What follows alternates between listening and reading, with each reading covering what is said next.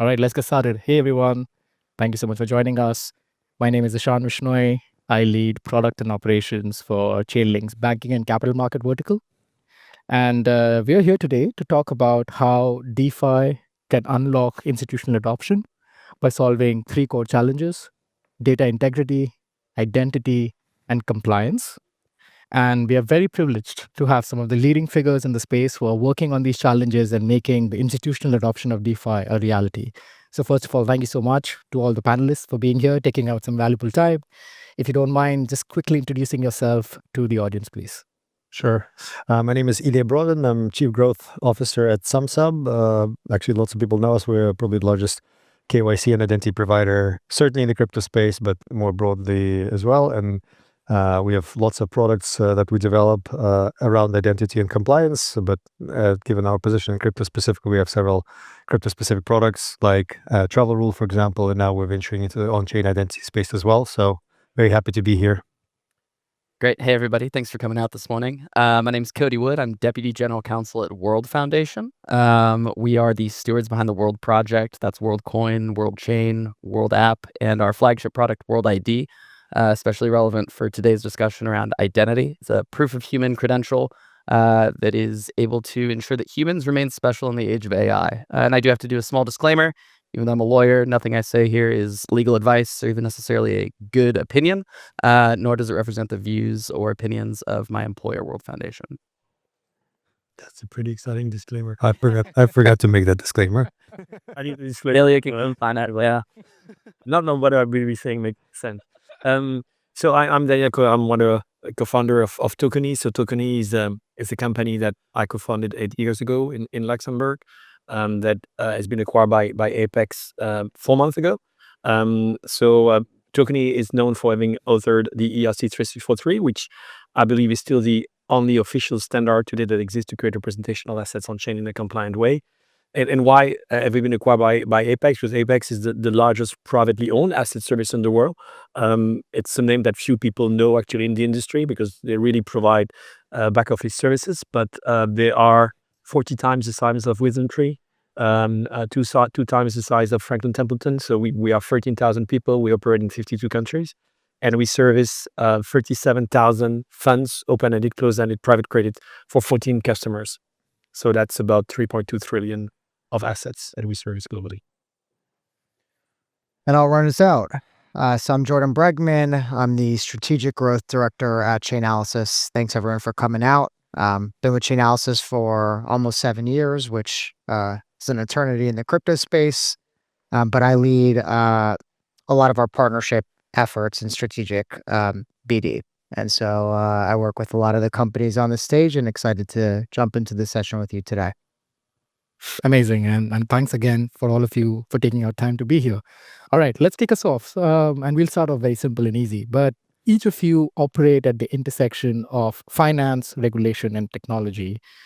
In one line, how is your product helping drive institutional readiness for DeFi? Ilya. Well, we'll talk about this a lot of times today, right? But without sort of establishing real-world identity and doing the KYC, you cannot have real adoption, by institutionals and TradFi and so on. So I think that's the part that we deliver, both off-chain for the centralized crypto businesses, but now on-chain as well. Yeah, thanks for the question. I would say that our product is helping institutions get ready for entering DeFi by creating a robust and secure identity layer to prove that the credentials you own in self-custody are in fact uniquely tied to you and no one else, and especially not a bot. And obviously, if we talk about public chain and private, it's about having the assets that can carry the data, the identity, the control, the compliance, and that can travel with the assets so that you can enforce compliance and risk management on chain. Yep. If you don't have that, that means that you keep a silo where it's the local service provider that guarantee that the data is compliant. Yep. We cannot do that on the public chain where the token obviously will go from one network to the other. Yeah, I'd say from the Chainalysis view, a regulated, well, this is my own view, disclaimer, but a regulated firm needs to know at any time if any on-chain transaction is really meeting their risk procedures and complying with the law. So through Chainalysis high fidelity data, some of our customized alerting, along with some of the other capabilities from the companies on stage, we're able to bring institutional readiness to your fingertips. And yeah, that line was a little prepared. Yeah, it sounded perfect, especially with the headphones. But really good to see all the work, the great work that you all are doing. But I'm sure you would agree there are still a lot of misconceptions about what's possible today, what's not possible today, especially as a lot of institutions are looking at on-chain adoption. They're looking at data integrity and identity as the first checkpoints. So what are some of the misconceptions that you're hearing, which are actually misconceptions, and a lot of things are actually working today? Anybody can go first, maybe Jordan. Yeah, I'll go ahead and start. I think some of the biggest misconceptions is that every wallet needs full KYC and that blockchain is the sole source of truth. In reality, blockchains, they're semi-ambiguous, right? And what I see working for customers is you need to have risk context through what Chainalysis can provide through attribution information, through typologies, alongside verified identity on chain through what some of the other folks on stage can provide. And using those things, then you apply a risk-based approach. You collect only the information that's actually required. And in my view, that's the appropriate path forward. Yeah, 100%. And then we also see this, and especially as we talk about privacy, and you would have all seen the announcement around Chainlink confidential compute, but like how do you keep that verified credential private also becomes very important going forward. But yeah, very fair point, Jordan. Others, anybody who'd like to chime? Yeah, I think probably the biggest misperception is that KYC and ML cannot coexist with privacy. That's totally wrong. What you have on chain is proof attestation of identity. You don't have the data itself. The data remains in the operational infrastructure of the company providing the KYC, so KYC agent or technology providers such as SumSub. What you bring on chain is the attestation. A simple example of that, if you, for example, want a token to be accessible in the DeFi protocol, you don't need to share the KYC information itself. If the protocol is institutional grade, you just need to have a proof that this investor is a qualified or institutional investors. You don't need to know who he is. You just need to have that proof that it's been done by a regulated entity, being a KYC agent, that add this attestation, this proof on the identity. And then obviously, if that proof is available on the identity, then the token can be made available in the DeFi protocol. As simple as that. 100%.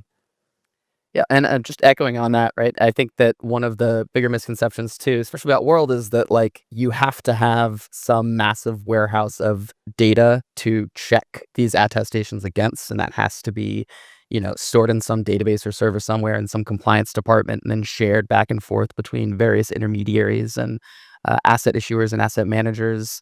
I think that we're entering a world where it's becoming more and more possible for users to self-custody the credentials about themselves and prove things about themselves selectively, either through selective disclosures that work in conjunction with the Chainlink runtime environment, the automated compliance engine, or via selective attestation of the proofs that Daniel was mentioning. And that can all be done, in the true ethos of like crypto, which is self-custody. You should own your keys. You should own your crypto.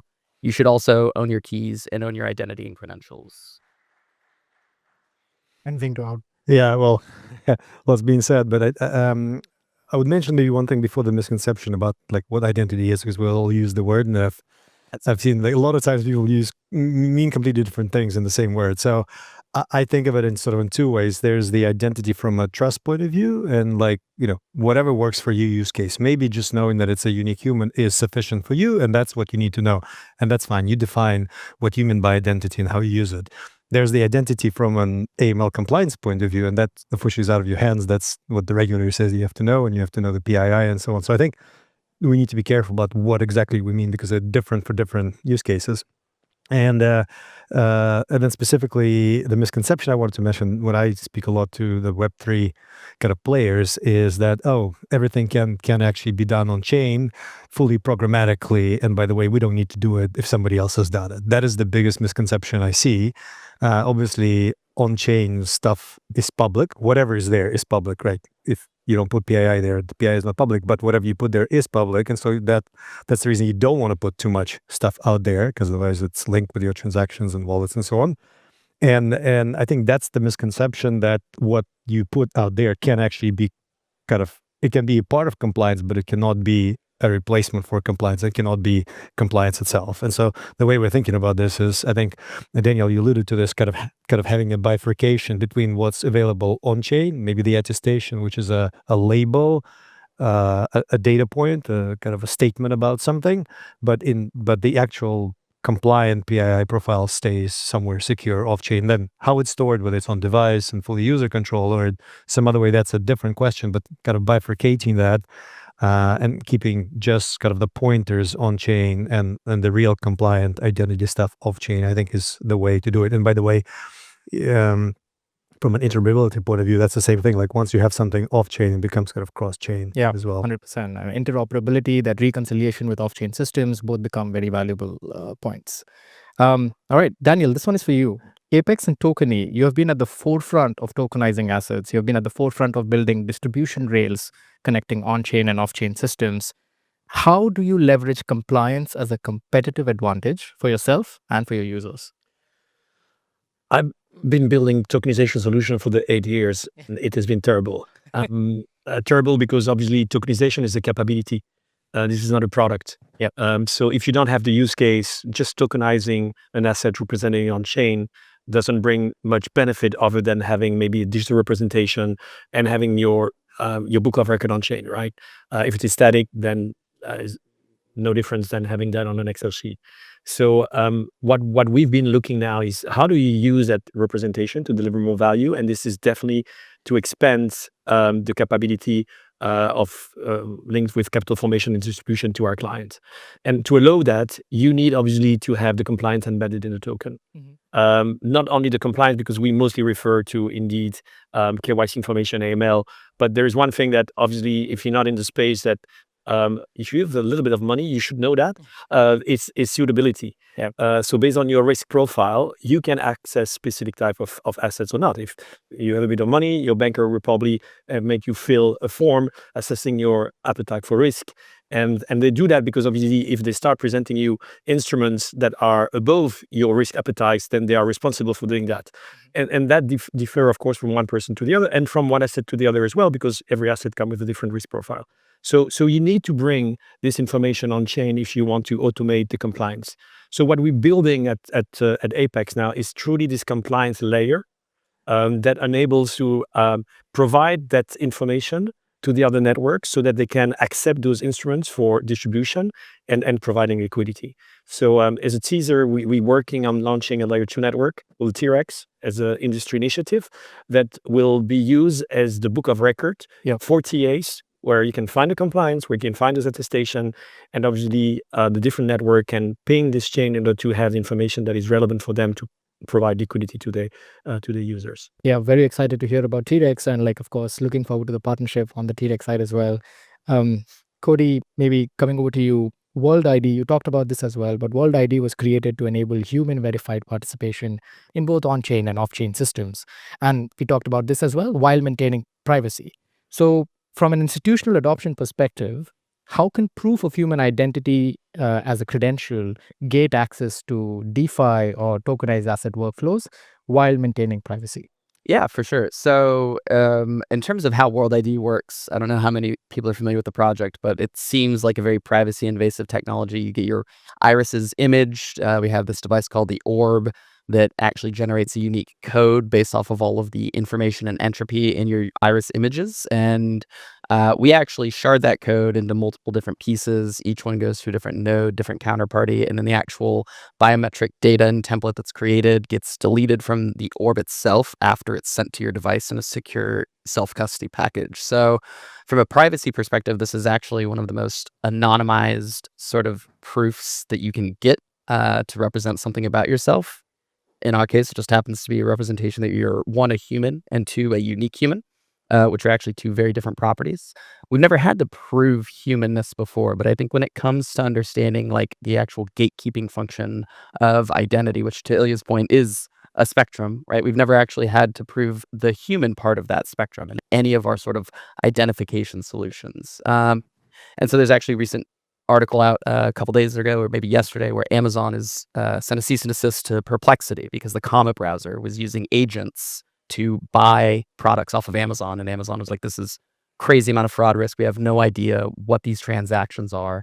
Institutions, if they face agentic trading on chain in a DeFi ecosystem, are going to face the exact same type of problems. How do we know that these wallets that are actually trying to knock on our gates are tied to a unique human, and more specifically, a unique human that meets our own compliance criteria? And so proof of human that is at the root of all of those various types of attestations allows you to sort of slingshot over all of that very messy intermediary layer of, on-chain wallets going back and forth. You can have ephemeral wallets trading and all of these like, crazy complexity going in and out of different DeFi liquidity pools and lending protocols. Having that single source of truth as like a reference credential can really, really help make all of those compliance processes that Daniel and Ilya were talking about a lot more efficient. Yeah, and as you said, the problem just compounds in the world of AI and AI agents coming over to the blockchain as well. So yeah, very valuable of what World ID is doing. Jordan, I'll talk about Chainalysis for a bit, but Chainalysis, in my head at least, defines the trusted intelligence and risk intelligence using data. As you think about the on-chain world, like how does programmable compliance help translate this risk intelligence data into automated on-chain policy enforcement? Yeah.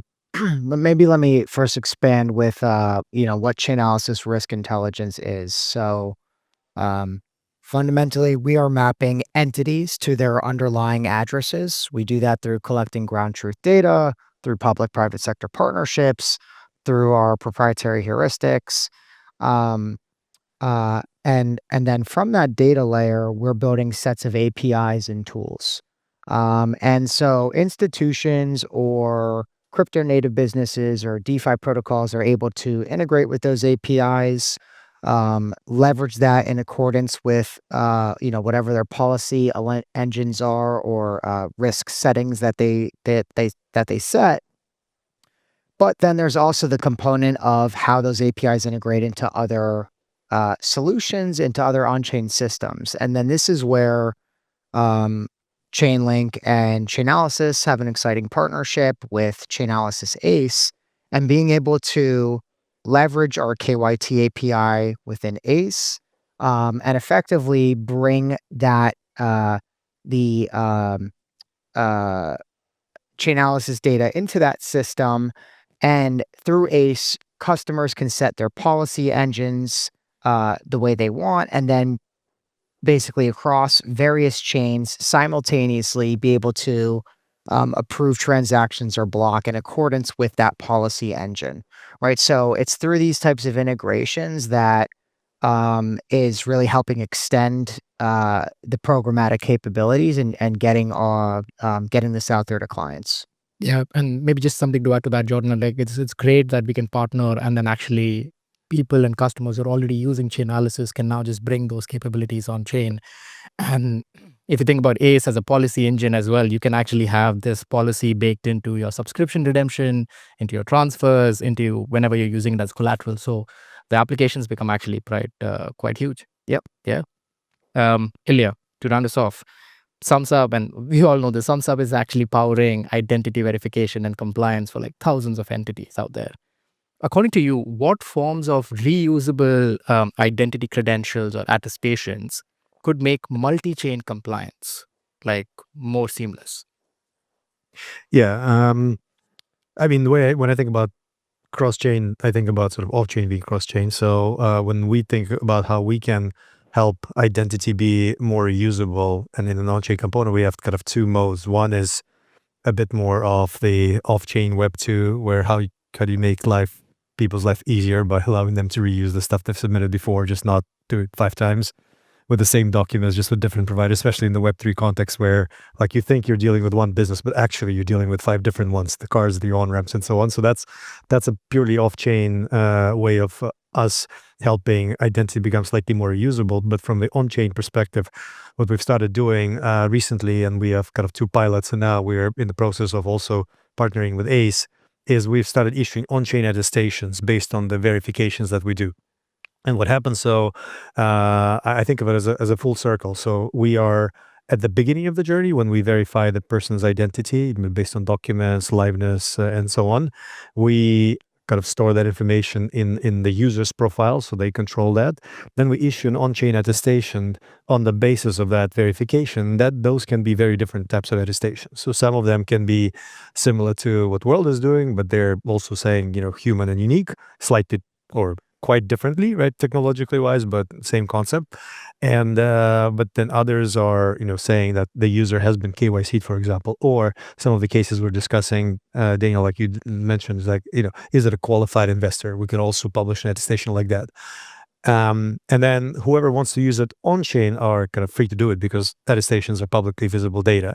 But then the question becomes like, if you need kind of the off-chain compliance point of view, then what you can do is you can take this attestation, get users authorization, and come back to us and ask us to actually run the proper verification that you need for your own compliance purposes. So it becomes like a full circle. And based on the work and the conversations we've had, this is kind of really solving for a lot of the problems, both the on-chain piece of it, gating, access, and so on, as well as the proper compliance in the real world AML sense of the word. And it's actually great, like SumSub, which is obviously one of the leaders on the off-chain world, bringing that technology, bringing that data on-chain, just adding that value to on-chain systems as well, makes it a lot of more value. Yeah. Let's talk about privacy. We talked about that briefly. It's a big theme at SmartCon as well. Chainlink announced confidential compute, which is again focusing on private transaction, private networks, private tokens. And privacy often comes up in our conversation for institutional adoption as well, especially when you're talking about on-chain identity, right? So open question, anybody can go first, but like, how do we maintain the balance of privacy, accessibility, and regulatory compliance? Anyone likes to go first? I think one of the tensions that I always have to, as a lawyer, talk to our product teams about is Tornado Cash won their case at the Fifth Circuit, right? And that was actually a massive, massive unlock for, proving that if you have something that exists outside of sovereign control, like the Tornado Cash smart contract, right, it can't be sanctioned. That doesn't mean, though, that you can go out and launch Tornado Cash on, your own layer 2 or build it as like an application.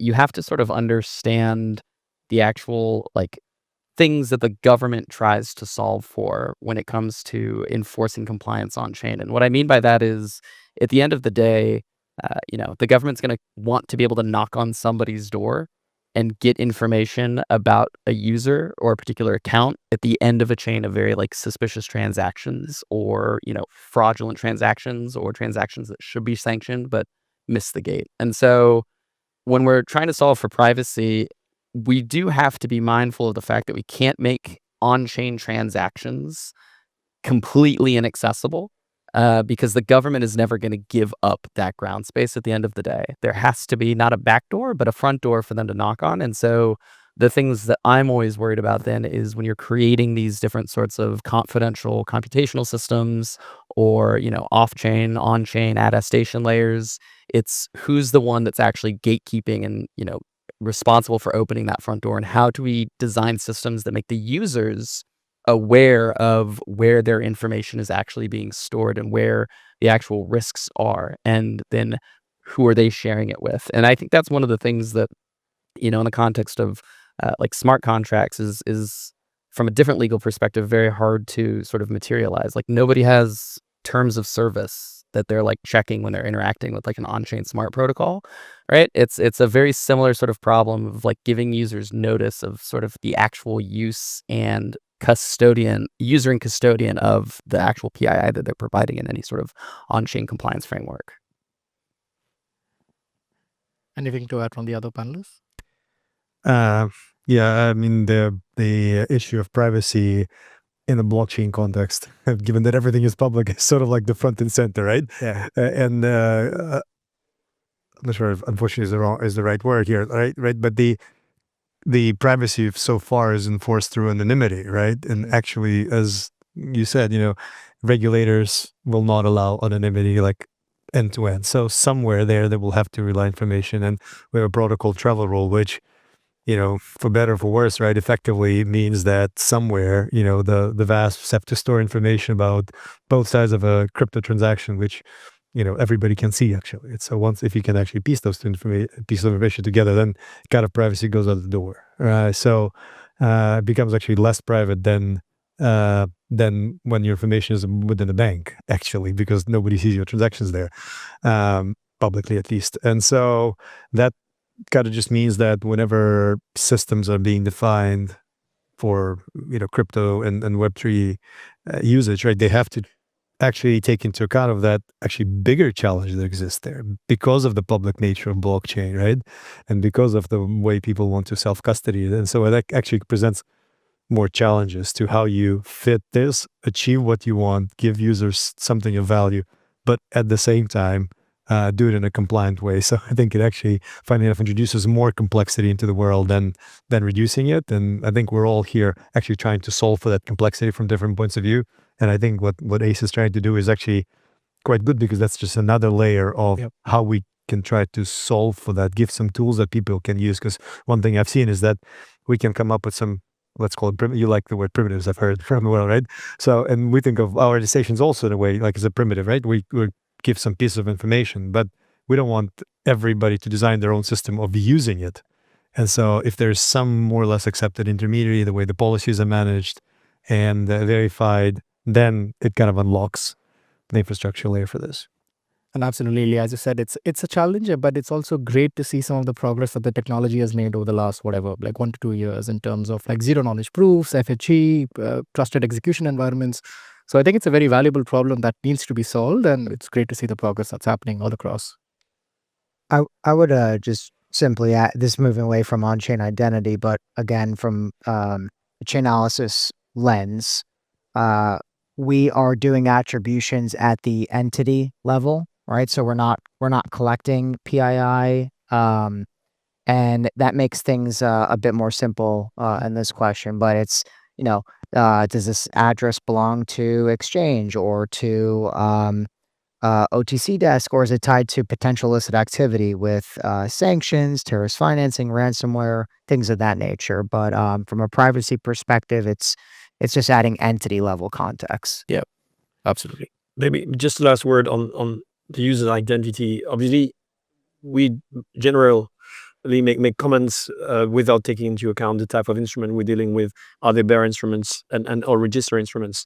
We only deal with register instruments, and those register instruments have obligation that we have to comply with. This is not an option, right? So of course, as a national servicer, we need to have proof of identity. There's identity and do verification of identity and have those proof on chain. What I see potentially, and nobody is really talking about that, but I'd honestly think that we can continue operating on wallet only. Again, if you distribute private equity, for example, in the US, you have specific rules that prevent to have more than 100 investors.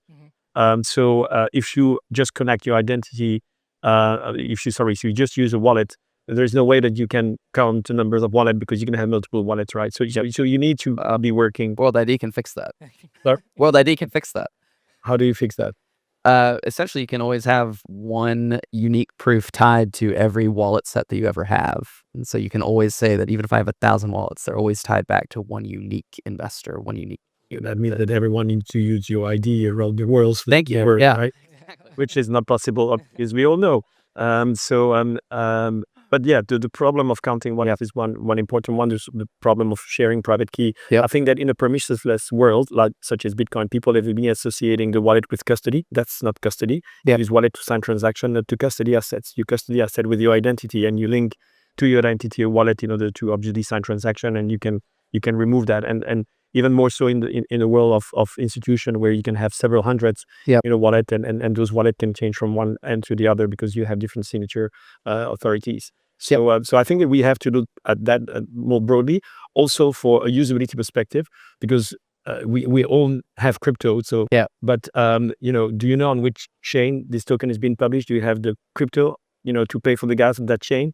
If we want mass adoption, clearly the average user will not know that. So that's why we're looking at a kind of traction to dissociate the wallet from the identity, and have obviously the paymaster that will pay the network. So this is definitely the direction that is taking, and in that case, obviously, you can add any level of privacy on that identity. Yeah, and I think the usability becomes very important at that point of time. I know we're at time, and just to wrap up, but we'll keep this very, very short. So just in a couple of words, what's the next major compliance milestone that you're excited about, that you think is coming up next, which will make institutional DeFi practical in 2026? We'll go through this very quickly. Ilya? Look, I mean, I'm just bullish on what we're doing in terms of like the on-chain attestations, and I think that will just become more of a recognized type of instrument to prove identity from a compliance point of view. And I hope when we are sort of close that second part of the loop that I talked about, then that should unlock using that instrument for real world compliance, even though it's the transaction is done on chain. Absolutely. Cody? I'm very excited for what's happening at the policy level. Treasury Department just recently closed comments on how they can reform KYC, OFAC compliance processes. And, they're very interested in exploring how zero knowledge proofs and on-chain identity attestation systems can be used for institutional finance and consumer finance, payments, et cetera. So I'm really excited that there's going to be a lot of space and attention paid to this particular issue area in government. Yep. Penny? I think we can have a reusable attestation that regulator will recognize. That would be the way forward. Amazing. Jordan? In a few short words, programmable compliance and identity at scale, and through shameless plug, through integrations with on-chain systems like ACE. That's gonna help drive this. Always love shameless plugs. Thank you so much, gentlemen, for the valuable insights. Thank you so much for everybody for being here. Thank you. Have a great day. Thank you. Welcome. Jacob, you want to start off with an introduction, just a little bit about yourself and what you do? Sure. My name is Jacob Creech. I do developer relations here at Solana Foundation. That means anything that has to do with developers on Solana. I have some hand into it. But yeah, that's what I do. I'm a software engineer by training, and I've really enjoyed working with Roman here on everything that we've done on Builder on Solana. Awesome. Matthias? Yes. Hello, everyone. I'm Matthias, the founder and CEO at InTravelX. We build travel platforms, both InTravelX.com and white label travel platforms. We have built MetaMask travel, EasyFi travel, and so on. And what we basically bring to Solana now is great travel discounts, hotel flights, then tickets, FIFA World Cup, all in the ecosystem of Solana.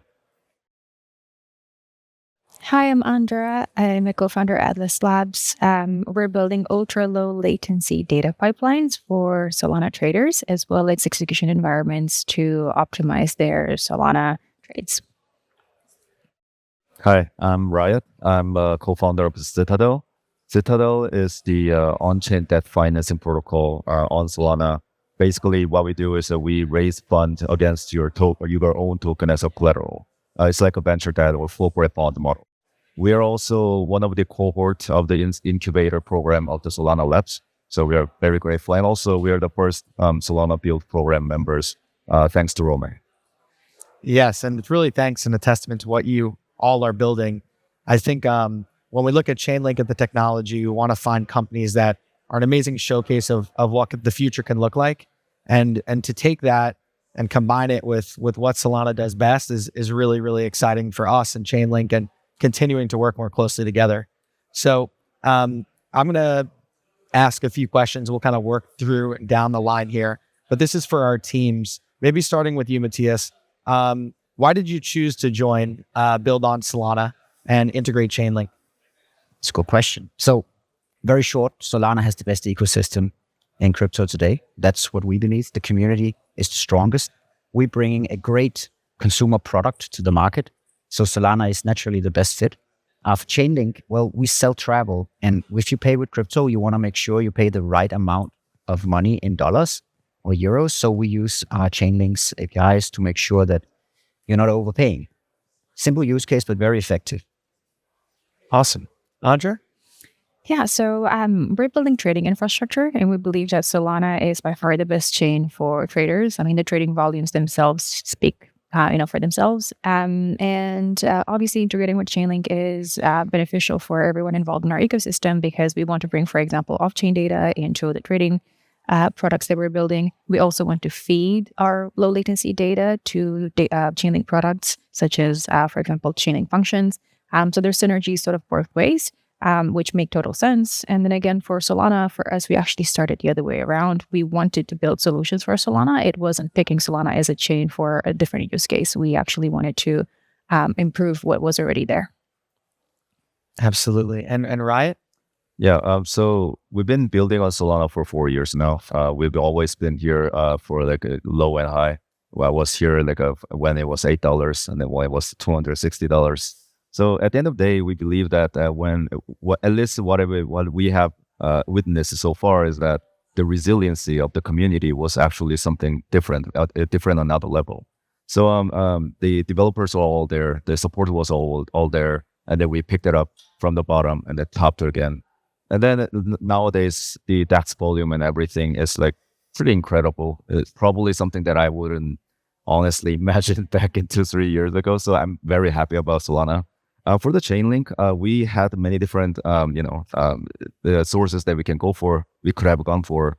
But Chainlink was very interested in the Solana community integration, etc. And then we were also very interested in, collaborating with each other. At the end of the day, Chainlink was one of the few partners who believed in us when our previous product was happening like 3-4 years ago. You probably don't know what it is. But, yeah, it really was. Well, so I felt like it's a great community to work with, and the CCIP is great. So amazing, awesome. And I think when we look at the type of entrepreneur that you need to be in this industry in terms of some of the volatility and technical challenges, we really take pride in being able to provide resources of trust and support for you guys, and to do it with a great partner in Solana as well. It's awesome. I actually think it's amazing. So, Jacob, I'm kind of pivoting to you. What is the strategic value of Build on Solana for the ecosystem at large here? Sure. So a lot of developers that are coming into Solana, so me on developer relations, I work on like what's the developer experience and retention of developers staying on Solana. So what we see a lot of the times is a lot of people are trying out Solana, they start building on Solana, and then the retention part is they lose interest, or they don't know what to build, or they don't have the right people to connect them with funding, etc. right at the end. Build on Solana kind of like fills that gap, right? It helps people like, okay, I have a project idea and I'm able to complete it, take it to completion, and be able to actually deploy on chain, make a product, and ideally get a lot of PMF, etc. So like that's something that's really helped us, and it fills that gap. And I ultimately want to make sure that we have as much of these types of things as possible on Solana. Absolutely. It gives builders another reason to choose an ecosystem, right? It gives builders more support.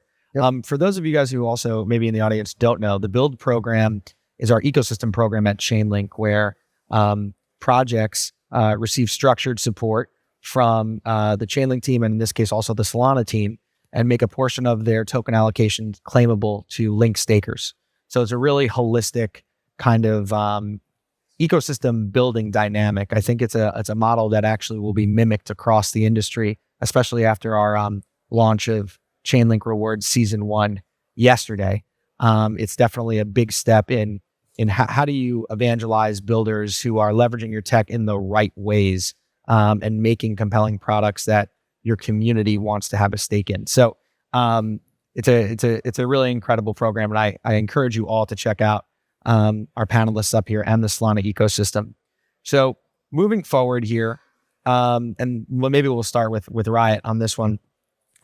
What made building on Solana using Chainlink the right next step for you specifically in your project's next journey, what was the thing that made you get started on Solana in the first place? Right. The question is about the Chainlink build program or Solana specifically? I think it's pretty open. Like, what got you started building, and why'd you choose the Solana ecosystem? Gotcha. So at the end of the day, what we are building is the on-chain debt financing, right? This is a venture debt protocol and also corporate bond protocol. So for us, it's really important to make sure that our secondary trading of the token from the borrowing will be, flexible and fast and cheap enough. So for that reason, I thought we believe that Solana was an almost no-brainer. But in the meantime, we also acknowledge that the liquidity is actually DeFi liquidity is bigger on Ethereum as well. So we wanted to bring all those type of the different chains ecosystem to make a bond product on Solana, which means that we need some sort of the oracle to connect those dots. And then for us, Chainlink was a no-brainer because you guys are super supportive and you guys understand what we are doing. And then you guys were in between of many different ecosystems. So it clicks very, very, very well for us. Awesome. And Andra, what made kind of build on Solana, the Solana ecosystem, Chainlink, kind of the right next step for Liz and your journey? Yeah, for us, it was honestly a no-brainer because you get a heavyweight like Chainlink that has been around for a super long time. Mega OGs, they have built an incredible, let's call it empire within the crypto ecosystem. So they have all the know-how of navigating everything that has to do with starting and scaling a startup in the crypto space. So having access to that sort of knowledge and resources is simply, nothing can match that, right? And the speed at which these guys move, I mean, they're helping us every day, right? Checking in and making sure that we have all the help we need.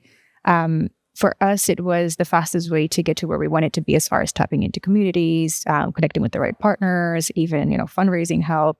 And then, of course, there's the Solana part to it, which is, again, as it was mentioned earlier, if you're a newbie to Solana on the developer side, it's kind of hard to navigate and figure out where all the resources are, how to tap into Solana Foundation, especially if you're not in New York City or with one of the super teams. It's just really hard to reach some of the Solana ecosystem. So having sort of that shortcut available to us was, incredible value add because we were able to connect directly with the right members of the Solana Foundation team, get feedback on the product, iterate, connect with the right partners, and then get into the hands of the right players in the ecosystem. So I would say that, if you're thinking about building, again, especially on Solana, but you want the Ethereum or EVM, let's say, so expertise that Chainlink has built over the past, 6 years or so, then this is by far the best program they could possibly choose. Awesome. Thank you. And Matthias, what made building on Solana using Chainlink the right next step for you and NTravelX's journey? Yes. So first, to give some background, I have a long experience in the travel industry. I IPO'd a hotel booking company in Europe and have done it on a very large scale for many, many years. NTravelX is part of NTravel Group, where we are doing a lot of business in travel, flights, hotels, events, and so on. When we wanted to launch NTravelX, we were looking at the ecosystem of all the chains, and we knew we could do something much better than, for example, Travala and Binance were doing. So we wanted to make sure that we went in and deployed this in the best possible location, which was the Solana ecosystem. Now, again, because we are so integrated with the crypto scene, we need to make sure that the prices we display are correct. And that's why Chainlink makes sense, because it's actually quite important that we're not quoting the wrong price. And then when you pay, you're paying slightly different. It's a low margin business travel. So we need to be very, very precise in this. And I think that is a use case that will be adopted in e-commerce a lot in the big marketplaces. I think Chainlink has a lot of potential across the marketplaces in the e-commerce world in general. But that is the short answer. Awesome. And yeah, our panelists here all have incredible backgrounds. I encourage you all to check them out on Twitter and LinkedIn. Their accomplishments are pretty resounding. As we move through kind of this conversation, Jacob, I think you're uniquely positioned to answer this. Kind of what industry challenges, and we were talking a little bit off, in the back about kind of some of the challenges our industry is facing. But how do you think kind of Solana and Chainlink are uniquely positioned to solve, or maybe even take this industry to the next level? Okay. So there's the Build on Solana program, right? especially right now with a lot of developers are trying to build things and try to capture attention in the market, right? It's an attention economy. It's very hard to get people's attention on your specific product, especially as it becomes easier to build. Build on Solana allows you to connect to the right people, to have the understanding of the industry experience that Chainlink has in order to make sure that you have the best possible chance of reaching PMF on your project. On the second hand, on the other hand, you also with Chainlink, they provide things with like data feeds, the price feeds, et cetera, that you need for the majority of products that you do on Solana, so that you can make sure that you give the right prices and you're not going to misquote or give wrong things for your users. So those two things together like allow us to work together and ideally give the best chance for products to make it in this attention economy. Yeah, I couldn't agree more. And I think being an entrepreneur in crypto and Web3 is the hardest job in the world, in my opinion, because not only do you have to have the resiliency to create something out of nothing, but you also have to navigate an industry that adapts and changes, on a day-to-day basis, sometimes hour by hour, right? So, one thing that we're proud of at Chainlink is being able to, number one, lend credibility to some of the incredible products that are being built, but also number two is being someone, or an entity that you can depend on, right? For us, we want to be there through thick and thin. A little bit to what you were saying, Riot, like, you never know how things will look tomorrow. It could be up, it could be down, the industry, right? So for us, we keep building and we look to support builders that have that mentality. Moving through, I'd like to talk to the teams quickly about their experience in the program thus far. It's been a few months, maybe 5 or 6 months now, time flies. What program perks or resources have had the biggest impact on your team's development, as part of your participation in Build on Solana? Maybe we can start with you, Matthias. I guess so. Technically, what we do with Chainlink is, of course, not that complicated. But for us, it has been incredible to be part of the accelerator because of the business development and the network it has opened up for. So it's important to say that our USP is that we are cheaper. Like we are 30% cheaper in average than Travala on all hotels in the world. Really have access to rates you don't find anywhere else. Now, we don't just sell this on IntravelX. We do white label platforms and APIs as well. Sollayer Travel, Sollayer on Solana is us. Nomads is getting our API now, so they will have great prices moving forward. So we actually try to help our competitors to grow as well. So yeah, the business development has been incredible. Awesome. Amazing. And Andra?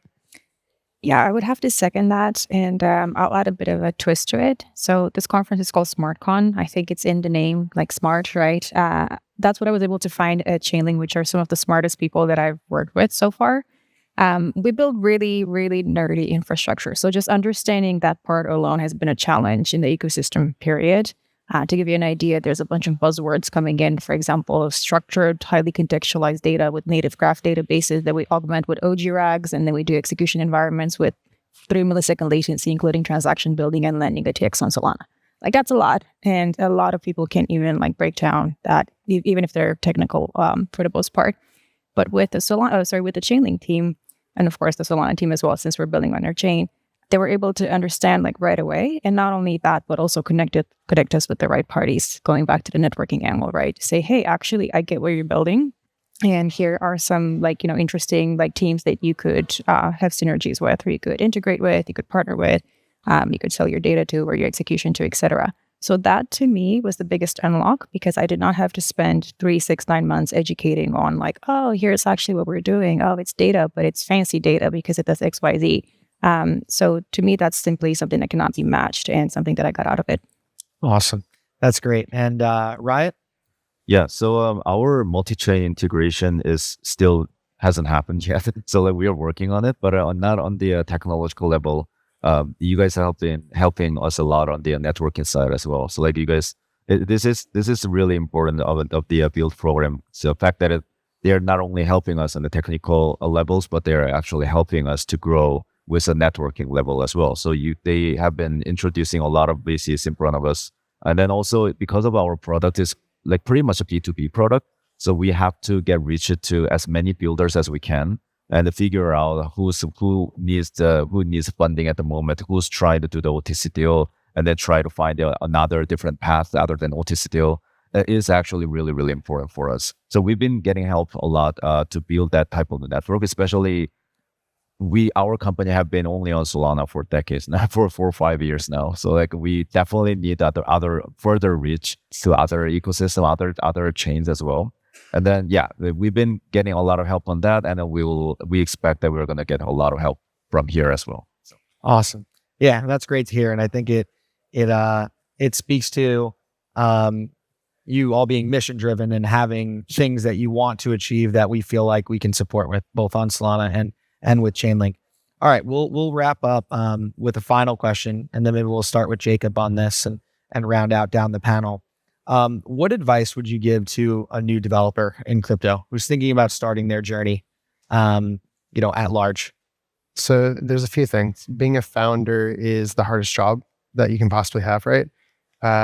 Make sure that you try to be out there, build in public, show your contributions, and build basically your resume through proof of work. That's how you get noticed in the ecosystem. That's how you get found. That's how you actually network with different people and understand what they're building. So that's the first step. Build in public, make sure that you can contribute to the ecosystem at large, and try to build with other people, because that's how you will make your network and how you will stick in with this network. That's what I did, and that's how I got my job. I ended up building in public and got through. So that's one thing. Do that with whatever you're doing as a project. Secondly, make sure that you build with the modern tooling stack that we have, especially if you're building on Solana.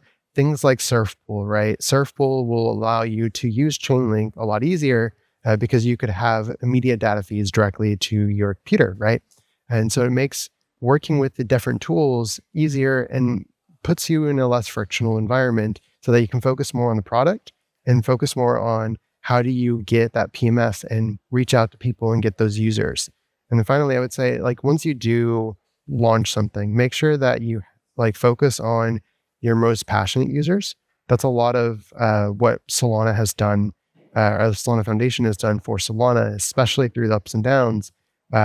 We made sure that, hey, all those most passionate users that use the chain or build on the chain, we knew them very well. We chatted with them through the highs and lows, and we made sure that they could find success in the best way possible, and that we were there to help them on that direction. So those are the kind of things that I would recommend, especially like right now, building on Solana or building anything right now. Those are the 3 things I'd recommend. Awesome. And I absolutely concur on a lot of that. And Matthias, what about you? So I would say the same to a crypto entrepreneur startup that I would do to any startup. I think it's very important to focus on the fundamentals, to understand your business model before you're going to launch anything, how you're going to make money on this. I think it's important to launch fast, get feedback from the users, learn, improve, ship more features as fast as you can afterwards, because the first product is not going to be the one that gets product market fit immediately. So it's very important to not wait and make it perfect, but to launch fast and start to get some validation. And then I cannot say enough. I mean, we're entering a season of fundamentals. Make sure you can make money on what you do. It's the most important thing. Awesome. Yeah, absolutely. Ship fast, learn, iterate. That's a tenet of building it in crypto and at large. Andra, how about you? I was going to say pretty much the same thing. You need to talk to your users. If you're building in the dark and you don't know what they want, you might think that your idea is great and it's brilliant and they're going to love this because it's so cool and crazy. But then you put it in front of like your first 100 users and they don't understand what you're building, or they don't like it. They don't have a need for it. And sometimes it's hard because as founders, we fall in love with ideas, and it's hard to sort of say this didn't work and now we need to pivot to something else. But you have to do it. Like it was said, fail fast, go forward. It's a pretty classic, saying in Silicon Valley, but it's also true in crypto. What we don't do enough is, like I said, talking to users and getting feedback and building with them, right? Like we should be building. We have the opportunity to build in public, like we said earlier. We should take advantage of that so that we can build products for people that actually will use them once we launch. Absolutely. Awesome. And what about you, Riot? I think show the leadership and then showing your presence in the market is the most important thing. So don't try to hide yourself behind the door and then try to your guys to work in front of you. That's not going to work, and especially in the crypto world, you have to be there and then be as a charismatic or just at least humorous leader to do something and to do anything to get the attention and then get your product to enter certain level. I think that will make it easier for you to build your product. And also, don't die. Survival is really important, I think. So like whatever it takes, if it can make you survive, then I would highly recommend you to do so. And then also, lastly, at least be loyal to your own community. Don't try to pivoting is good, but don't try to screw around your own community. They're gonna backfire you pretty bad. I've seen a lot of examples around me, but I've never done that, and I always pivoted with my community all together, and I stick around the one chain. So now at the end of the day, like Solana Labs chose us as an incubator, and then I'm staying here in New York for free, so 3 months. It's just pretty sweet. So yeah, a lot of different tasks. But at the end of the day, I think most important thing is you being a leader, being in the community, and don't screw around your community. Yeah. No, that absolutely makes sense. And don't die, of course. Don't die. 100%. Well, really appreciate all of you joining us. That concludes our panel for Build on Solana. So appreciate you all taking the time. If you're looking to learn more, like I mentioned, please feel free to visit the Chainlink Build website. You can find links to all of our esteemed panelists here. And then, of course, you can check out Solana online as well. So thank you so much for taking the time, and we'll see you around at the conference, and enjoy SmartCon. Hi, everyone. Thanks for coming. It's an exciting moment. And also, we really appreciate everybody's time just spending with us at SmartCon 2025. At today's session, we have Alex Zhang from Pharos, and also Jason Windawi from Jovay, a blockchain project. Would you be able to introduce yourselves a little bit, very briefly, and that's starting with maybe Jason? Yeah, sure. Happy to. So Jason Windawi, I'm here to talk about Jovay, which is an L2 that is built by Ant Digital Technologies. I actually work for Ant Digital Technologies. So we are a group. We are the digital innovation arm of the Ant Group. And so we build blockchain and AI and cloud solutions. And I'm part of the blockchain team. Thank you. Exciting. Hi, everyone. I'm Alex Zhang. So I'm the co-founder of the Pharos network. So we founded this new project back in last July, about a year ago. So we have launched our testnet since this May. And so we are planning to launch our mainnet in the coming Q1 of next year. Yeah, so nice to meet everyone. Okay, thank you. Okay, I want to know, I guess for Jovay, it's as you mentioned, it's built by Ant Digital Technologies, and Pharos is also backed by Ant Digital. We believe that you're refining how institutions engage with blockchains. What key differences and differentiators make each of your platforms a compelling solution and a compelling choice for the global financial institutions, to be a little bit more specific? And how does Ant Group's fintech expertise give you a strategic advantage in the space? Sure, I'm happy to start. So our background is really twofold in terms of what we bring to the space. So number one, obviously we have a couple of decades of experience at very large scale digital transformation in terms of bringing brick and mortar businesses online. We're now applying that to bringing businesses on chain. The other thing I would say that people know of the Ant Group in general, what they may not know is that we've been running the largest consortium chain in mainland China since 2016. And so this chain, those of us who've been around in the space for a while might remember back in 2016, 2017, there were lots of experiments. This is not an experiment. This is something that has been live. There are, I think, a couple of hundred engineers working on it. And so this chain has now been scaled up to operate across more than 9 industries. We lead in terms of patents globally, in terms of blockchain projects. So it's a site of serious innovation. And so with deep roots in Web 2 and in Web 3, we're focused on bringing those things together at Ant. And so within Jovay, I think with this experience, we've brought a couple lessons to bear. So number one, we're really focused on finance and financial institutions. We believe that in alignment with a major theme of the conference, it's a convergence. It's not going to be TradFi or DeFi. It's just going to be digital finance. And so that's what we've built Jovay for in terms of security and scalability and compliance first. I'd say the other lesson that we take from all of this is that while we remain committed to the consortium chain, and that is where private and secure and sensitive data will be that may back tokenization, we really believe that public chains have won in terms of the RWA space and in terms of how financial institutions are coming on chain, and that's why Jovay is public. So, sorry, there's the long-winded answer. But to get back to your question, like what edge do we bring? I think it's really this mix of Web 2 and Web 3. So, and financial, we have deep roots with financial institutions, and we're working closely with corporates and institutions around building use cases for what they want. And then we have the deep roots in the technology. So, Jovay is a separate public chain, but it comes from the same tech stack as Edge. Got it. Thanks. And Alex, would you be able to explain a little bit on the reliance and also the advantage that the Ant would bring? Sure. Yeah, I think first of all, for the Pharos network itself, on the day one, we have designed to be Web3's first ever payment grade infrastructure. So that is related to my experience back in the Ant.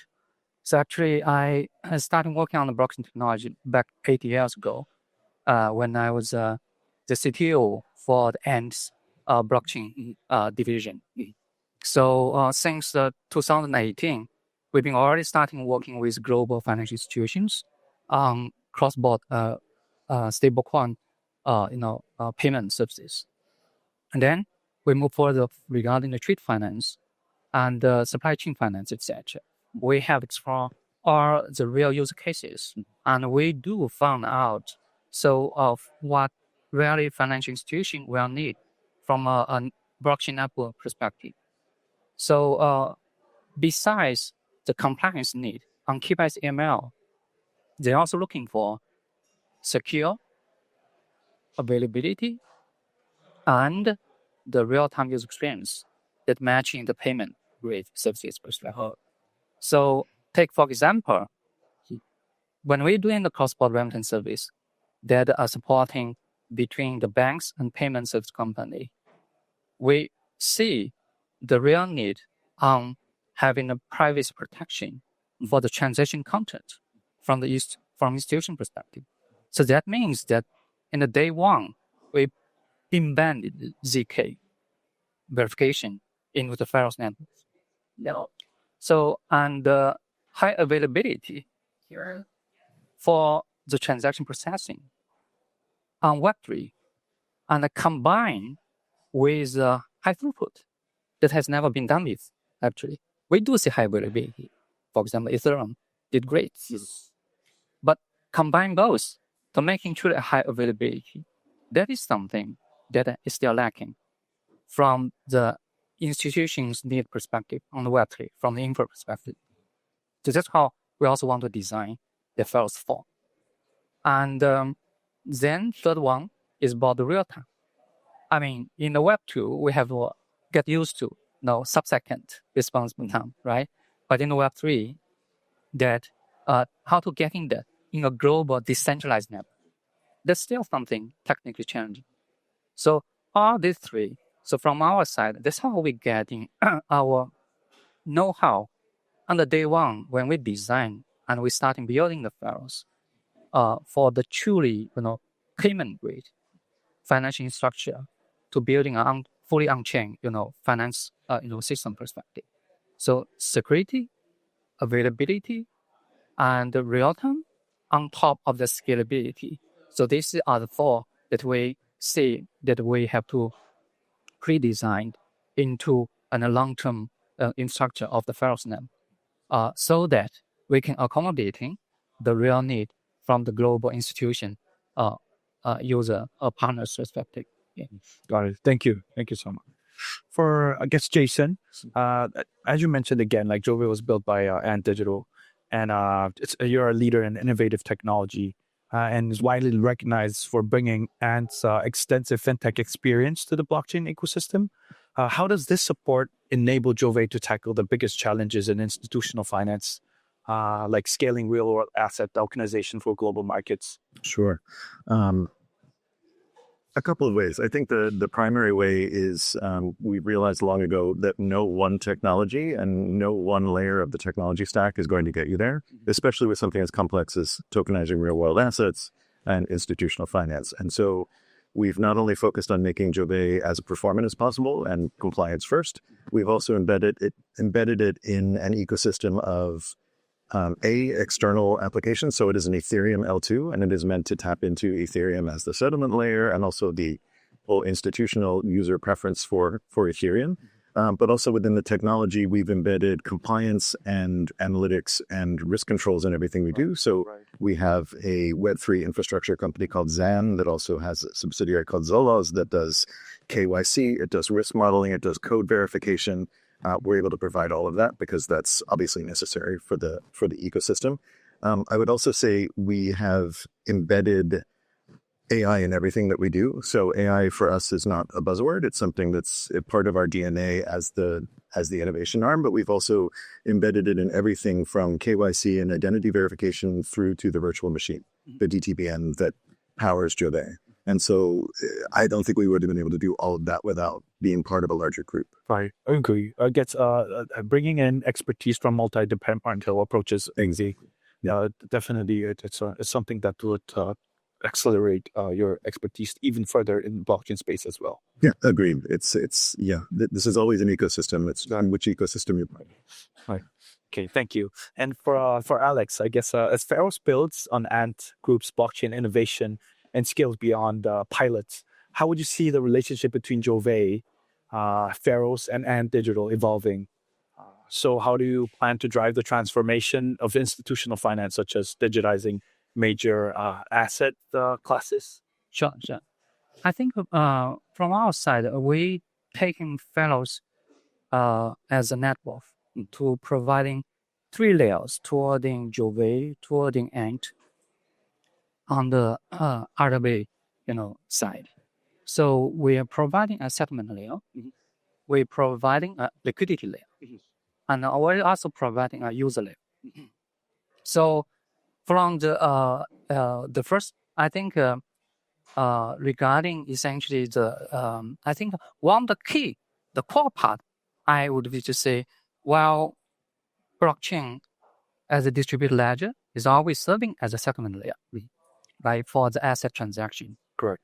But for real world asset, it's really challenging now to bring the liquidity in a global network perspective towarding those different capitals, right?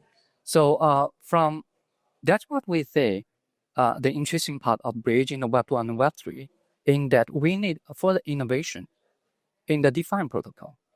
For example, we are really heavy building our eco along the yield bearing stablecoin layer, so that we want to bring in the yield of the RWAs asset into the Web 3.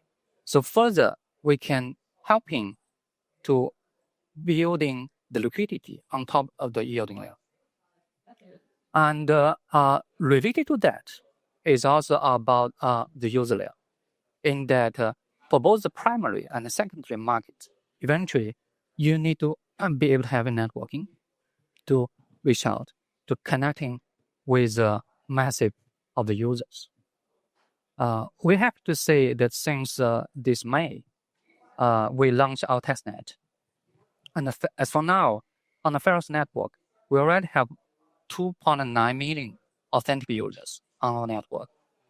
We are already processing 3 billion transactions with more than 180 million on-chain wallet addresses.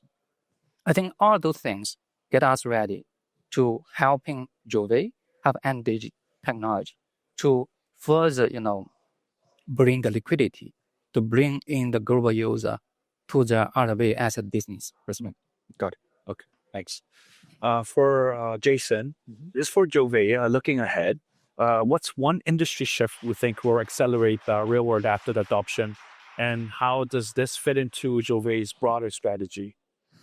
Yeah, that's a great question. I think that, look, we can build all the infrastructure in the world and we can tokenize everything, but if there's no demand for it, then there's no use for it, that won't mean anything. So in addition to building all the infrastructure that I mentioned, which we're still, of course, investing aggressively in, we're also focusing on the business side on building use cases for institutional capital and also building making sure that we're building things that are aligned with end users as opposed to, we are tokenizing, but we want to look beyond that to building ecosystems and demand. Got it. Okay. Yeah. Right. I think this question is going to be the last one for, I think, Mr. Alex Zhang. Jovay and Pharos, you're working to transform institutional finance through blockchain and have integrated Chainlink's data and interoperability standards as canonical infrastructure. How does adopting secure and reliable infrastructure like Chainlink's data streams and also CCIP enable Pharos to meet the needs of institutions and to support real asset initiatives? Yeah, I think they're still along the line with what we believe the new Web3 network need to provide into the financial institution, a secure network, a high availability network, and a networking can supporting real-time user interactions. So we're really honored to actually partner with Chainlink. So from the CCIP side, we actually do see they bring in security into the liquidity perspective regarding the cross-chain, interoperability, because by simplifying, the whole asset transfer through the cross-chain token standard, we really simplify the whole, cross-chain asset transfer, and the simplification is a key to security. If you get something so complicated, all kind of bridges, etc., we already see so many, hack has been happening before. Yes. I think this is one key thing we see the value that we're getting from partnership with the Chainlink. High availability and also subsecond data availability. I think these are the service from the Chainlink on the data stream side, really matching Pharos' own feature. We are in our testnet. Our block time is subsecond is 0.2 seconds in a global network. So through our network, when we really want to providing this real-time interaction with the user, with institutions. So on the Oracle side, we also need a real-time, streaming feed as well. So I think those things together, so I think essentially combine to make sure we have a confidence to deliver to our user for both retail and institution side, a secure, high available, and a real-time blockchain, services. Got it. Okay. Okay. I thank you so much for coming today, and we look forward to seeing more progress as we go forward with our collaboration, and also to see more real world adoption happening. So thank you, Jason, and thank you, Alex. Yes, thank you for having us. Thank you. Thank you. Welcome to the nerd portion of SmartCon, where I'm going to be talking to you about security, and in particular, where are your keys? Where are your keys? Where is your money? Etc. And I have 15 minutes. Let's get into it. So we've probably all heard the phrase, not your keys, not your crypto, right? It's the classic phrase. If somebody else has your keys, they get your crypto. If you expose your keys, they get your crypto. If you put your keys in the wrong place, they get your crypto. What is frustrating about this phrase is we think we understand it, but time and time again, we see a lot of hacks in this industry where somebody did something not the best with their keys and it resulted in a hack. So what I want to go through today is go through these 5 different hacks that have happened this year, some in the last month or last 2 months, and go over what we can learn from these hacks as far as where are our keys and what should we do with their keys. Now, I want to give a disclaimer. All of these hacks or all these mistakes are very complex. So boiling it down to oh, it's this one thing. If they just did this, they would have been safe. That's usually not accurate. However, we do want to figure out what can we learn from these. Unfortunately, some of these we have already learned, and we're kind of in a cycle of repeating mistakes. But hopefully, going through this talk, you'll be a little bit smarter about what to do with your keys. And yeah, like I said, these 4 have happened in the last 2 months. Some of these have some pretty big numbers attached to them. So this is why this is especially important. And this presentation in particular is for everybody in crypto, especially if you are one of our enterprise friends from some of the classic fintech groups. I've seen people from S&P Global, JP Morgan, DTCC. A lot of this stuff is newer to fintech. classic fintech. They're not familiar with kind of the risks associated with private keys and how to work with crypto. So definitely for them. Also for anybody in this room who owns crypto, raise the hands. You don't have to say if you own crypto, but if you do own crypto and you feel like sharing that information, raise your hand. Okay, great. So this is everyone who just raised their hand. This is also especially for you, and then in particular, developers as well. So not your keys, not your crypto. What can we learn from these hacks about what to do with your keys? So our first hack is in the bottom left here. So this was an NPM project exploit. This happened about maybe a month or two ago, where there was a supply chain attack where a very, very popular NPM package was compromised. So NPM is what's known as I'm not going to get too nerdy here. NPM is a tool that allows people to like download software to build other things. Now, one of the things that NPM was having people download had a massive attack that allowed this package to basically take over your whole system. So 8 billion projects in the world downloaded this and were susceptible to risk.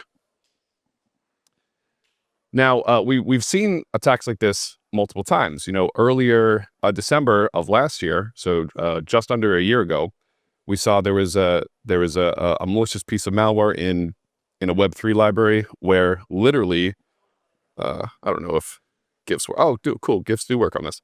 Where literally you would download a bug, and what it would do is it would go through every single folder on your computer and look for anything that said private key, mnemonic, secret phrase, anything. And then it would take that and then it would send it to some server where they would steal all your money.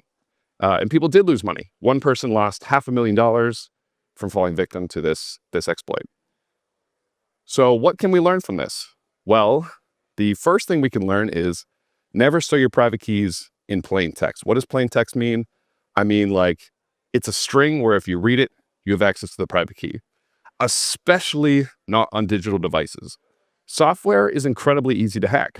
You could have downloaded this package and have had no idea. A package that you work with could have downloaded this package and you'd have no idea. So we never, ever want to store our private keys in plain text. For developers who have watched any of my content, you know that I rant about this a lot. Private keys and .envs, do not do that exactly for this reason, because if you downloaded this bug, your private key would have gotten stolen. Especially not on digital devices. This is for the less technical people. A lot of people will take a screenshot of their private key or their mnemonic phrase, and that is on a digital device. Your phone is a digital device. You could have accidentally downloaded this. The bug looks through your photos, looks for any text on your photos, boom, your private key is stolen. Additionally, some people don't know that when they take a photo of a private key, it might get backed up to the cloud. Again, more software. Software is easy to hack. And what's extra frustrating about this is if you ask Claude or ChatGPT, they still to this day will say, hey, just stick your private key in an env file. That's what we're going to do. And bad job, Claude. Big dumb. You're fired. Moving on. So the next one I want to talk about is this smaller hack, $3 million hack that happened, I want to say like a month ago. Is with this project, Griffin AI. Now, I'm going to take a little bit of creative liberties here because we don't actually know the specific root cause of what happened here, but there was a $3 million admin key exploit. So Griffin AI is an AI agent builder. And they have a lot of cloud services. And this is kind of the next iteration of don't store private keys on digital devices. And this is especially for people in enterprise, people doing automation, developers building things in the cloud that connect to their smart contracts. This is bridges. This is, whatever. The exact same concept applies from our last one. Don't store private keys in plain text. But for some reason, companies go, yeah, well, that doesn't apply to me. I have no idea why companies do this. And they think that they are exempt from the rules, but they always do this. And so in their AWS server, in their GCP server, in their Azure virtual instances, they stick their private key in because they want some automation, but they run into the exact same issue as before. They actually have even more surface area because if somebody gets access to their account, they just SSH into their AWS instance and they just read the different files, boom, private key stolen, money taken. Exactly the same as before. So the learning here is a little bit from the learning before. Still, please don't stick your private keys in .env files in plain text.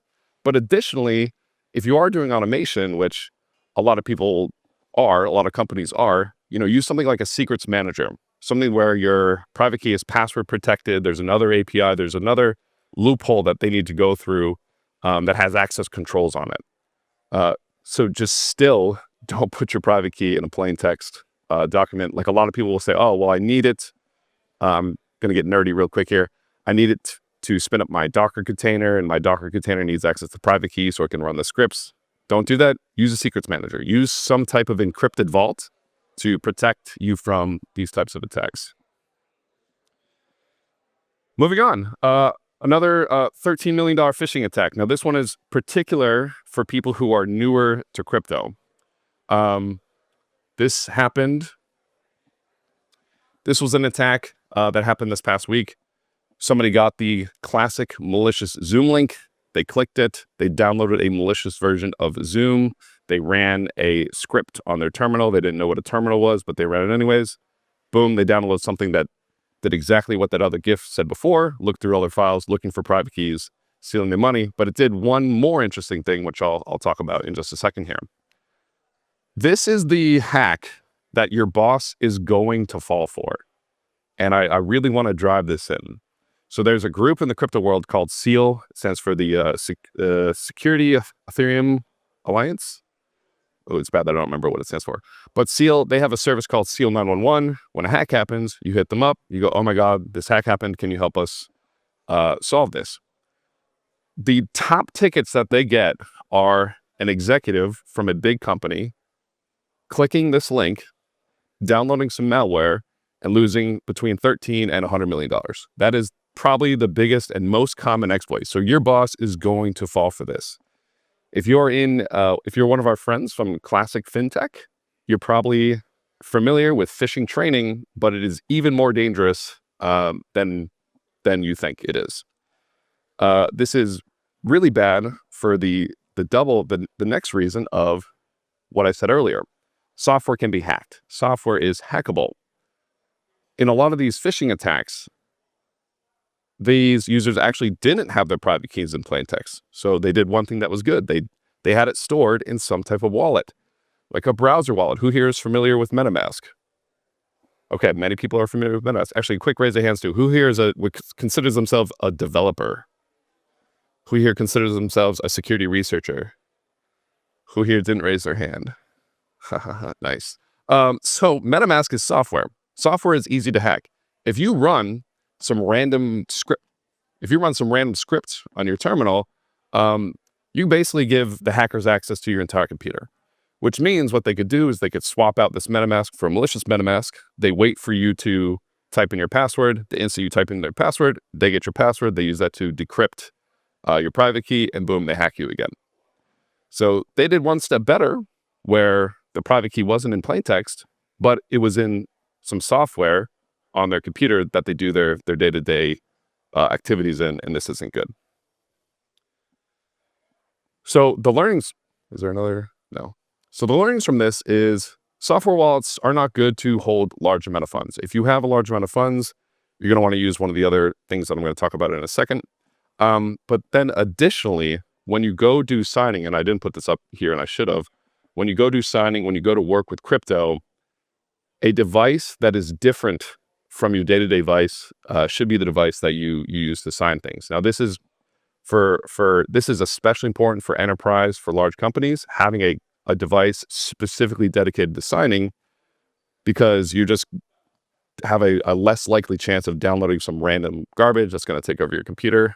But those are the two big takeaways. Software is easy to hack. You don't want to have a large amount of money inside of a software wallet. You want to use a hardware wallet or a multi-sig, and that's what we're going to talk about right now. So the $300 trillion fat finger. So our friends from PayPal are not here, I don't think. So I think it's okay for me to talk about this. There's a giant whoopsie that happened a couple weeks ago, where PayPal's crypto partner, PiUSD, they launched a stablecoin, PiUSD. they minted a whopping $300 trillion. So there was some number of the stablecoin in the world, and then boom, all of a sudden there was an extra $300 trillion. See, like the biggest mistake that they made is they could have used that to pay off the US debt or something like that. That would have been cool. But, instead they decided to do the right thing and burn it, This was a big mistake. This didn't look good. Now they ended up fixing it, but it was something like 22 minutes. There was just a $300 trillion minted out of thin air. So what was the mistake here? Well, again, and I want to double down on this, it pretty much never makes sense to say, oh, it was just one thing that was wrong. Usually a whole cascade of systemic issues need to happen. But one of the things that could have prevented this is using a multi-sig, a multi-signature wallet to do any type of contract interaction, send a large amount of funds, or mint $300 trillion. You need to have multiple people sign off to do that. Having a single admin, a single address, have God mode access to any interaction in your enterprise is a big, big, big no-no. So that logo is the safe logo. It is the most popular multi-sig wallet in the industry. And you want to have just multiple people sign off on something like minting $300 trillion. So yeah, the learnings are use a multi-sig. And I will go so far to say, even if you have a small number of users / people on the wallet, one of my favorite recommendations to newer developers is to use a multi-sig connected to a bunch of hardware wallets, and that be a much more secure way to interact, because if one of your hardware wallets has an issue, great. You have two other hardware wallets and you can catch bugs much, much easier like that. And the final one is our Bybit hack, although I've been talking for too long and I'm about to get cut off on time. So Bybit hack, the largest hack of all time, $1.4 billion. They did pretty much everything correct and they still got hacked. They did use hardware wallets, I think. They had a multi-sig. They had a very specific OPSEC process and they still got hacked. And a big reason why this happened, in my opinion, is actually an issue with the entire industry with verifying call data. So when you go to sign these transactions, on most of your hardware wallets, this is what it looks like. I don't know if you can see this. It's a bunch of jarbled characters and hex. It can be very difficult to read. So a lot of enterprises today, they'll skip this call data verification step and it ends up causing an exploit. Now, most wallets of today don't do a great job showing you this call data. A lot of them are working on it, which is fantastic. It's something that the industry needs to get better at. However, you can still take steps to get good at verifying call data yourself, even though it is hard. If you're enterprise, it is unacceptable for you to not do this. You can learn how to decode call data, practice decoding your call data, use tools that help you decode it, a little bit of self-shilling. We do this at Cyphren. We have all this education. We have some tools as well that can help you learn. And then we should all yell at hardware wallets to be better as well. I'm out of time, but there are some hardware wallets doing some great stuff to make this a lot better. We recently launched a tool. The Cyphren team launched a tool to help you work with multi-sigs. And the last thing is, what about centralized exchanges? I know this is terrible to even put these two on the same slide here. So the question is, should I hold my crypto in a centralized exchange? And the answer is, it's up to you. That is a custodied option. Just keep in mind what can happen with custodied options. So I'm Patrick Collins from Cyphren. We do security and education. Thank you so much for having me. We have a phenomenal group of panelists here that are united to talk a little bit about how interoperability, like CCIP, connects the ecosystem today, where this is going, and what this means for the future of digital assets. So I have with me Yuga from Coinbase, Fiona from Falcon Finance, Sergio from Anchorage Digital, and Will from Ava Cloud. I would love if you guys could each give a little bit of an introduction about yourselves, about your companies, and then we can start with questions. And I promise we'll try to make it a little bit more exciting. Great. I'll start. My name is Yuga Bowler. I am head of wallets at Coinbase developer platform. We are focused on bringing the next million developers on chain to bring the next billion users on chain. So we provide APIs and tools for developers to integrate crypto into their systems, think banks and fintechs, crypto as a service, as it were. And obviously, for a great developer platform, interoperability is very much top of mind for us. Yeah. Hi, everyone. I'm Fiona, the VP of Growth at Token Finance. Token Finance is a universal collateralization infrastructure that powers on-chain liquidity and yield. We have our own stable coin called USDF, which is a dollar-pegged over-collateralized stablecoin. Our current TVL has reached like 2.1 billion, with USDF circulating supply at 2 billion. Yeah. Hi, I'm Sergio Mello. I work at Anchorage Digital, which is an institutional platform for institutions that want to enter digital asset finance safely. We are home to the first and only OCC federally regulated bank for crypto in the US, and also have Singaporean licensing. Generally offer custody, settlements, trading, staking services for those clients, but now also extended to white label stablecoin issuance. So our first 3 announced clients are Ethena with USDTB, Tether with USAT, and as of last week, Western Union with USDPT. More to announce anytime soon. I'm the head of stablecoins, so I really need to make sure that we have a cohesive strategy for all the 50 chains that we currently support and the stablecoin roadmap. So Will Waltrip, I work at AvaCloud, which is part of Avalab's Avalanche. So at AvaCloud, we're making it easy for businesses to launch L1s within the Avalanche ecosystem and have the critical blockchain infrastructure to be successful. So that extends from managed node infrastructure to wallet services, as well as privacy solutions. So in the past year and a half, we've launched around 150 L1s within Avalanche between testnet, mainnet. This runs the gamut from very Web3 native companies all the way to institutional and enterprise companies like TIS, StraightSax, Nexon, MapleStory. So yeah, excited to talk a little bit around interoperability here. Amazing. Thank you very much for all of your intros. They were very sharp and sweet. I love it. Let's start with the first question. And please, everybody answer, throw in your questions, and also ask me questions, as I heard earlier. That will happen. So I'm happy to answer as well. But essentially, I think, again, we can all agree that interoperability has become really a foundational layer for the on-chain economy. It's not just like a technical bridge anymore. It's really an enabler for completely different financial models nowadays.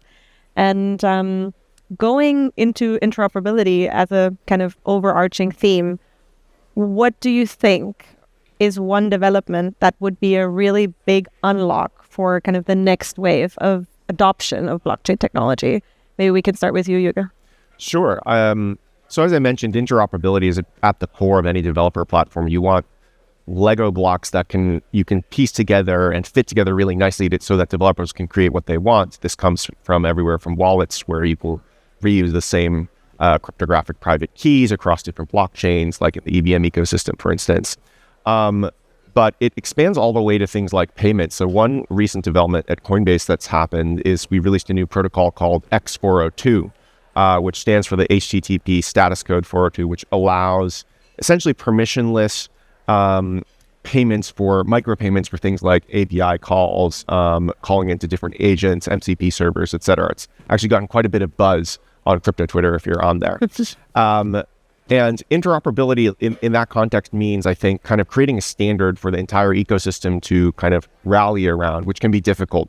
One is reminded of the famous XKCD webcomic where there are 14 standards. None of them really work. So then we're going to create a new standard to unify all of them. Now you have 15 standards. And that's something you want to avoid. You always want to be cognizant of both the supply side and the demand side of any standard. But that's something we've seen a lot of excitement from. We recently co-launched a foundation for this X402 protocol. You can check it out on GitHub. It's open source with Cloudflare. So I'm very excited about the new agentic payments economy kind of rallying around X402 as a flagship piece of interoperable infrastructure. What do you think, Fiona? Yeah, the way I see this is that like the next thing that is gonna unlock the mass adoption will be user experience. And in order to achieve that, like we would need cross-chain intent-based execution. And I'm not referring to just like a cross-chain intent swap, but it's a multi-step solutions that can connect multiple protocols over different chains. The reason why I'm saying this is that I think interoperability right now solve the problem of moving assets across different chains. However, it creates a new problem, which is cross-chain execution complexity and fragmentation, right? Liquidity fragmentation.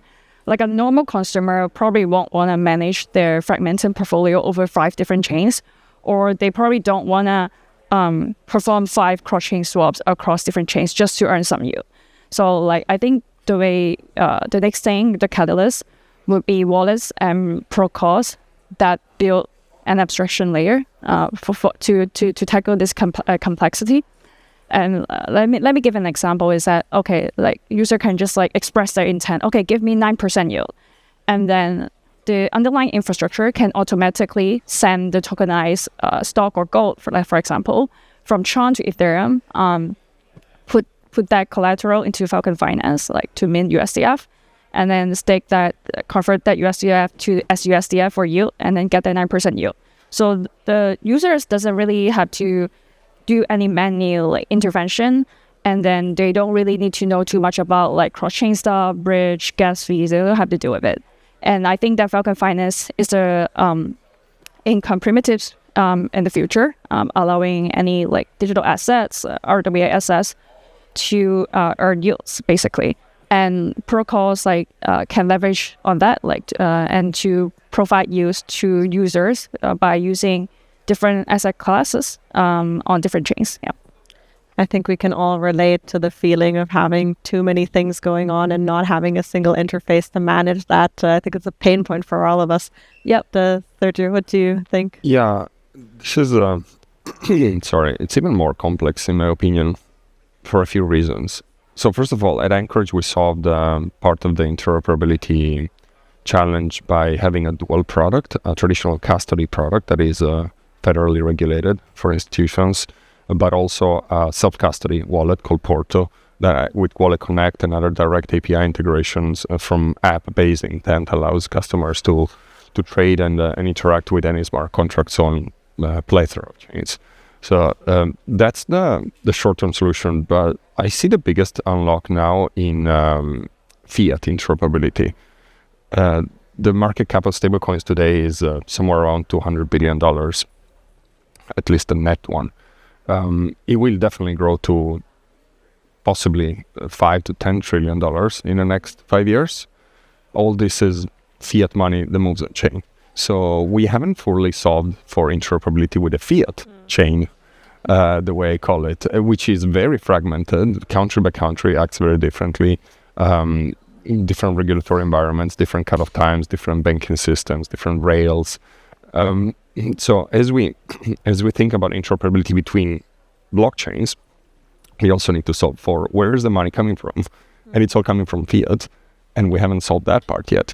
So at Anchorage, we have a settlement platform called Atlas that is a centralized solution based on the trust that is bestowed upon us by the federal regulator to safely allow institutions to have seamless, riskless swaps between fiat assets and any chain. So that's the way we solved it so far. I am a true believer in permissionless and decentralized solutions. So I think the future will definitely be blockchain based, but we still have to cross the chasm between today's Fed wires and Fed master accounts and actual blocks on Avalanche or Ethereum. What do you think, Will? I mean, this is generally, it's a good point, right? We don't really a lot of time talk about or think about the fiat aspect around interoperability.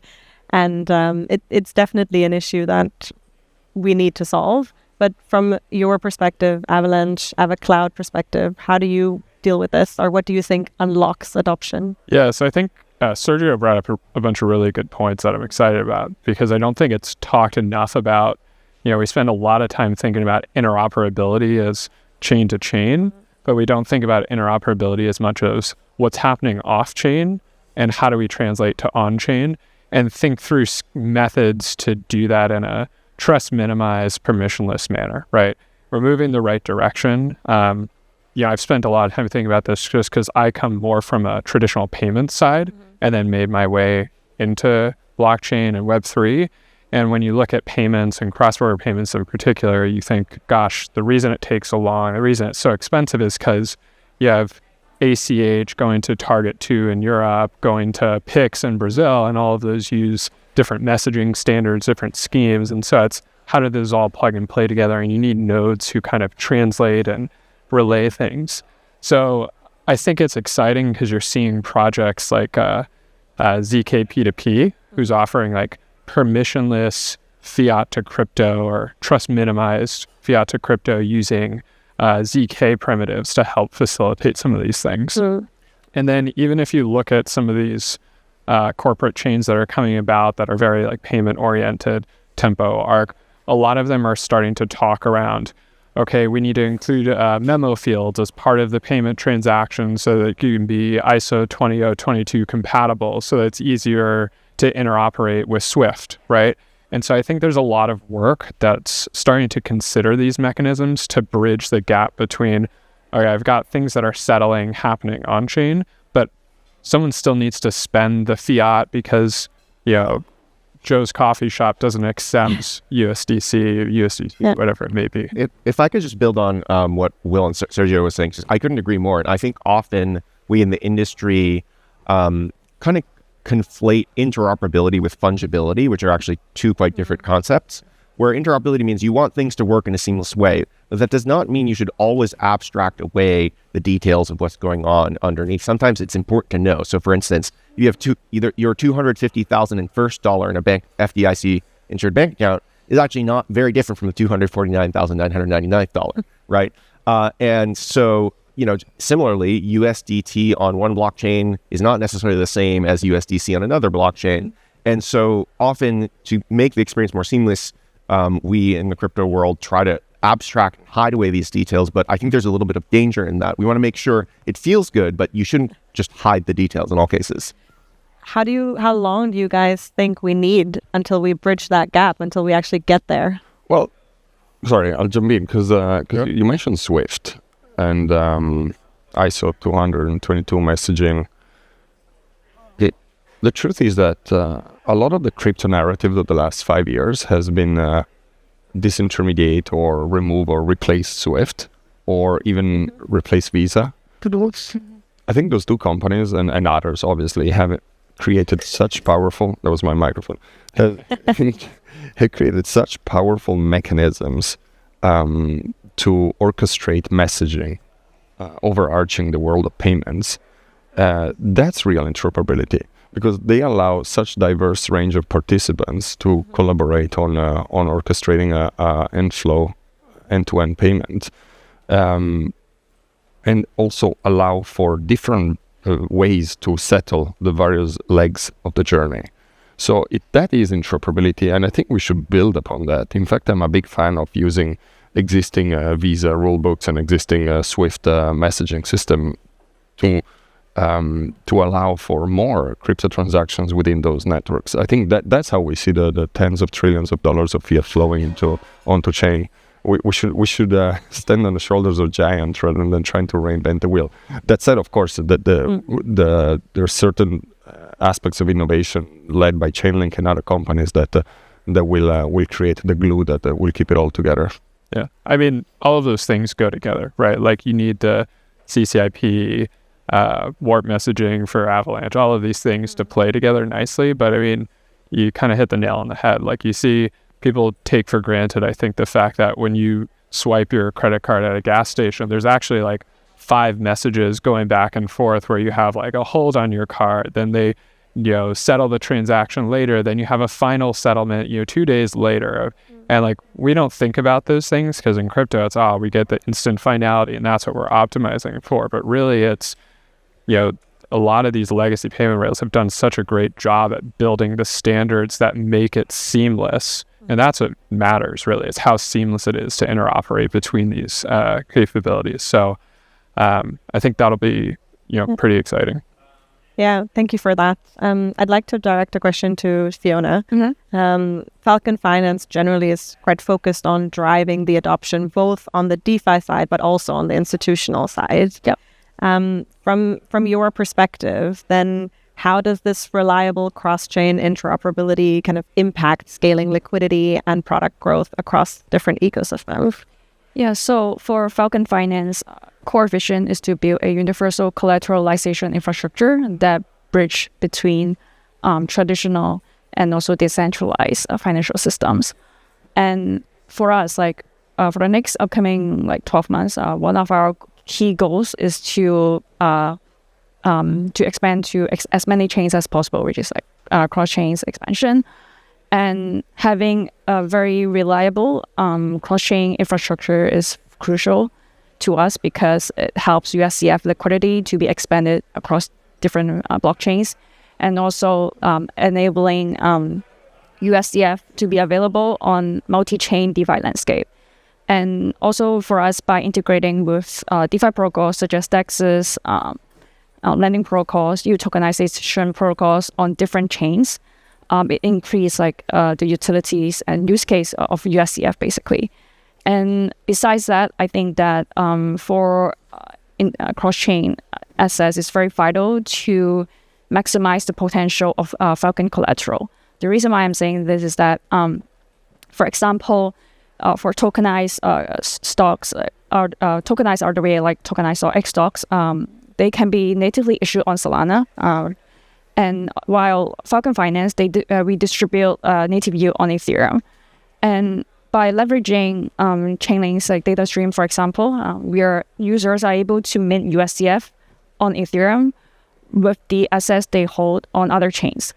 So this is a very simple way that users can enjoy the USDF yield on Ethereum when their assets are safely held on the source chain. And I think with all these factors together, cross-chain interoperability is not just a pure convenience for us. It's actually more than that. It helps us to scale from a single chain application to a multi-billion universal liquidity layer.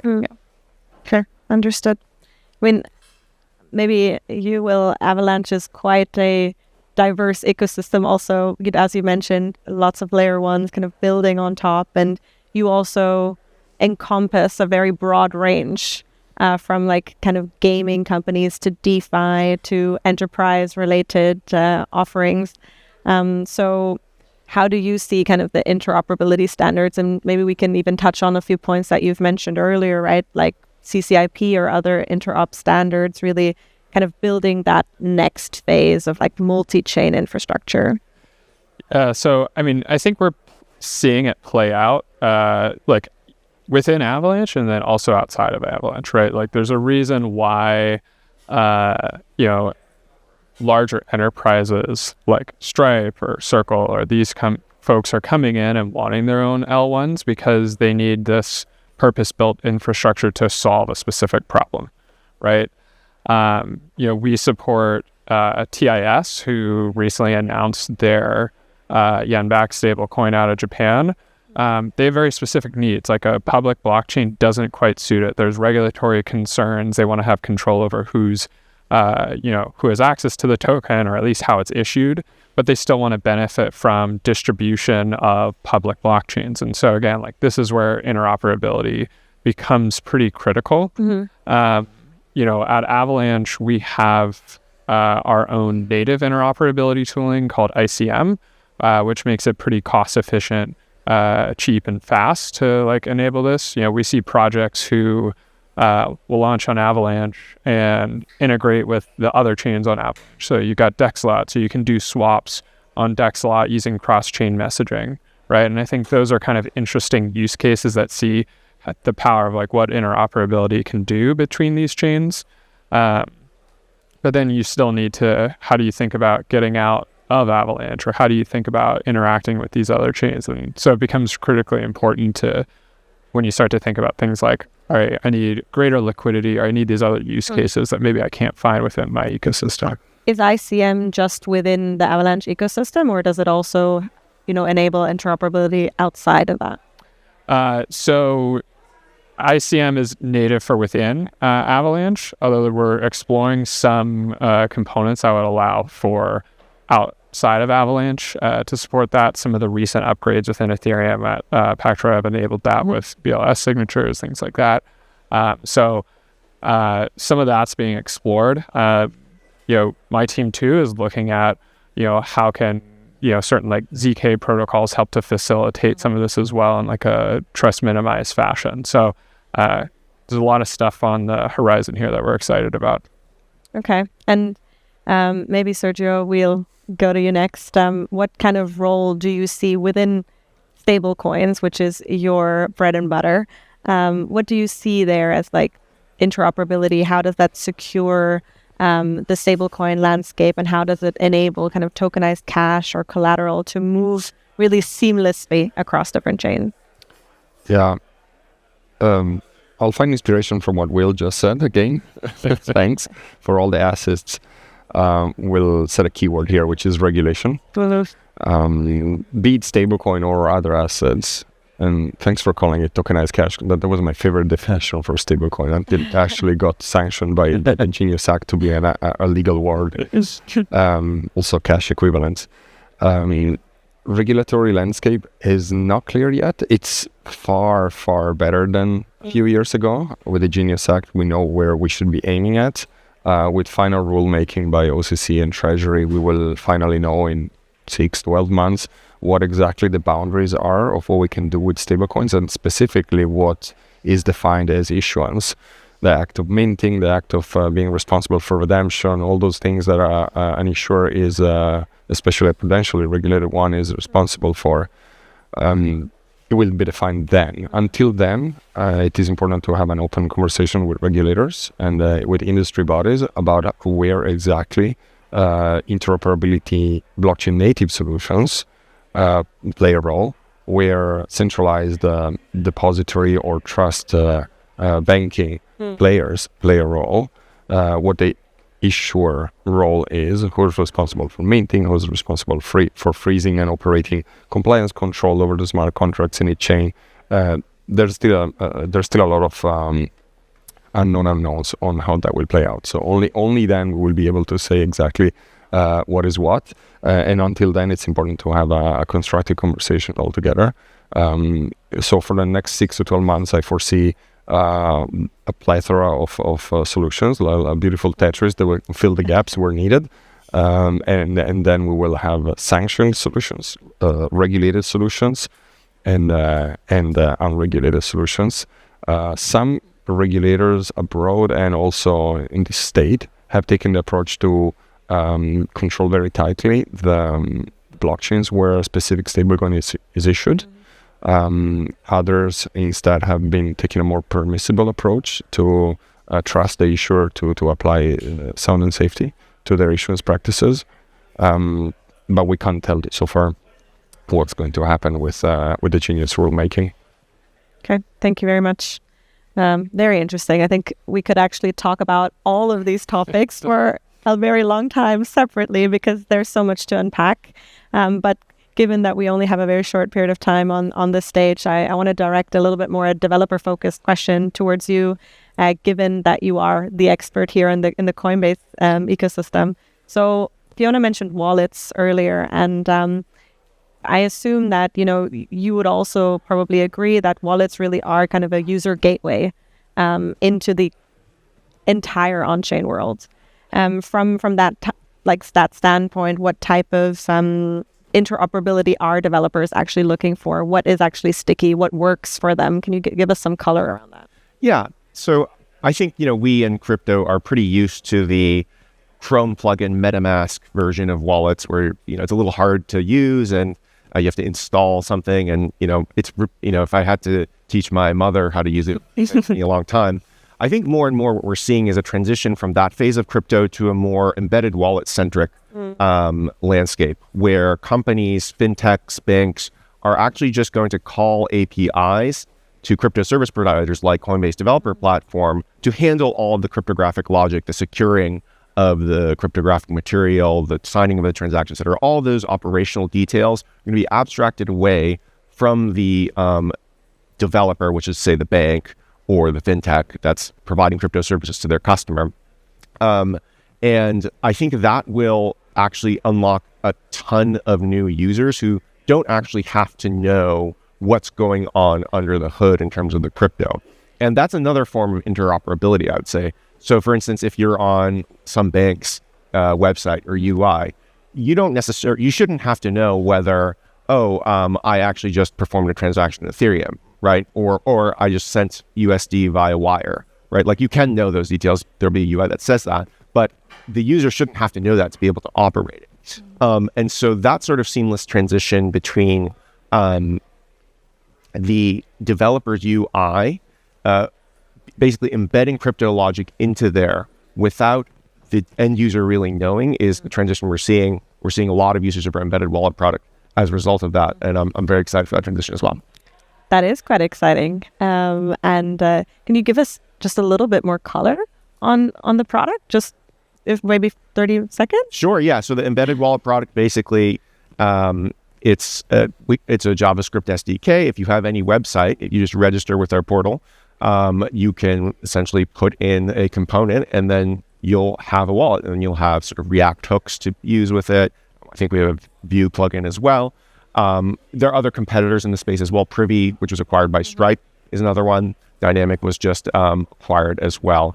But the idea behind embedded wallets is that it is a wallet that you don't have to know anything about crypto to use. So I think there's also like some interesting stuff like on the interoperability track here with wallets. Like, we work with folks called Cubist, who they do some interesting things where they have keys secured in HSMs. One benefit here that they get is with their like Wallism policy engine, they can go and perform off-chain actions that then they can cryptographically prove, because it's all happening in this secure enclave, that yes, we did that check. So you can start to bridge like regulatory requirements like KYC checks, KYB checks as part of the transaction signing flow without necessarily having to keep it on chain. And so you're starting to see more of this bridge of off-chain actions with on-chain actions. I think that mix becomes pretty powerful. That's great. You just described how Courage HSM system and Atlas works. But I think we compared notes before this.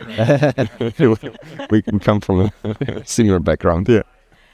Oh, fantastic. Well, I like that there's so much synergies. I like there are so many different viewpoints. And I actually learned quite a lot about the different products that you're all building. And I'm quite excited, to be honest. So, and I'm sure you guys are as well. So please find them afterwards to discuss a little bit more about what each of them are building. But our time is running out. And I would have loved to kind of give everyone a few seconds to say what is their main takeaway from today. Do you think we can do it in like one sentence each? Can we start with you, Yuga? Sure. I think interoperability is most important at the crypto fiat cusp, and that's where we should work on for the next 5 years. I think we all agree here. Everyone's nodding. Fantastic. Fiona? For me, like, user experience will be the key to mass adoption. So therefore, like, if we have, for the next 12 months, if we have something like a cross-chain intent-based execution to attract all the difficulty and complexity, that would be very exciting. Yeah. Bring fiat on chain safely. I mean, they already said it, but I think, I've learned that we've got the right people working and thinking about the right thing. So that's exciting. Very exciting. Thank you, everybody. Thanks for listening. Thank you. Thank you. Thank you. Thank you all for being here today and joining this session. We have a great panel here with a variety of viewpoints about security. So I'd love to dive in and start with Hani. And if you could introduce yourself and just share a little bit about what you all do so that we can understand what perspectives are coming from. Great. Yeah. Hi, I'm Hani. I'm the founder and CEO of Olympics. We have been around for a couple of years now and are the exclusive proactive security provider for big companies such as Circle and Uniswap. Essentially what we do is we automate a lot of security best practices and allow teams to use them in-house. So essentially DevSecOps tooling that sits in the developer pipeline and allows them to automate what historically was found by an auditor and also find things that auditors constantly miss. Nice. Hong? Amazing. I'm the CTO and co-founder of Bitwise Asset Management. We're an asset manager that specializes in this asset class. Our first product launched in 2017, so we've been operating for about 8 years. We manage about 15 billion in client assets across ETF vehicles, which is where people most know about us, but we also have products in separately managed accounts, hedge fund type solutions, option strategies, staking, and yeah, excited to be here. Thanks, Hong. Rich? Hi, everyone. My name's Rich. I run our global crypto strategy at Google Cloud. I've been at Google now for about 6 years, been in the crypto space for just shy of 10. Our team's principal remit as the only crypto product team within all of Alphabet is to really think about how we bridge the things that Google does really well in the traditional space or the enterprise space, whether it be in the cloud space or AI, and how we bring that into the Web3 ecosystem. Our team's also principally responsible for launching what was recently announced as a new layer 1 blockchain called the Universal Ledger, which is built for the movement of tokenized cash for the traditional financial ecosystem. And Aksa? So, hi everyone, my name is Aksa Zubair. I'm Assistant Director of FinTech at the Bermuda Monetary Authority. I've been in the digital asset regulation space for about 7 years, so really since the inception of the framework in Bermuda. We created bespoke digital asset business frameworks for both digital asset business as well as digital asset issuances way back in 2018. So we created the draft in 2017 and had market consultations. And so we are the one and only regulator in Bermuda. And we have a prudential mandate as well as a conduct mandate. So therefore, it all kind of comes through us. And because of that, we're actually able to amend the regulations every year, which is largely unheard of where it comes to the regulatory world. But we do that in a way to allow for new market innovations from new products and services. So for example, we added derivative exchanges as an activity later on, but also from the perspective of innovation when it comes to cyber threats, attacks, impacts to security. So we're actually able to evolve with the market as it continues on. And so I've been in this space and I'm directly responsible for licensing, digital asset supervision, regulation, policy. And prior to this time, I actually come from the product world. So I was actually building blockchain product from 2015 to 2017. And so it's a really interesting take becoming the regulator on the other side now. Yeah, that's awesome to have both perspectives. So start off with a question for everybody. From your different vantage points, whether it's policy, regulatory, or product, what does on-chain safety mean today? Safety. Is it primarily code security? Is it primarily regulatory clarity?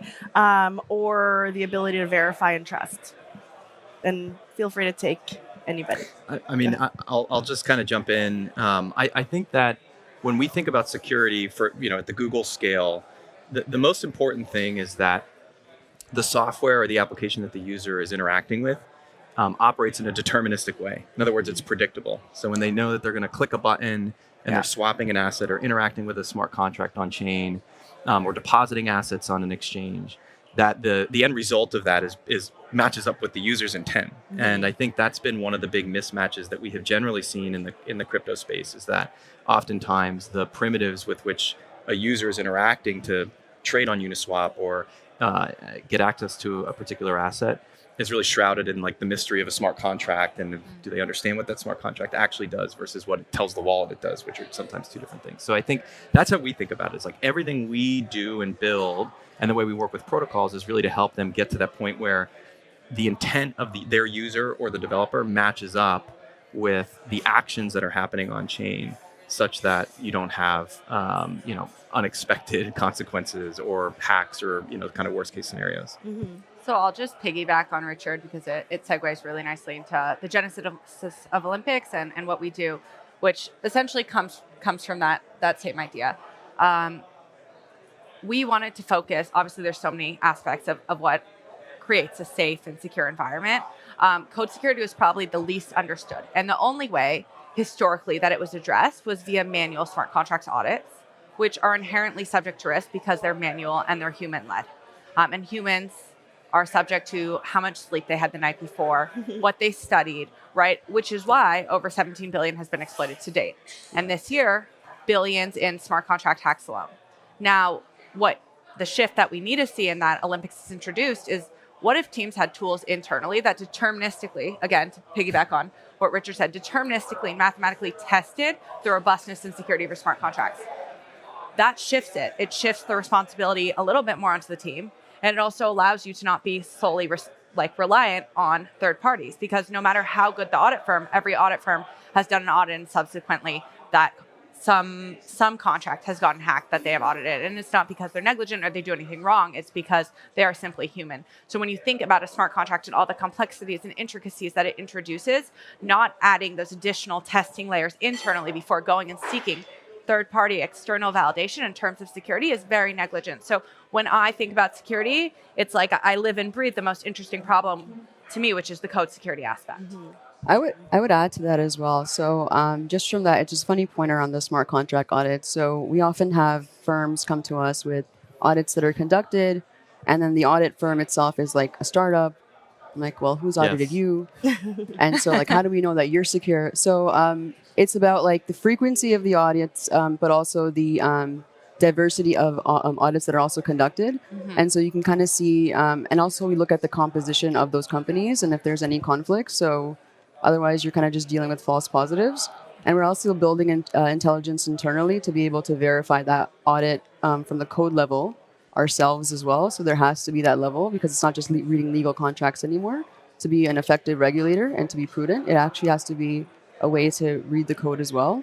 And when we're thinking about security, it's no longer just about secure code, but it's about a verifiable trust and persons, as was mentioned, like really reacting around that. So in the traditional finance space, we have the reliance on intermediaries, but in the Web3 world, we have that reliance on data, right? So in the data that's there, we look at really the convergence of probably 3 different areas, right? So we look at the tech assurance. So is the tech doing what it's supposed to do? Is it secure? We look at regulatory assurance. So can we actually verify the information that's actually there? And then we also look at the security of that code. So then we look at the audits that are actually conducted. So we look at not just the security of the code, but also security from the perspective of the governance layers and the interactions with all of that code that happens after the fact. Mm-hmm. From your perspective? Yeah, Bitwise's perspective is a little bit different from just smart contract and code level. We ultimately manage custodial products. So let's say our Bitcoin ETF in the US, BITB, has about $5 billion in AUM. And so people are entrusting us with $5 billion worth of their Bitcoin investments. And ultimately, we have to keep that secure. We work with qualified custodians, so we don't hold those custodial keys directly. But then we have to do due diligence on those providers that we work with. And then also have secure kind of operational processes of approving transactions, receiving deposits, having the right counterparties, whitelisting, and secure kind of corporate security measures as well. And so that element is maybe sometimes neglected because a lot of hacks aren't just coming from smart contract bugs, but they're coming a lot from operational issues. Insider threats. And that is really where we spend a lot of time thinking about safety and security of client assets. Mm-hmm. Okay, you guys have started to touch on it. So what's the most underestimated security risk in Web3 that isn't a code flaw? You've already started to kind of get into that. Is it something structural with processes or behavioral, as you just mentioned, and you've mentioned as well, Hani? What's not being addressed enough? So I can start off with that. And I think it's just kind of what we've been speaking to. It's really around the governance layer. So the smart contracts can be trustless, but the humans around them might not be. And so you have to look at the incentivization structures, the distribution of the powers, and to understand whether there is actually effective voting power, proper key management, etc., that is complementing that secure code, because the code is also an input. And so you need to understand the governance around that. So we spend a lot of time looking at the code level, but also the persons that are actually acting in the background. And we spend a lot of time actually doing due diligence on those persons. So we can take risks on products and services because from an innovation perspective, we don't necessarily know what's going to work, but we need to make sure that the systems of control are actually in place to the extent that we know probable. And that's so that the persons that we're actually dealing with are fit and proper for the positions that they actually hold. And so we have this notion, and it's directly embedded into our act at the Bermuda Monetary Authority level, which is responsible innovation, right? So like, what does that actually mean? So when we're asking and when we're dealing with companies, and by this point I've met with like hundreds and hundreds over the last 7 years, we have about 47 licenses that we've issued for firms that are newer that you might not have heard of, but also the largest exchanges in the world. And it's, what is the customer benefit and the incentive to participate in this from a retail or institutional perspective? And if they can't answer that, you start to take a look at, well, is the makeup of this project actually manipulative? And is it going to be harmful then to not just our economy, but global? Mm-hmm. So we take a look at these additional things as well. I would agree with that. Like, I think probably the number one risk in the crypto space, and this has been borne out over the last 10 years, has been really the off-chain counterparty risk. And I think that's what we see resonate with a lot of the financial institutions that we talk to about the desire to actually potentially build a layer one when we were exploring this. And the feedback that we got from them was, look, these technologies are really interesting. There are a lot of benefits that come with moving assets on chain in terms of the fact that they can settle 24/7, they're borderless, they're instant, there are no intermediaries. But then there are also a lot of downsides to it, right? In terms of the permissionlessness of it. And this is not something that necessarily the NYSEs or the NASDAQs of the world want to have a conversation with their regulator about. And so I think from my perspective, it's oftentimes the things that are hidden from the chain. In other words, whether it's the governance structures of the protocols that people are leveraging, or who's auditing the smart contracts, to Hani's point earlier. And a lot of what you can do, whether you're at an institution or if you're trying to sell into an institution, is ensure that those counterparty risks are either mitigated or accounted for.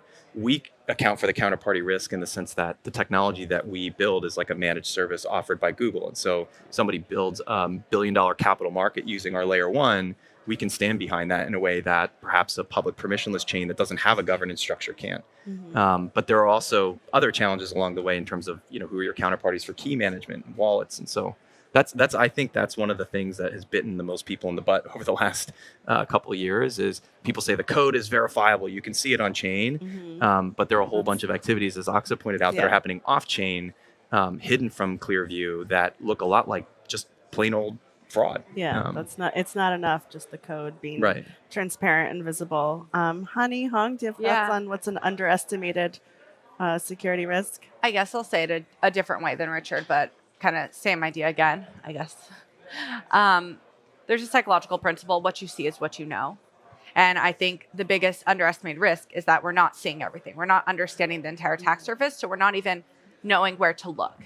And because people aren't mapping out, like you guys said, all the different vectors in which you can become vulnerable, they don't even know where to begin looking for solutions and what to do. And so like the biggest risk is not mapping out the entire, the entire threat map. Mm-hmm. And when you don't do that, you set yourself up because you don't know what you don't know. Yeah. Right. So like before even finding the solutions and how do I implement whatever, you need to know where your holes are. Mm-hmm. Mm-hmm. And then you can start to close them. Yeah. Right. And look into them and assess them more deeply. But yeah, it comes from third-party personnel. It comes from fraud. It comes from smart contracts. It comes from everywhere, unfortunately. Yeah. And right now, as we move into this ecosystem, we're facing something we've never faced historically, which is like the convergence of two attack surfaces, like the historical Web2 attack surface, along with the unique challenges that Web3 security introduces, key management, smart contracts, et cetera. And then like, traditional phishing, blah, blah, blah. Like, there's so much going on. Hong, Bitwise has emphasized transparency through proof of reserves and verifiable asset data. What are the key infrastructure components still missing for institutions to have full confidence in their capital being truly secure on chain? Yeah, I would to also just answer your previous question as well. If we just look at what happened yesterday with the Stream protocol, ultimately it gave a sense of transparency and kind of on-chain visibility because there's a token XUSD, and it's supposedly basically kind of a tokenized delta neutral fund. It's like a hedge fund that's tokenized. Yeah. And because you can see that token move around and go into vaults and et cetera, you feel that it is more transparent than a traditional hedge fund.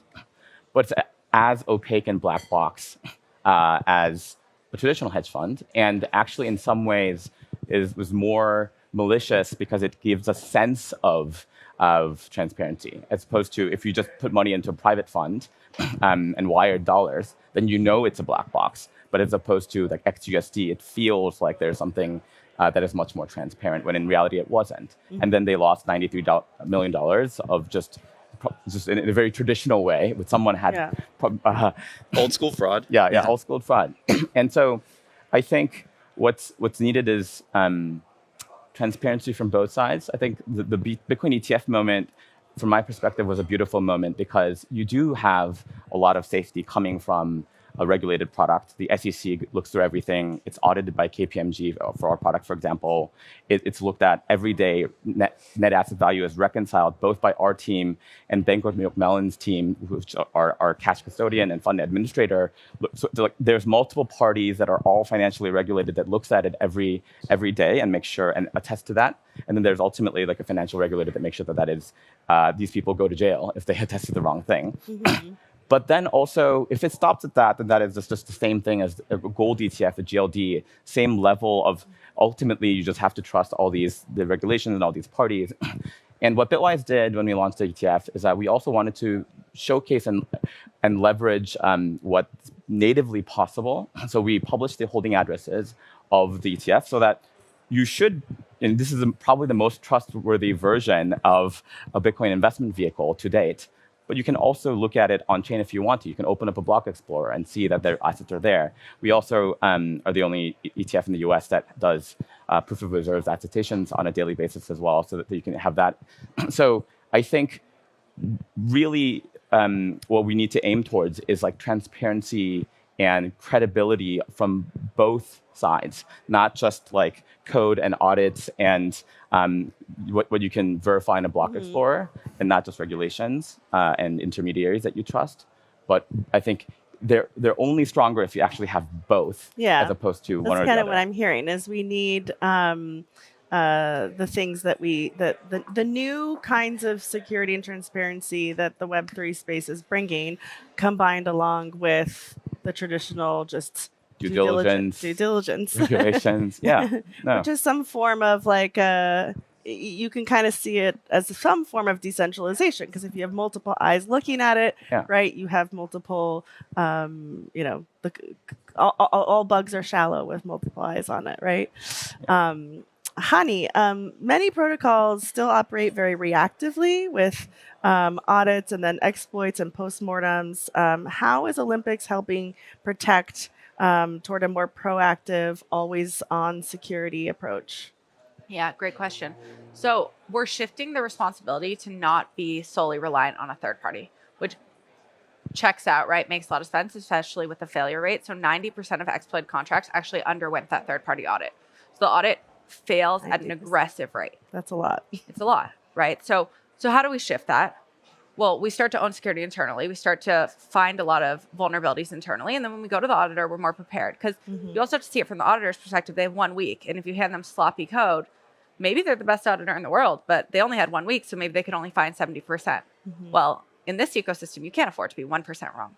So 70, 80, 99% right doesn't cut it. Yeah. So how do we shift that? We give you tools that deterministically test your code base. They look for, they implement so many different techniques to look for vulnerabilities. And what we've seen is in the first half of this year alone, of the exploits that took place that were all audited, 71% would have been prevented had they used Olympics. And this is why we have some of the best teams using our tool. For example, you look at the PayPal Paxos minting debacle. That wasn't, a vulnerability per se, but it was a huge fat finger mistake where 300 trillion was minted, right?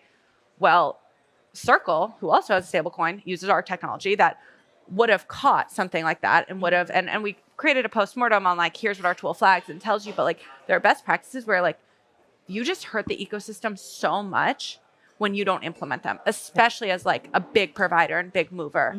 And so like, then you look at these, like, again, like I said, like blue chip, our customers, they know that they can't afford to do that, not just to themselves, but to the ecosystem as a whole. So they believe internally that security must be part of their development process. And when they do that, they completely shift the way that we can build and move and grow in this ecosystem. And the only way that we will ever unlock mass adoption, I know everyone says this, but like at the end of the day, this is the ground truth, that if millions and billions, like this year alone, it's projected 5 billion, is hacked in this ecosystem every year, we're not going up like this.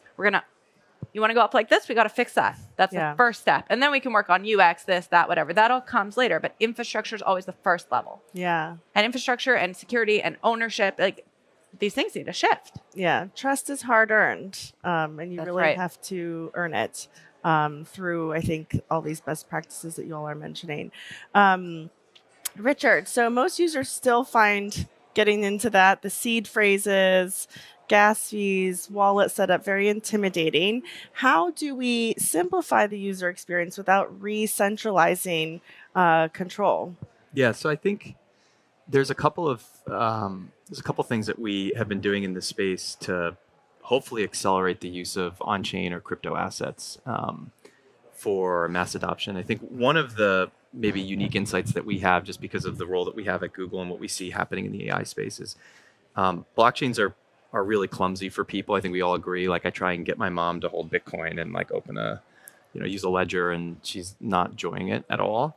But it's actually fantastic for machine intelligence. In other words, like artificial intelligence, like we don't have to worry about them forgetting a seed phrase.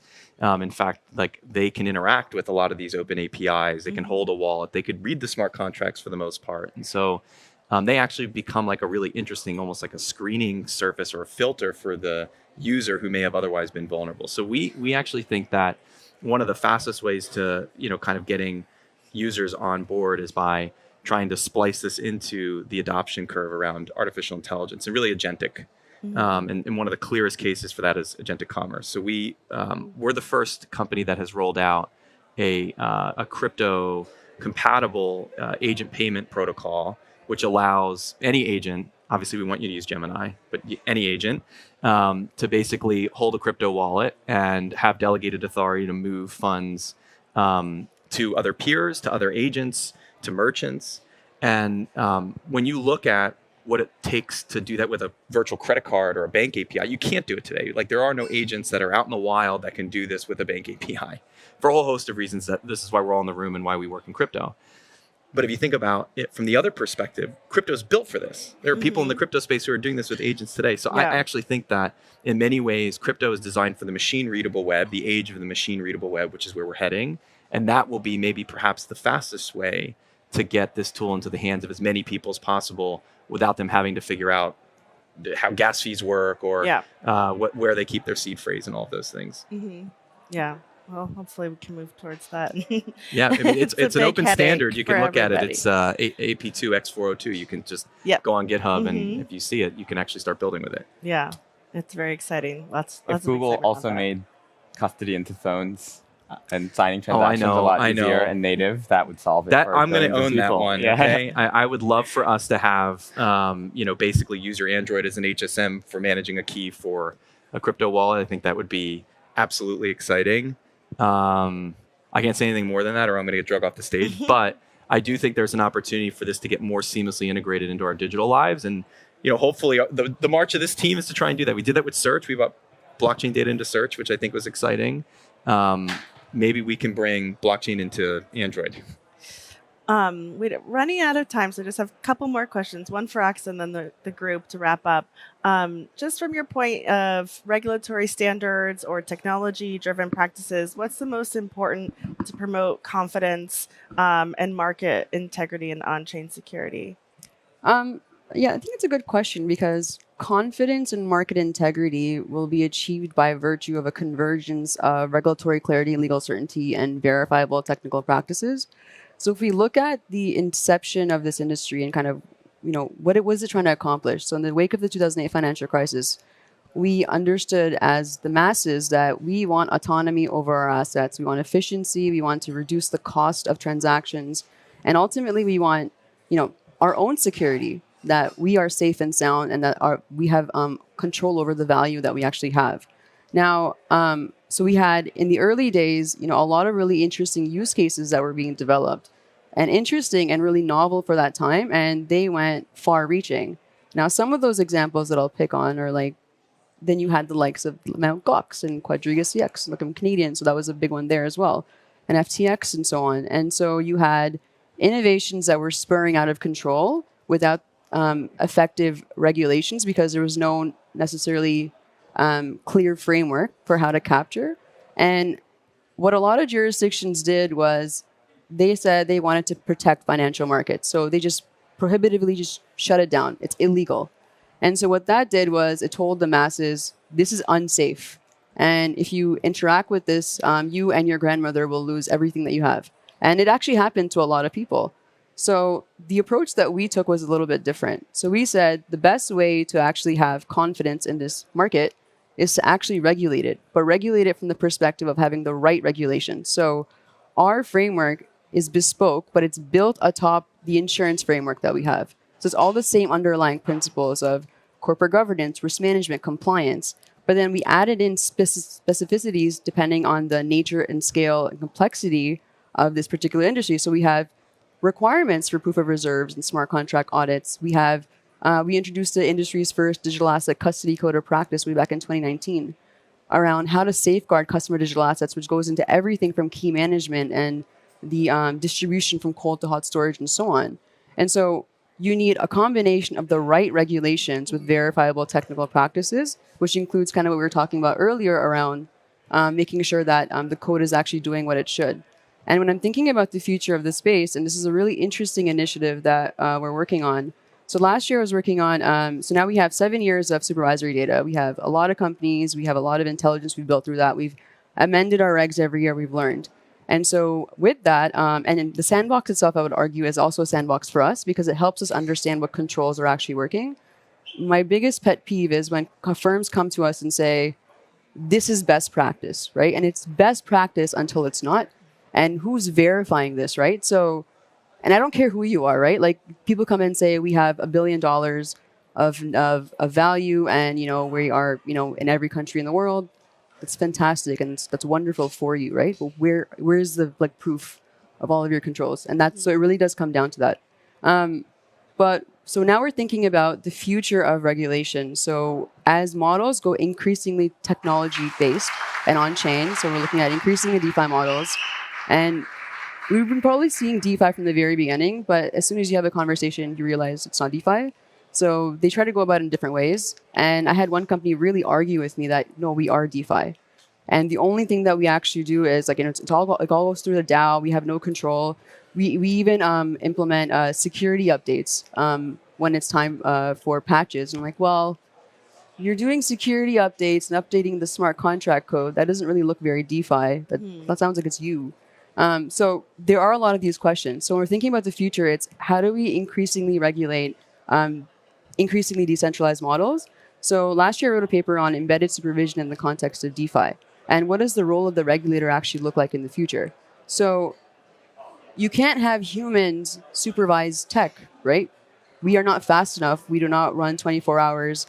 And we can't detect to the scale of all of these transactions and the way that they're occurring across the world.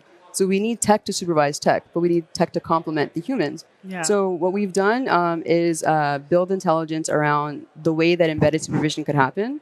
So it could be on the entry points, for example, to a particular protocol. So you could register the oracles and the data providers and the auditors and so on.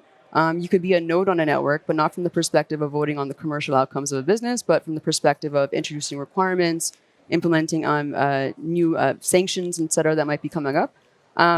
And so we're trying to understand how that would occur in the future. And it might even be that we need to build a layer on top of our regulatory infrastructure to be able to ingest machine-readable code so that it's truly systems talking to systems. Yeah. And so that paper was written last year. We issued an RFP this year.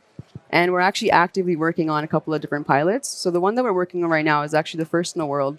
And it's actually with Chainlink and Apex, which is a licensed digital asset business in Bermuda, as well as Hacken and Blueprint. Yeah. And it's looking at the end-to-end spectrum of a particular use case. So you have the issuer, you have the analytics, and you have the Oracle network provider, and then you have all of the data that comes with that, and trying to just understand what our role would be. And so the idea from there is, now that we have a viewpoint of how it could happen, what do we need to do to our regulations? Do we need to amend them? Do we need to add new regulations? Do we even know exactly where the industry is? So we're looking at the future of regulation as tech-enabled, tech-supervised, and more decentralized as well. Yeah, and that kind of touched on the AI agent aspect too, right? Using tech to do some of that. So we're out of time. So real quick, one word or a couple words. When we're here next year, what do you all think that, I've given a lot of food for thought to everybody, but what do you all think is something that our audience could walk away with and see as being moving the needle forward to mass adoption a year from now? What should they be thinking about in their businesses or their projects and approaches that would get us a little bit further along in SmartCon 2026? Okay, going down I the guess line? I'm going to kick it off.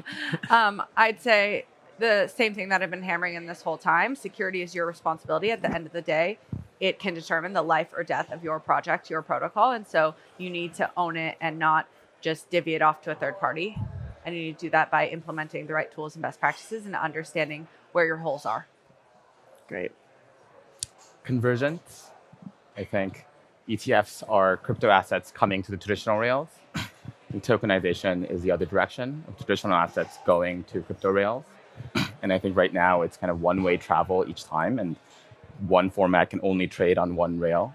But if, for example, tokenized securities and trade on NASDAQ or New York Stock Exchange, then it's actually the lines really blur and actually the liquidity and efficiencies of both worlds converge. I think that would be a really exciting future, and maybe we can get there in 12 months. Yeah. Crypto infrastructure will be the infrastructure of choice for agentic or AI models. I would say that, and I really want to highlight this point, we are not the enemy. So especially for us in Bermuda, because we actually want that innovation to happen and in a sustainable way, because I think what people often forget is that when we're thinking about consumer protection, it's also you as the entrepreneur.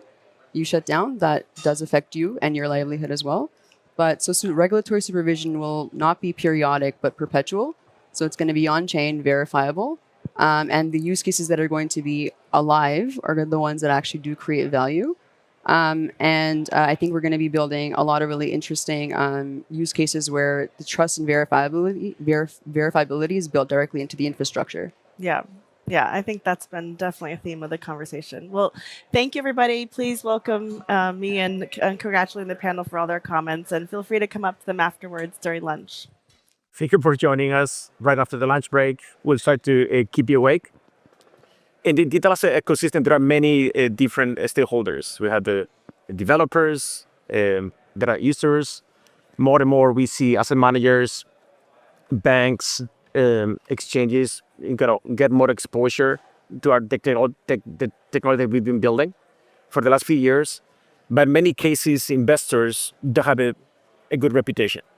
Sometimes they are seen as opportunistic sharks. But I would argue that not all the investors are made equal, and many of them have a very long-term vision for this market, and they put their money where their mouth is by making the right bets and help the whole ecosystem drive the development of this new tech in what they think is the right direction. So I'm very honored to use our panelists today. We have Will from Galaxy Ventures, and Chris from Cumberland. Galaxy Ventures is part of Galaxy Digital. They've been supporting builders that are keeping the rails and infrastructure and technology underpinning digital finance. Cumberland is a crypto-native trading firm and liquidity provider that plays a critical role in connecting institutional capital and digital asset markets. But they also have a venture capital arm. And these two gentlemen and their organizations have been working in this space for many, many years. They've gone through a lot of ups and downs. And I'd like to start by asking, how have you managed to weather the multiple market cycles? And how did you maintain your conviction when the sentiment shifted quite significantly? Where do you want to start? Yes, start with you. Will. I can go ahead. Hopefully it's not too loud. Sorry, it's a little loud coming through.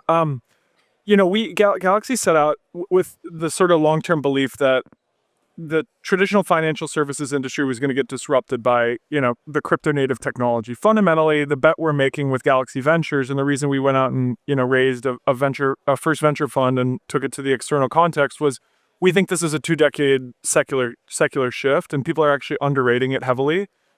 Finance is still in a lot of ways in an analog age. There's not sort of consistent reconciliation between the players in traditional finance, whether that's bank ledgers, et cetera. And now with blockchains, you have a sort of unified global ledger to conduct financial activity that brings finance into the internet age. That's a 2-decade trend.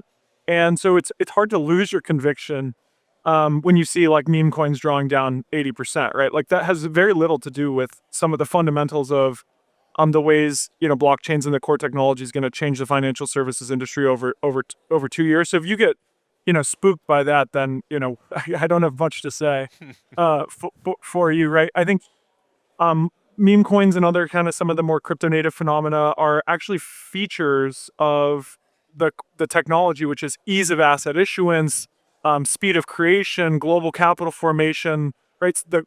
The kernels that make some of those tools unique, powerful, and also controversial are really the core, some of the core tenets of the technology. So in even the weaker moments of the industry and the Wild West sort of nature, we see a lot of the things we like about the core technology and the ways it will, inform and saturate financial services over time. So we remain continuously excited about the long-term prospects. Right now, I think our core focus is stablecoins, the way stablecoins are impacting payments. I think tokenization, we have a longer term view on that. We still think that market is a bit nascent. So we have certain themes we like, and then we make investments, and we feel there's a why now for specific themes, and we watch those emerge over time. I think for one of the few venture capital firms who tell me that the time horizon is 2 decades. And when I was telling my guys in my previous role at SVI that for us the time horizon is a decade, they would look at me as if I were crazy. I want to ask you, Chris, what's your time horizon?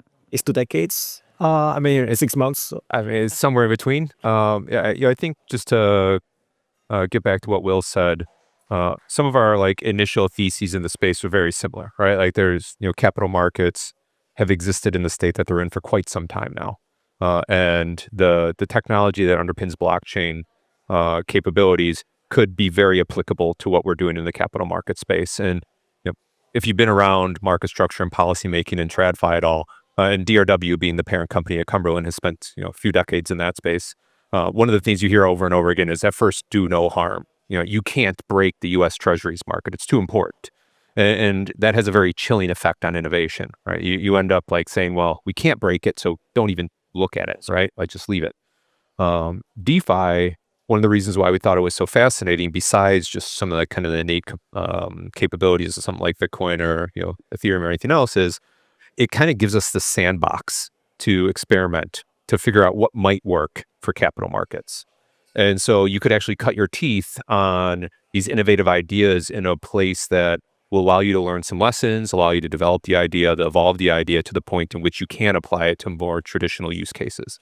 And so when you ask what we're thinking about in terms of investment timeline, obviously it'd be great for things to be short-term at times, but we understand that it will take a significant amount of investment, not only on our parts, but also the parts of the industry and the service providers to adopt these changes and to carefully make those changes to those critical markets like trade financing or, government issued debt or anything else for that matter.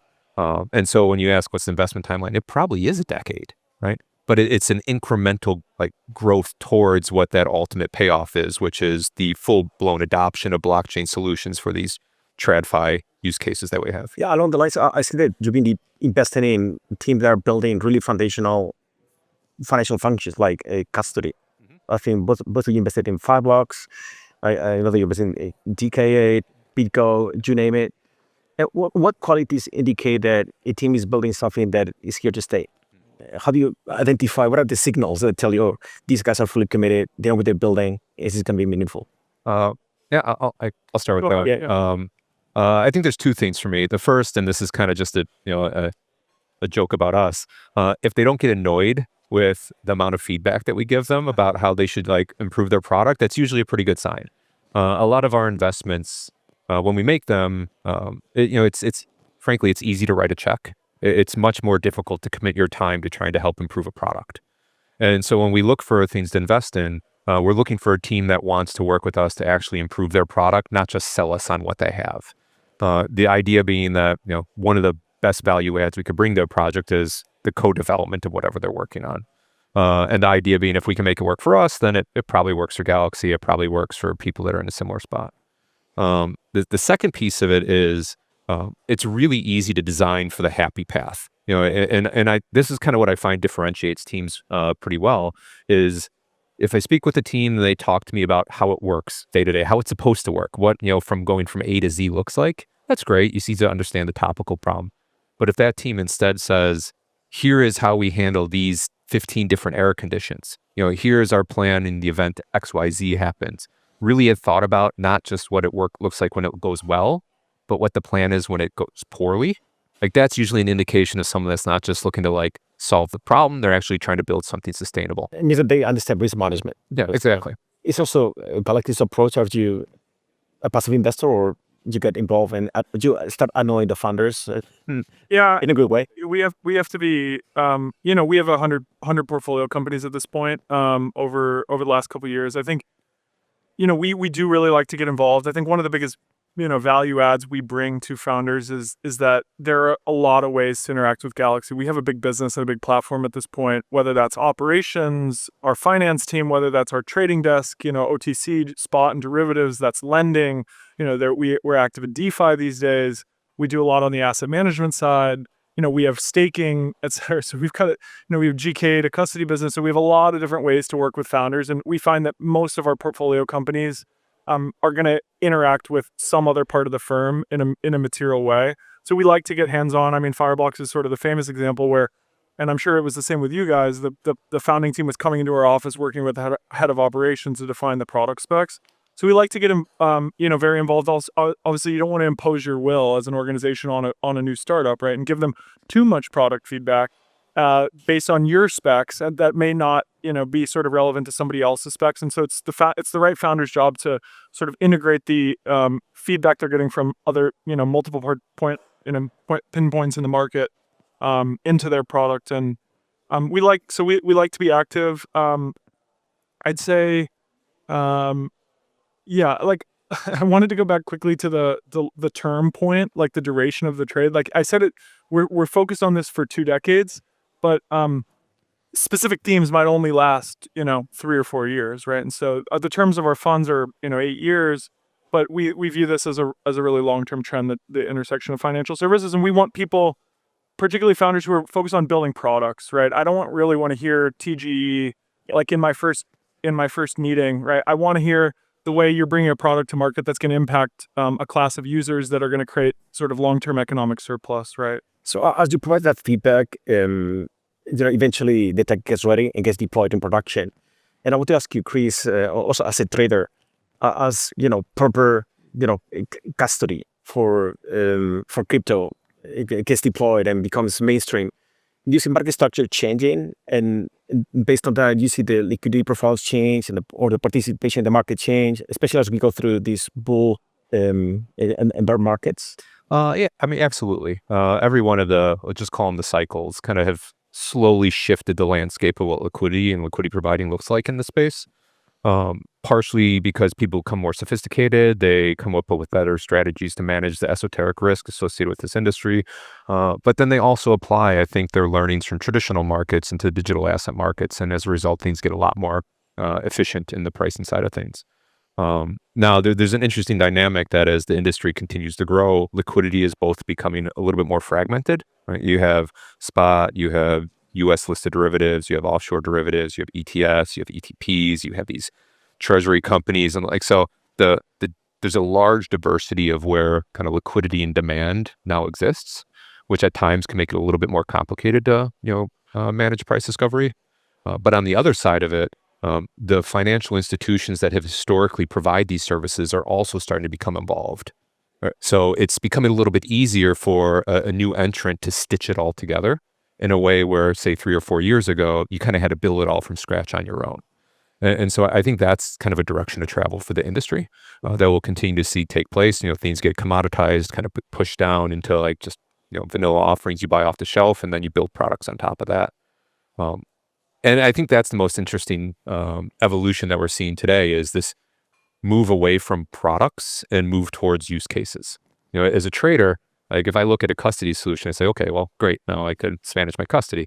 But what I really want to do is 24/7 trade financing. And if I want that, well, what do I need? I need custody. I need the primes that can facilitate the movement of assets. You need the CSDs that natively issued the security, in this case, say the treasury on chain. You need a stable coin that could be the cash leg for that. And then you need someone that could kind of compose that in an all or none atomic way, all with privacy wrapped around it. And so I think the next phase of innovation in this space is going to move away from individual products, and it's going to move towards people understanding how to compose these to turn them into like consumable offerings that the market needs. Well, a question from both of you. You're committed to your portfolio companies. You want to make it successful. You provide feedback to the product. But when you start actually engaging in production with the product that those portfolio companies are actually building, because I'm Chris, I know that you recently announced this partnership for the collateral management use case on content. Yeah. When are you starting actually moving collateral to that network? And maybe you can give us another example where, I feel that already. We are moving our assets to this custody solution. Yeah. So with you, Chris? So I think, collateral mobility is a really important one to us. I think if you were to like ask financial institutions to kind of just tear it all down and build the markets back up from scratch, would anyone suggest closing collateral management and risk management capabilities for 30% of the week? No one would, right? Like it's just harebrained. And so, I think that use case is one that we, as well as the primes and the FCMs and the DCOs and pretty much everyone else is very interested in trying to work through. And so that's a use case that we're leaning into pretty heavily. And you could, incrementally step into that. We're using Canton because we like the idea of privacy around our collateral. I think that's just necessary. No one wants to let the world see them move VM around. Like that's just a very kind of like risky thing. But we're also using the ability to kind of tokenize collateral, move it around to facilitate trade financing. We, using Canton and some significant traditional market players, conducted a intraday repo on a Saturday over the course of the summer.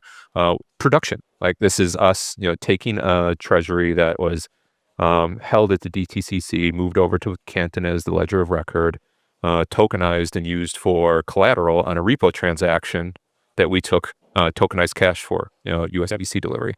And that was all in the span of like 10 minutes on a Saturday doing a trade financing mechanism. Like that's like, for those of you that have never like been in the repo market, that's like a fascinating shift in what's possible.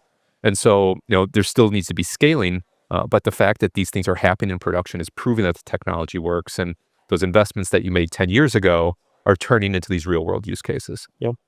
I think on our side, we're finding that, when we make a venture investment, one of the other things we tend to invest in DeFi protocols, stable coins, et cetera, these kind of infrastructure layer financial protocols. We're not focused on some of the more esoteric stuff in crypto. And so we're finding that there's sort of this emergence that's happening of this on-chain credit market, right? So when we're making an investment at the seed or Series A stage, one of the things, the companies are asking us about is, well, what's going to happen on day one of my protocol launch? Who's going to provide capital? And so we end up actually both underwriting the equity investment, but then also in some cases now providing early capital to DeFi protocols, to stable coins, to get integrations with other DeFi protocols, to get to scale, to start that flywheel turning. Because these are, in our view, DeFi tends, and stablecoins as well, tend to be strong network effect based businesses. There's network effects around liquidity. So if you're kind of on the outside looking in of those network effects, you're going to really struggle over time. And so one of the things that we like to do is provide that capital early and products that we've underwritten. And so I think it's part of our broader thesis, which is this transition of credit markets from off-chain to on-chain. Right now, that's embodied in the secured lending markets, repo markets, Aave, Morpho, et cetera. Over time, we actually think that event ends up financing the real economy. And we want to be a part of that transition. Right now, there's not enough mechanisms in place for recourse on real world loans to on-chain capital. But we do think as money flows out of emerging market banks and regional banks, into stablecoins, that capital comes on chain, stablecoin supply grows to $1 trillion. A lot of the sort of architecture or apparatus for actually credit allocations to the real economy are going to sort of emerge on chain, and we want to be a part of that story. So we're both investing in the equity of those opportunities and providing capital to those marketplaces early on as well. So that's one of our ways we're integrating. You mind what I say? So when you guys do that, do you deploy capital for, I'll call it the trade, from the VC funds balance sheet, or do you do that from like Galaxy trading? Separate. Yeah, we tend to segment the portfolio. There are different types of risk, right? Different durations, different risk profiles. So we don't do it out of the same portfolio typically. We like to segment our risk horizontally so that we're not, with respect to venture, you're getting a venture exposure, you're getting 8-year term, 5x upside on the fund, and then on a more credit like DeFi, we want our 10 to 20% exposure or return, sort of risk mitigated, obviously risk protected. We're underwriting the mechanics of that, the security, et cetera. And so, we want to play and be an active participant in on-chain markets, right? We don't just want to be the capital provider for the OpEx for the venture equity. We want to be there actually in the protocol so that we understand what they're doing and whatnot. We think back that you're underselling yourself because you guys are catalysts. You connect startups with networks, protocols, regulators, institutions, you name it. So there's all things that you're doing that people don't get to see, but are kind of driving the industry forward. Running out of time, I want to ask you, how do you see the venture capital ecosystem evolving over time as we get more institutional adoption and also market structure in the next, let's say, 3 to 5 years? I can speak on this from an asset management lens because we've thought about this a lot. I think the prevailing meta for asset management in crypto over the last 6 or 8 years has been towards venture. The reason being, when you talk to allocators, so pension funds, high net worths, family offices, endowments, et cetera, their way of thinking about crypto is it is an emerging technology, and so I'm going to throw it in my venture bucket, and I'm going to allocate 5% of my venture portfolio to crypto venture. And so when everybody in the world has the same perspective, and it all goes in the venture bucket, you get crypto VC being a completely overfunded asset class. It's my view that that's what happened over the last 3 to 5 years. Allocators found out that they realized they wanted to allocate to crypto. They allocated some to Bitcoin, and they allocated the rest to venture. And I think if you believe that blockchains are actually a new financial market, which we do, that sort of the on-chain rails are going to be the emergence and kind of emerge into the traditional financial services industry and bring, and sort of compete for that opportunity, you're going to have to actually build financial products beyond venture, right? So credit products, arbitrage products, right? I think the meta for asset management in crypto is actually away from venture over time, or venture as a smaller portion of the total sort of institutionally managed capital than the last 6 years. I think, there's just been, having been at the forefront of those markets, and we have our unique forms of edge at Galaxy to win deals and work with great founders, but there's just been an oversupply of venture capital, in my view, versus, the opportunity set in the immediate term. And maybe we'll be surprised by the market size on the upside. I think we're all betting on that. So the venture capital will be well compensated for, but I think, expansion of new products at the frontier is really where the market needs to go. Looking forward to see that.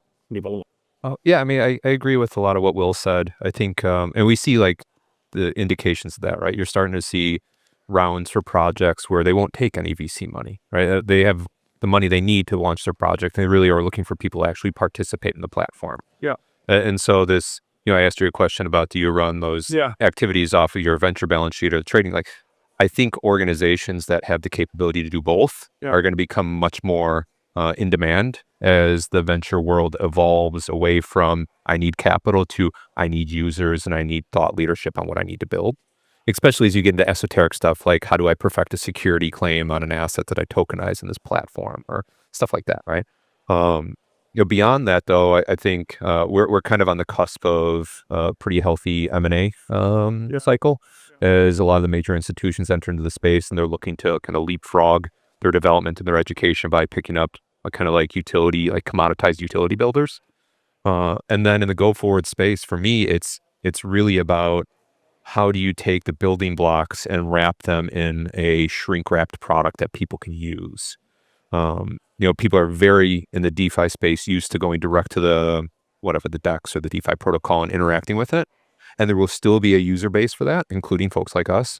But more and more, the demand is going to be to abstract that all away. And they're just going to want a product. They're going to want to be able to subscribe to that product, whether or not it's via their traditional banks or otherwise, and kind of not have to think about the blockchain at all behind the scenes. And so I think that abstraction will continue to be a big theme over the course of the next few years as it becomes, use case based as opposed to protocol based. And it's good that you have a decade plus commitment. So we'll hold you accountable to that. I'll be back here in 20 years.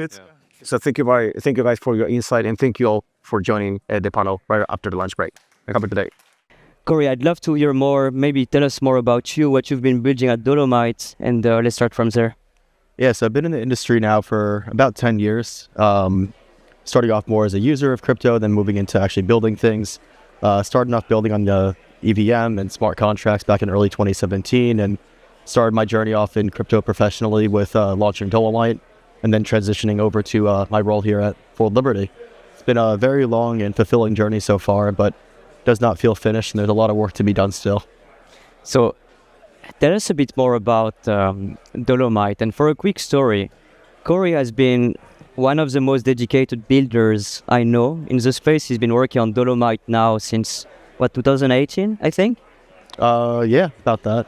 Tell us a bit more about all the transitions you had to go through to reach this point where you are currently one of the largest DeFi protocols in the space. Yeah, I mean, like the story with Dolomite started off as building one of the first decentralized exchanges, took a calculated bet on where it might go to, and then eventually pivoted from that into a money market protocol. And that experience of building across the entirety of the tech stack, ranging from DEXs to money markets, vault products, and other kinds of smart contracts and systems, paved the way really nicely to a lot of the work that would have to be required then for World Liberty also. Perfect. Tell us a bit more about World Liberty now. How did you get into it? Actually got my initial involvement came from an early Dolomite user that ended up being one of the lawyers involved in the incorporation of the business. They had known me for a long time, maintained a close relationship with him, and actually found was looking for individuals that could have the technical prowess needed to actually bring the project to life, and was humbled by him reaching out. It was really cool. Okay, what are you the most excited about now that you're here at World Liberty Fi? How are you seeing the future? I'm really focused on USD1 and its growth. We do see that as our flagship product, and there's a lot of products and services that can get built around a stablecoin. We're seeing other stablecoin issuers, be it USDC and USDT or even others, looking to roll out different kind of products and services ranging from chains to different kind of financial instruments being built around stablecoins. And we have our own take on it that we think is really important and also not necessarily tested yet in the crypto world. We're not necessarily fixated on launching a chain or trying to do things more so deeply in the crypto world, so much as we can take the existing crypto tech, marry it with Chainlink the way that we have, and bring it to TradFi and to the Web2 world and actually get them on chain then. So what's the big next step for you guys to be able to onboard the next wave of users who are not yet into crypto, but who could get into crypto? So we have a certain philosophy internally that we think a lot of companies will eventually move on chain. And so for that reason, we think it's really important for us to build products and services around USD1 that can ease the process of taking a traditional Web2 company and actually getting them on chain in some way. This could range from more traditional Web2 businesses that just have payment processing back and forth to businesses that have not only payment processing, but maybe an entire ecosystem built around their products and services where there's more than two parties involved in transactions, and stablecoins are a really good payment mechanism to facilitate this. It's kind of a given at this point. If you start a business nowadays, you sign up for a credit card merchant processing with Visa, Amex, and any other payment processor or network you want to be able to support. And they take their 2 to 4% cut out of every transaction you have in your business. And we think that status quo is going to eventually go away with stablecoin dominated rails. And we want to see World Liberty Fi and USD1 be one of the dominant payment conduits for facilitating and bringing that future to life. Do you see USD1 as one first step towards more tokenized assets being issued on the platform, or how do you see that playing out? Yeah, I really do. And I think that generally speaking, like we've seen stablecoins take off as our first really big 0 to 1 use case in crypto because it's the base layer of how you build an entire new economy. You know, everyone talks about how crypto rails just isn't quite compatible with TradFi and we have to bring TradFi on chain. And it's not just like hearsay that people go ahead and say that. Instead, like the reason why that's being said is because everything is so incompatible with the rest of the TradFi world. You know, you really have to be able to bring it into the system. And you can't really transact in cash the same way that you typically would through a brokerage account or in TradFi. Instead, you really transact in stable coins. Like that's the universal language that value can move. And value can move from any number of things, from payment processing I was just talking about and alluding to, but also to obvious financial transactions if we start bringing more traditional financial services on chain as well. Yeah, that makes a ton of sense. I mean, tell me, how do you see the next kind of few months evolving, right? Like you're focused on USD1 adoption right now.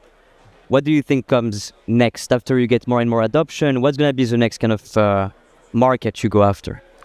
Well, right now, like our North Star really is guided by USD1 growth and dominance. And that process is of course going to be a long road. We all expect that. And part of the game right now, we call it scorched earth internally, where in order to properly compete with USDC and USDT, and generally just be a widely used and accepted stablecoin, you have to be in all of the same places that USDC and USDT are. You know, be it on exchanges, on chains, being very easy to access as well across these different networks and places.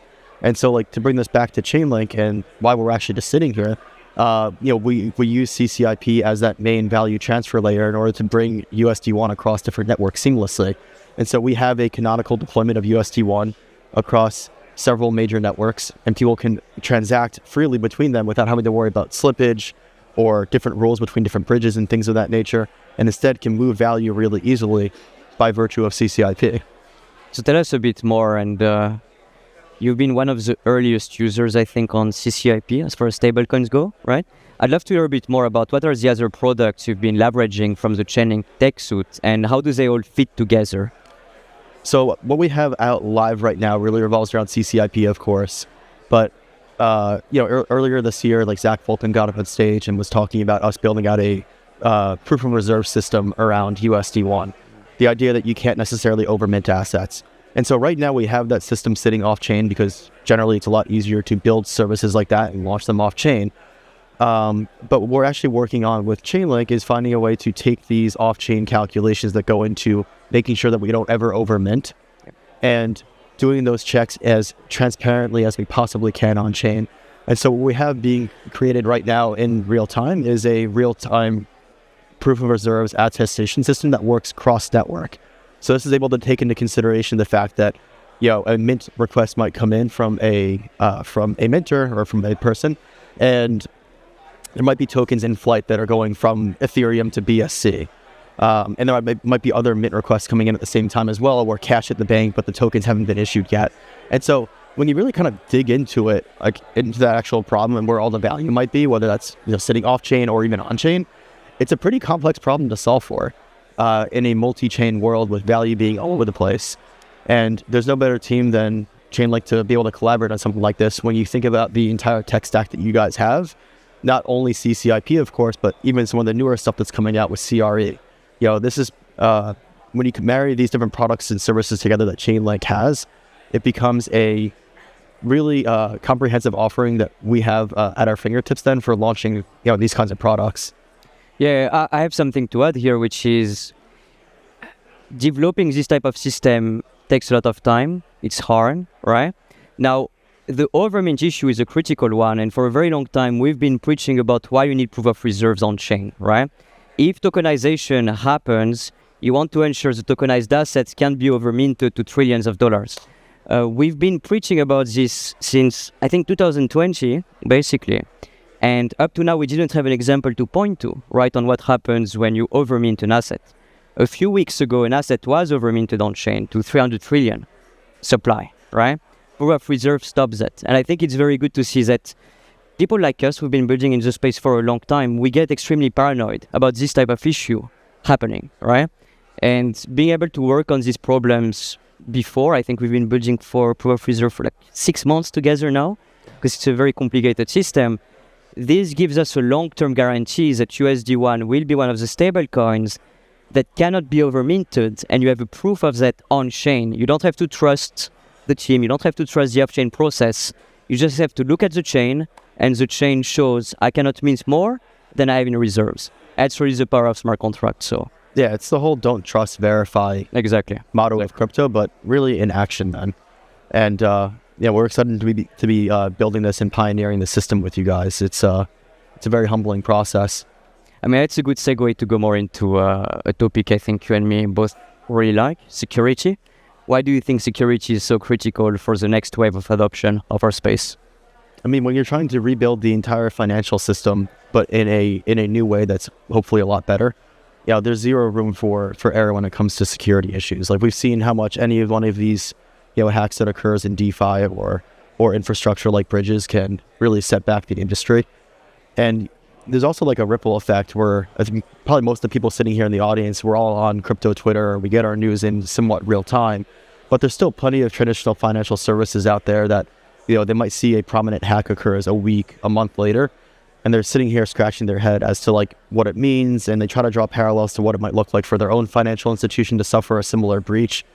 And these kind of systems that go through these kind of breaches are very different than what might otherwise happen in TradFi.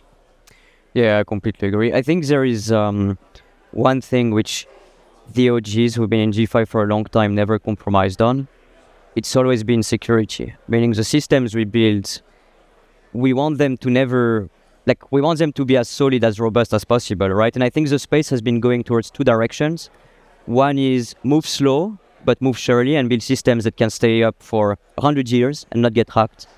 The other approach, which is more new, which I hope we can contain, is let's move fast, let's break stuff, kind of Silicon Valley startup mentality, which doesn't really work in DeFi, because in DeFi, if you mess up, you lose hundreds of millions of user funds, right? So I think being able to build with folks like you who have this security long-term in mind is really critical, and that's why DeFi exists today, right? If DeFi was all about moving fast and breaking stuff and innovating on chain and not worrying about security, then DeFi wouldn't really exist today, and no institutions would want to join our space. Yeah, I mean, it really boils down to if you care about staking your reputation for the long term, there's no ability to compromise on security then. If you want to build a system that will last for decades, there's no ability to compromise on security then. And just for those reasons, we see ourselves as being long-term players in the space. Both you and I have also been involved in the industry, even outside of our current roles right now, for quite some time. And we think it's really important to be able to build for the future that way. And there's no other way around it. So let's go more high levels. And you and me deeply, deeply believe in this space. We believe it's the future. We believe it can bring about a better world for everyone. How do you see the impact of USD1 and what you folks are building for the US in the next few months, few years? Yeah, so for USD1, we do see it as the generally neutral stablecoin. When you think about USDC being heavily tied to Coinbase or USDT with some of their rollout strategy, we're trying to roll out something that's truly neutral across all different venues and partners. So we're not trying to build a chain, we're not trying to launch our own exchange, we're not trying to partner with just one person necessarily and then create massive conflicts of interest for all the other partners we want to work with. And when you think about how the dollar, just as a financial instrument, is rolled out generally across the world, it's really no different. Yeah, people see the dollar as this general ability to transfer value back and forth, and it's a lack of a tether, I guess, or lack of tie to any one thing is a big reason why it's so widely used. And if you want to see USD1 or generally stable coins be widely used out there, like USD1, we have to make sure that's not necessarily tied to any one thing. So we want to continue to add utility to it. We want to roll out more products and services that make it easier to use. We've talked about our mobile application, other things we're rolling out that will be end consumer facing that I think also can have a really positive impact on not only people in the US, but actually abroad also. And we're really excited to see what the implications are for some of these services as they get rolled out, because I think we're at the tipping point generally when you think about how much the technology has progressed with having faster chains, layer 2s, where regulation is right now with the ability for financial institutions to start moving on chain and actually start handling fiat that can then start to play in the on-chain world. When you think about all these things that have been built and have taken time to come together right now, And you think about the things that could get built if they started from today's building blocks and today's infrastructure, a lot of interesting things can be done.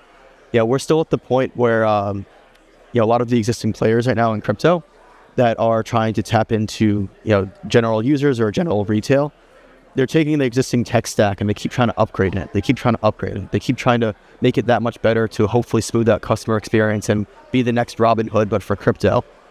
And I think that the way that will eventually happen is not from one of these existing companies pivoting every couple of months and trying to get themselves marginally better. I think it comes from taking the existing legal building blocks that are now in place, all the existing tech stacks, and being cross-chain native from day one, from working with issuers that are able to settle custody out from around the world, having good banking partners that are able to also handle fiat from around the world. You can't just take an existing business and start trying to hodgepodge or put all these different things together and roll out a business that way and think that you're eventually going to win, because you're just bringing along a lot of technical debt and baggage along the way. But instead, we're taking this approach of, let's take all the best stuff that exists today and start from here, instead of trying to work from what would be considered old technology at this point, from a 2020 base layer instead of a 2025 base layer. That's what I'm trying to say to get at. That makes a ton of sense. And in terms of focus, where are you guys the most focused right now? I know you have a global aspiration. Are you guys starting with the US and looking to expand from there, or are you going to have a more global reach from the get-go? We do have a very US-focused mindset, especially on retail with some of the products that we have alluded to coming out in the future. But generally, stablecoins are global just by character. So when you think about the fact that you have a stablecoin, you can send it to anyone in the world. You can bring it to exchanges that support it, in anywhere from Asia to the US. That means that you're always building for a global audience, and then you have to kind of hone into specific areas when you want to service key use cases that you think might be lacking, or otherwise want to expand your product's reach then. Yeah, I agree. I think there are a lot of countries, and that's what I like about you guys. You guys are going global also, right? Not only US, starting with the US focus, but looking to expand from there. So many countries are seeing hyperinflation, double-digit, triple-digit, and having a USD stablecoin can literally save life, right? Yeah. So, at the same time as helping other people, we're also helping the US exactly. with maintaining global dollar dominance, and that's a really important part of our mission. We are very US focused. That's our nexus point for obvious reason. But then we're able to also bring tremendous financial services across the world and make the world a slightly better place, hopefully, in the process. Amazing. Well, Corey, I'm glad we're on this journey together after 7 years, hopefully 10 more years of collaborating. Absolutely. Is there any last word you would like to leave the audience with? If you haven't, just go ahead and try USD1. I think it's a lot easier to access than people might otherwise expect. We have plenty of listings out there where it's across many centralized exchanges. It's also starting to lose track at this point of how many chains we're on, but it's on 5+ chains as well, or you can transfer it easily between different networks using CCIP. We also have our own bridging implementation built into our existing website at worldlibertyfinancial.com, which is, of course, all powered by CCIP. And I just wanted to thank Johan and the rest of the Chainlink team for being great people to work with. It's been a pleasure to expand your products and services and really push them to its limit so we can bring the next wave of adoption together. Well, thank you for being the best partner we could hope for. Thank you, Corey. Cool. Thank you, everyone. Thank you, guys. All right. Can you guys hear me? Yeah. Awesome. Well, thanks, everybody who's here today joining us to talk about Sol Season, why institutions are choosing Solana. I'm Nick Dukoff, Head of Institutional Growth at the Solana Foundation, and I'm really excited to be joined today by Thomas, Sam, and Gio. I'm going to let each of them briefly introduce themselves before we jump in. Thomas? Thanks, Nick, and welcome. Good to be here. I'm Thomas Cowan. I lead tokenization at Galaxy Digital, which is a crypto-focused merchant bank. Hi, everyone. My name is Sam Tenkei. I'm representing State Street Investment Management. We are the 4th largest asset manager in the United States, and excited for the conversation. Hi, I'm Giovanni Vicioso, Global Head of Cryptocurrency Products for CME Group. For those of you not familiar with CME Group, we are the world's leading derivatives exchange. We entered this space in 2016, offering first regulated benchmarks for Bitcoin, and then launching futures and options on now Bitcoin, Ether, Solana, and XRP. Terrific.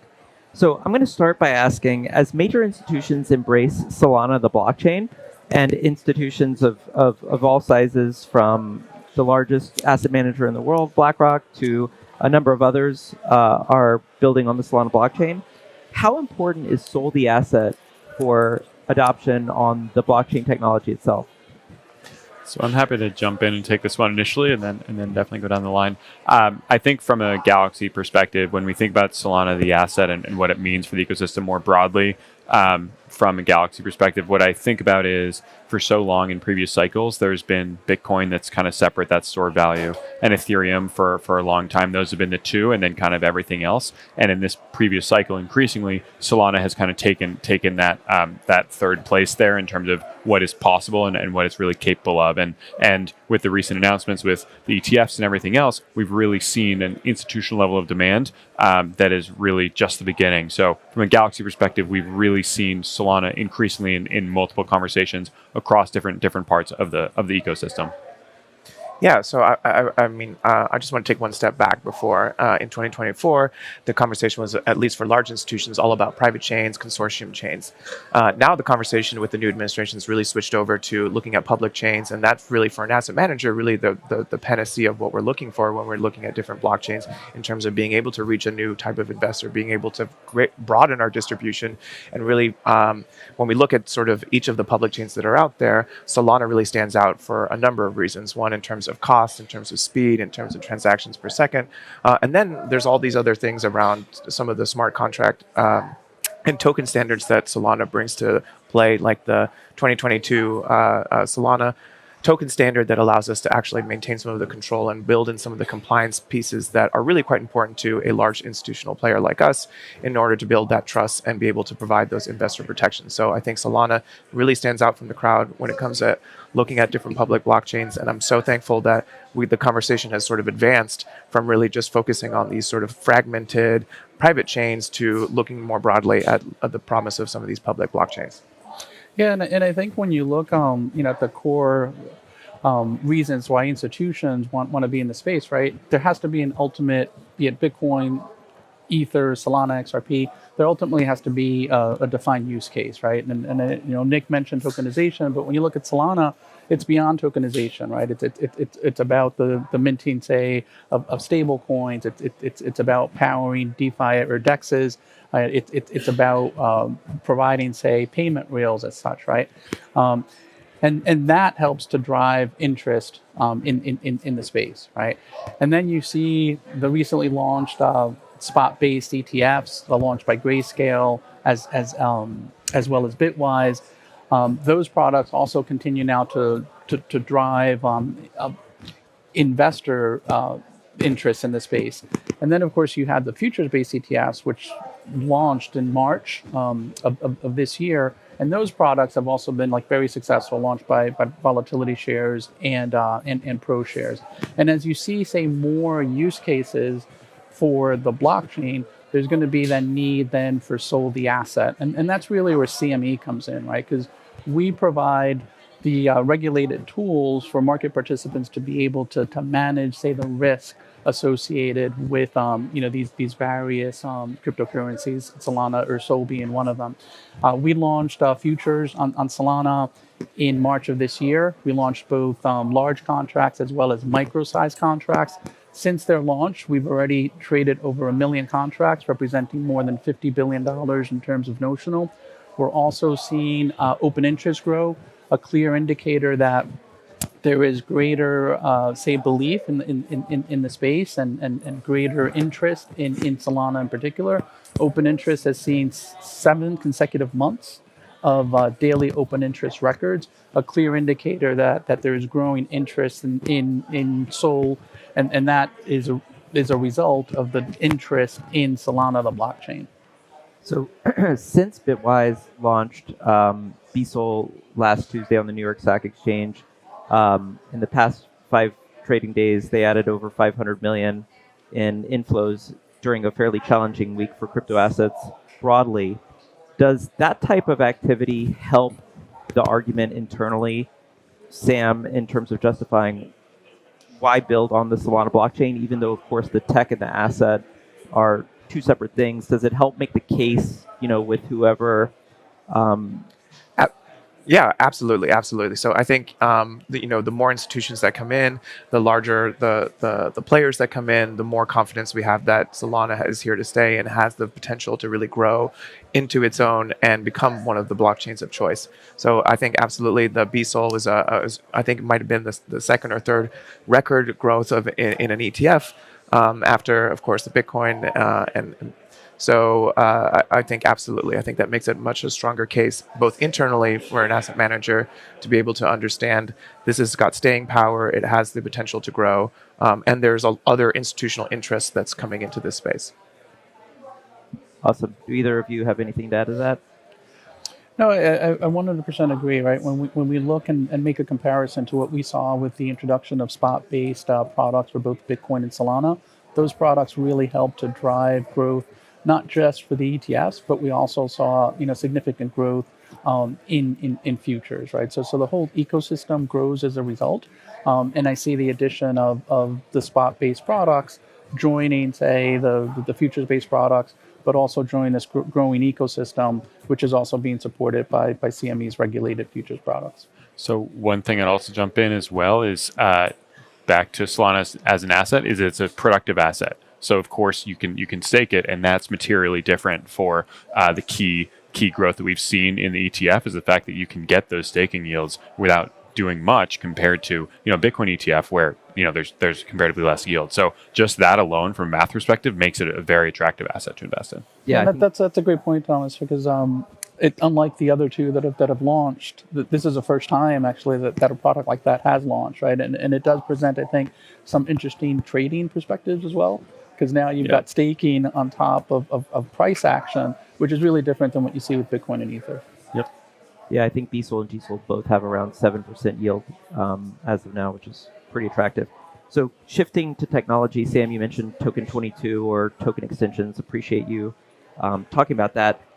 When you think about interoperability, what are the key connection points that each of you in your respective organizations need to connect the blockchain and tokenization activities you're undertaking with the traditional financial infrastructure?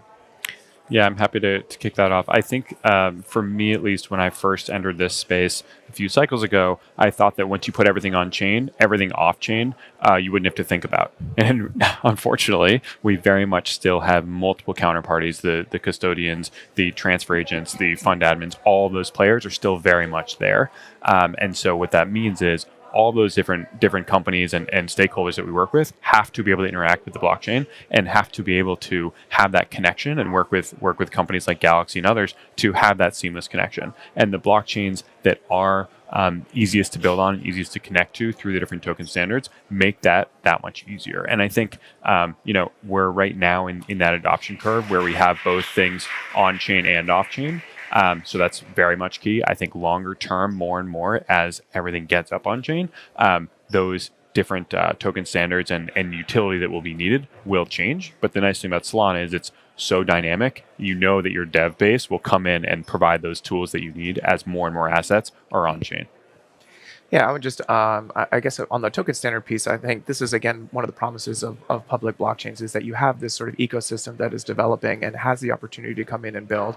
And so I think that we see much more faster engineering and advancements of the technology on a blockchain like Solana, which is much more amenable for an asset manager like us, where we really want to be on the cutting edge. We want to be able to reach the investor where they are.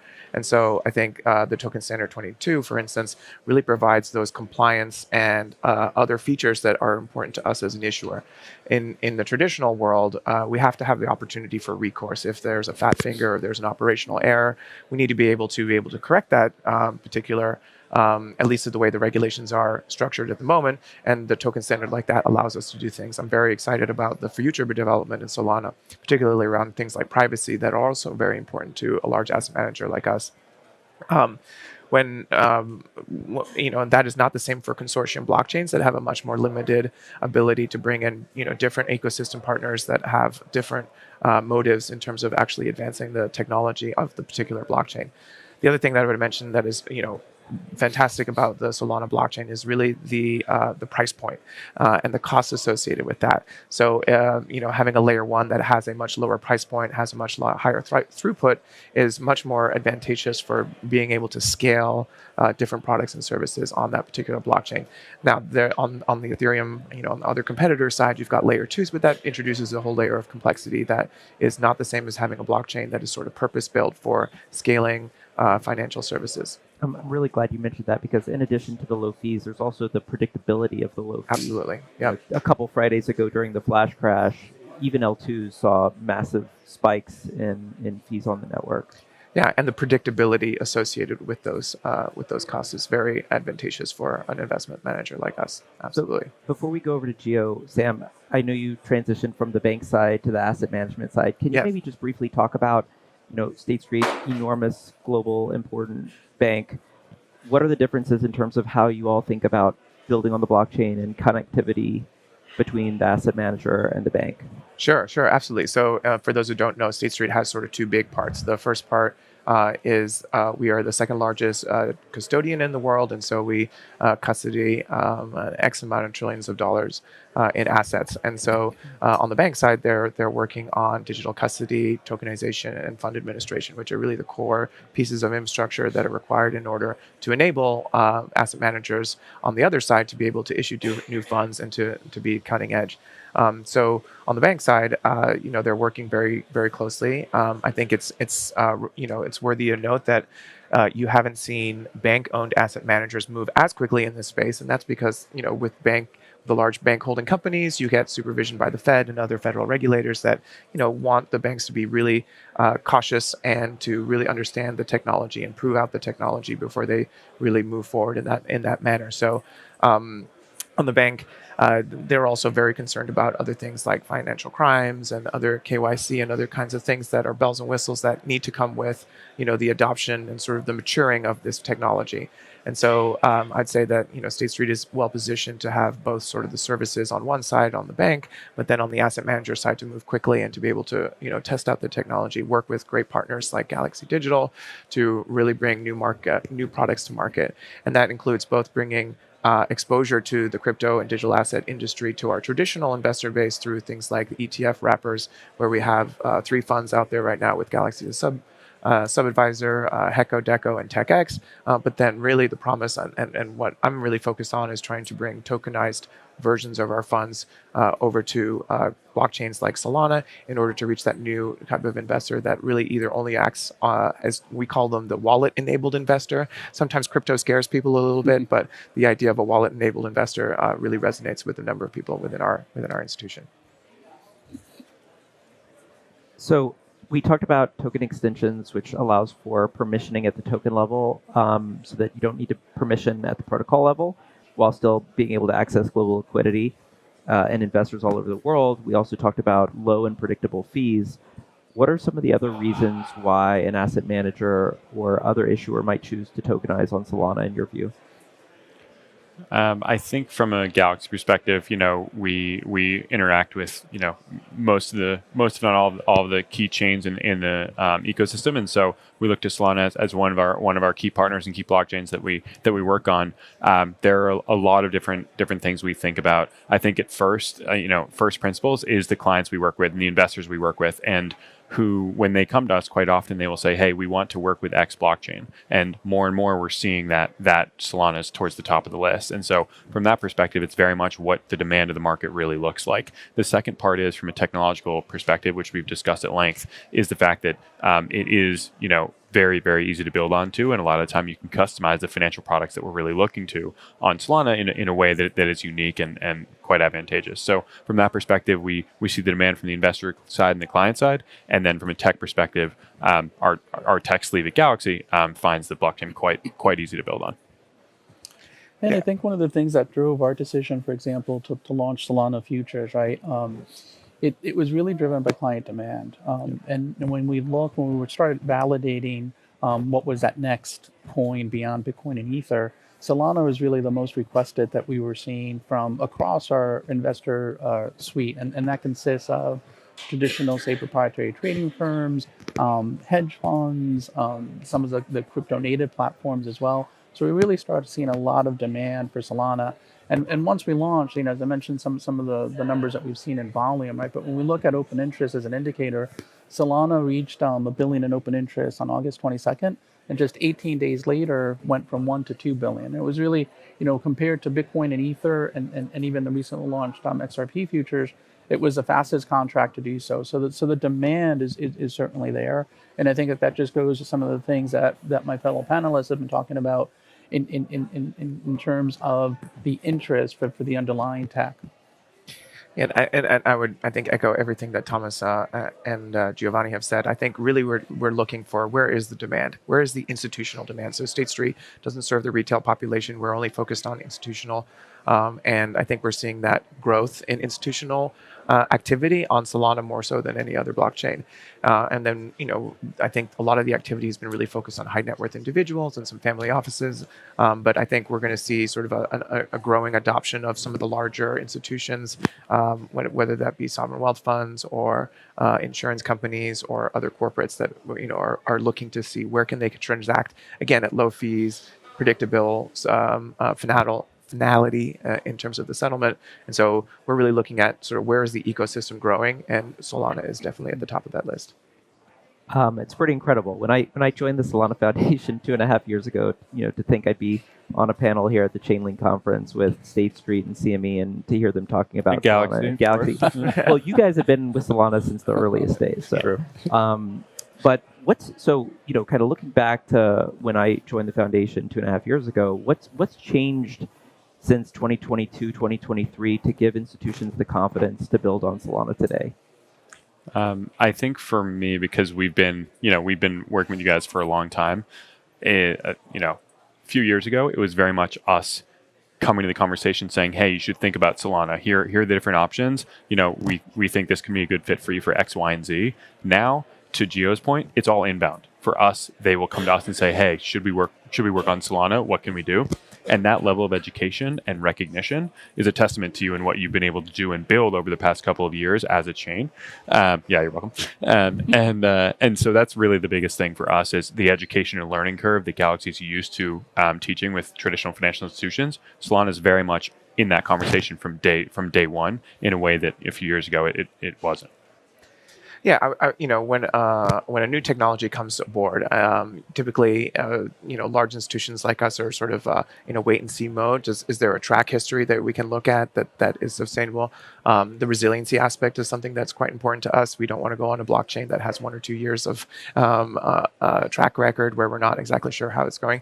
And I think what we've seen consistently is that Solana has been able to deliver that resiliency, those lower costs. Again, I mean, it's all about costs in some ways, and then the ecosystem that's really built. And so, there's staying power. And so the track record is a big part of it. I think the other part of it is, and maybe this is not specific to Solana, but with the Biden administration, there was really a clampdown on sort of crypto more generally, the use of blockchain technology more generally, in terms of skepticism that it was really a fit for purpose for financial institutions. And now in the change with administration, the passage of the Genius Act, the proliferation of stablecoins, we're seeing many more momentum, not just from the existing regulators like the OCC that have been providing additional clarity, but also from the SEC. Chair Paul Atkins wants to make America the crypto capital of the world, and so it's those encouraging signals from all angles of the government that allows large institutions like us to bring our products more on chain. And typically you hear about regulatory clarity. I think we're starting to get more regulatory clarity. The next thing is really legal certainty. And so once we get these acts passed, this is fantastic. We'll see the Genius Act really promulgate rules in 2026. Then we'll get real legal clarity. And so I think this is just the first inning of a multi-year race, where now that we've got more clarity, we'll get the market infrastructure built towards the end of this year. hopefully if the government reopens, otherwise that'll be a Q1 at 2026. That'll bring additional clarity. And then in 2027, for instance, when we have more clarity around token classification, who has oversight, the SEC, CFTC, how do they all play together in terms of bringing real tokenized assets on chain, then I think the floodgates are open, and you'll see not just State Street Investment Management, but multiple asset managers that come on chain to really bring new products to market and reach new audiences is really one of the big, drivers behind a lot of the activity that's going on here. Yeah, and I'd say that it's a function, say, of maturity, right? And when you look at some of the things that Solana has done in terms of improving, say, uptime, for example, right? That helps bring a lot of confidence to the marketplace. And I think if you just look at 2022 to where we are now, we've kind of like moved from what could be, and now we're seeing really more proven reliability, right? And there's just like greater maturity in the space. And when you have products such as those offered by CME Group, now you're also providing the marketplace with the tools that they need to manage some of the volatility that's present, not just for Solana, but really across the cryptocurrency space. So last question, we're obviously seeing asset managers wrap digital assets into ETFs, and those are seeing, great market acceptance. We are also seeing asset managers wrap traditional products and bringing them to the blockchain. There's now $30 billion of RWAs on chain. Do these two things converge at some point? Is everything going to end up on the blockchain? I think in many ways, from a Galaxy perspective, maybe I'm biased, but our answer is, of course, yes, because we think that the long term, the future is tokenized. The question is how we get there and which asset classes we're focusing on today versus in the longer term. And so the question for us is how we can demonstrate this technology and the benefits of it, both from digitally native assets to the actual just underlying RWAs to institutions like State Street and some of the other bigger players to be able to show that, hey, this technology really is here to stay and it will transform the back end, but not the high level relationships that you all have. Yeah, I think we're going to be living in this sort of in-between space, this transition phase. I don't know if it's 5 years or if it's 10 years, but absolutely we see the trend line going in the right direction. The other thing I would mention is that, you see a lot of digital twins out there at the moment. I think that is something that will continue to grow over the next several years. And then as we get more regulatory clarity at the end of 2026 and the beginning of 2027, we're going to see a lot more digitally native issued products. And that will come with either exemptive relief from the SEC in terms of being able to maintain a smart contract registry, on-chain rather than off-chain. It'll come with advancements in privacy, digital identity. So there's still a few things to be worked out to be fully on-chain, to really see the benefits of having a tokenized asset or a tokenized fund share on-chain, and being able to use it in DeFi, being able to repledge it and other things like that. So I think there's still things to be worked out, but I'm very excited about the momentum and change that we're seeing right now, and I hope that regulatory acceleration and the institutional adoption continues to grow. I think we're going to have to end it there. Thank you all so much for joining us today. Thank you all in the crowd for listening in quietly. And we'll be hanging around, so please say hi. Thanks so much. Hello, everyone. I just want to make it clear I am also part of Crypto in America, but that's my other company. I'm excited to be here today. I think this is so interesting that we are wearing headphones on stage. It takes some getting used to. Yeah. It does. I've done this before. We're radio hosts. Yeah. Right? And Stani is like our guest in studio. I've done silent disco, so I have a clue how this works. Yeah. Okay. Well, I am Jacqueline Melanik, and these are my co-hosts Eleanor Tier and Gerald Gallagher, and we are joined here today by Stani Kulichov, the founder of Aave Labs. He founded ETHLend in 2017, which is one of the first decentralized lending protocols on Ethereum, and later launched Aave in 2020. And it's now the world's largest DeFi lending market with over $64 billion in deposits across 14 networks. He's also the founder of Aave Labs, like I mentioned, and is the team behind key innovations like the upcoming Aave 4 upgrade, Go, Aave's decentralized stablecoin, and Aave Horizon, which we will talk about as well, and has attracted more than $500 million in assets in the past 2 months alone. That's a lot to say. Stani, welcome to the show, and thanks for joining us on Crypto in America. Thanks for having me. We always like to start by asking our guests, can you tell us what Crypto in America means to you? You got the microphone. Oh, no, sorry. All right, no, you're good. Yeah, I mean, I think it means an opportunity in the sense that, opportunity to build and use a technology that will empower a lot of people, not just in the US, but globally. And the best place to build it is obviously here. There's a lot of talent, and regulatory landscape is better now than it used to be 1 year ago. And I think that's why also as a team, we started in Europe, but we have a presence here in New York since 2021. And we believe that, technology can be built from here and also can empower a lot of Americans in the future and bringing just better, more cost-efficient financial opportunities and transparent markets. So, Stani, I want to ask you, we're here at SmartCon. The suits, I think, are here. There's obviously a deep alignment with traditional finance. I think the last time I saw you was ETH Dublin, notably fewer suits out there. And I'm curious. It was a hackathon, I think, right? Right. Yeah. So a developer audience. Few more. Mostly no suits, yeah. Yeah. But so the question I want to ask is, you guys work very closely with Chainlink on price feeds, and there's been this big notion of, with regulatory clarity comes institutional interest and adoption. What has it been like to see more traditional financial players enter the DeFi space, and how do you guys think about that at Aave? Yeah, I think it's a really net positive, especially that's with tokenized assets that is getting a lot of attention. And DeFi is really important for institutions and tokenized assets because that provides the ability to create utility for tokenization. Because once you tokenize, it doesn't really help if you don't have any sort of use case afterwards. It's just basically the same old on chain. So from that perspective, that's been really interesting. But one important piece has been education and being able to educate institutions of the benefits of DeFi and how to do it in the right way. For example, why fully kind of like a gated system won't be the same, and how do you reach liquidity network effects? And there's different layers of DeFi. So I think institutions want to start, depending on their scale and size, from different points of view. I think fintechs are the most kind of eager to understand DeFi and figure that out as a kind of like a yield source for their products, especially in an environment where interest rates are going to go down, and they need to figure out retention for their platforms.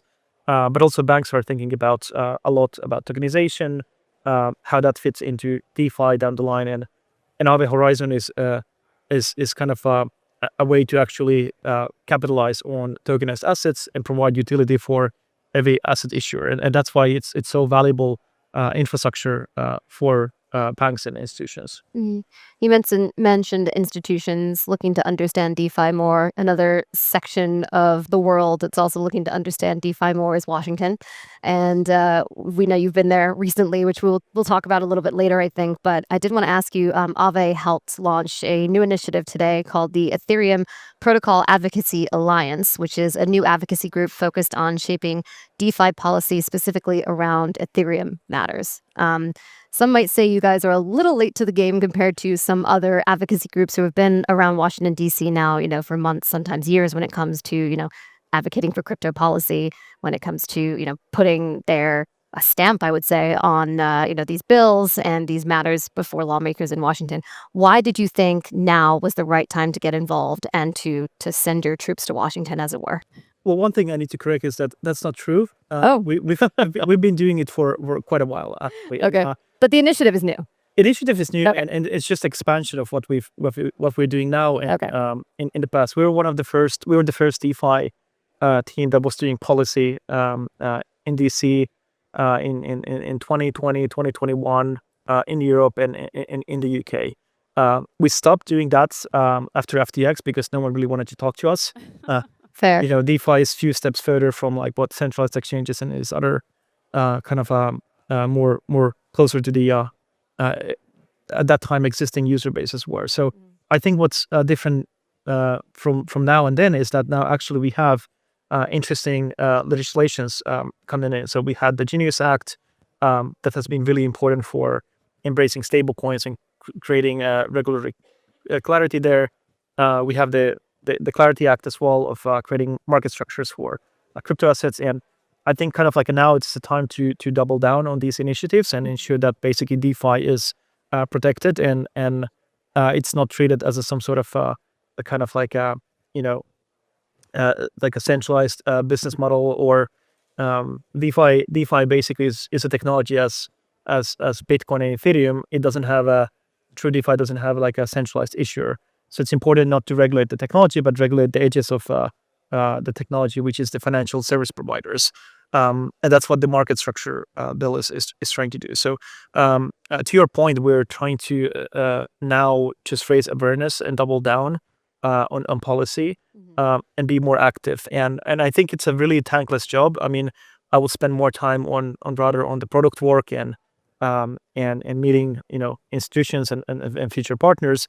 But at the same time, I think having the right policy for DeFi can actually break it or make it for the whole industry. But just to be clear, this is a new group focused on Ethereum matters. Exactly. And that's also because Aave was kind of like born and raised on Ethereum. Yeah, understood. When it comes to DeFi adoption in America, Stani, I know you travel a lot for work and you probably see a lot of regional differences. How do you kind of differentiate what the opportunity is stateside compared to, maybe APAC, Europe, LATAM, and other areas?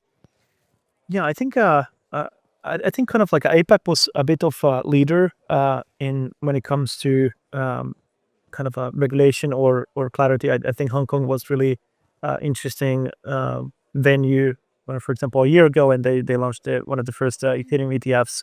And obviously, with the difference with the changes of the administration, I think US kind of like took a much bigger leapfrog in the policy side. And obviously in Europe, you have MiCA regulation, which has been already set and creates a lot of clarity. So there's already like a lot of advances there. But I feel kind of like US is the place to actually set the whole kind of grounds globally. And it matters still globally. And there's still a lot of jurisdictions that don't have any sort of crypto regulation. And I think what we said here, the policies and regulations will affect the whole globally. My kind of like important job is to ensure that DeFi is protected and all these the access to these financial opportunities and providing the transparency is protected, because we have to ensure that we're able to embrace the technology, and regulation is key part of that. So right type of regulation actually embraces the technology and creates innovation, creates a lot of great companies, creates jobs, reduces cost of operations, and scales the usage. Wrong type of a regulation then, on the other hand, can kill the whole space, increase the cost for the users, institutions, and get us back to the same old. Yeah. Yeah, Stani, I want to ask you about there's the technology and then there's the people, right? And so there's been some concern among folks in the US that we're not necessarily protecting the right people building these protocols. Someone else who grew up in Ethereum, Roman Storm, is obviously on trial right now as a developer. What have your conversations been like on the Hill in terms of just educating folks about protecting developers themselves who are writing this code? Yeah, I think that's a really important topic. It goes back to the old discussion of protecting open source, protecting cryptography, even like decades ago. And I think it's a really valuable and important kind of topic and point to always raise, is that essentially like there's freedom of expression of in a form of code, as an example, and that's something that should be protected. And especially because a lot of the developers in the space are building open source systems that simply benefits everyone.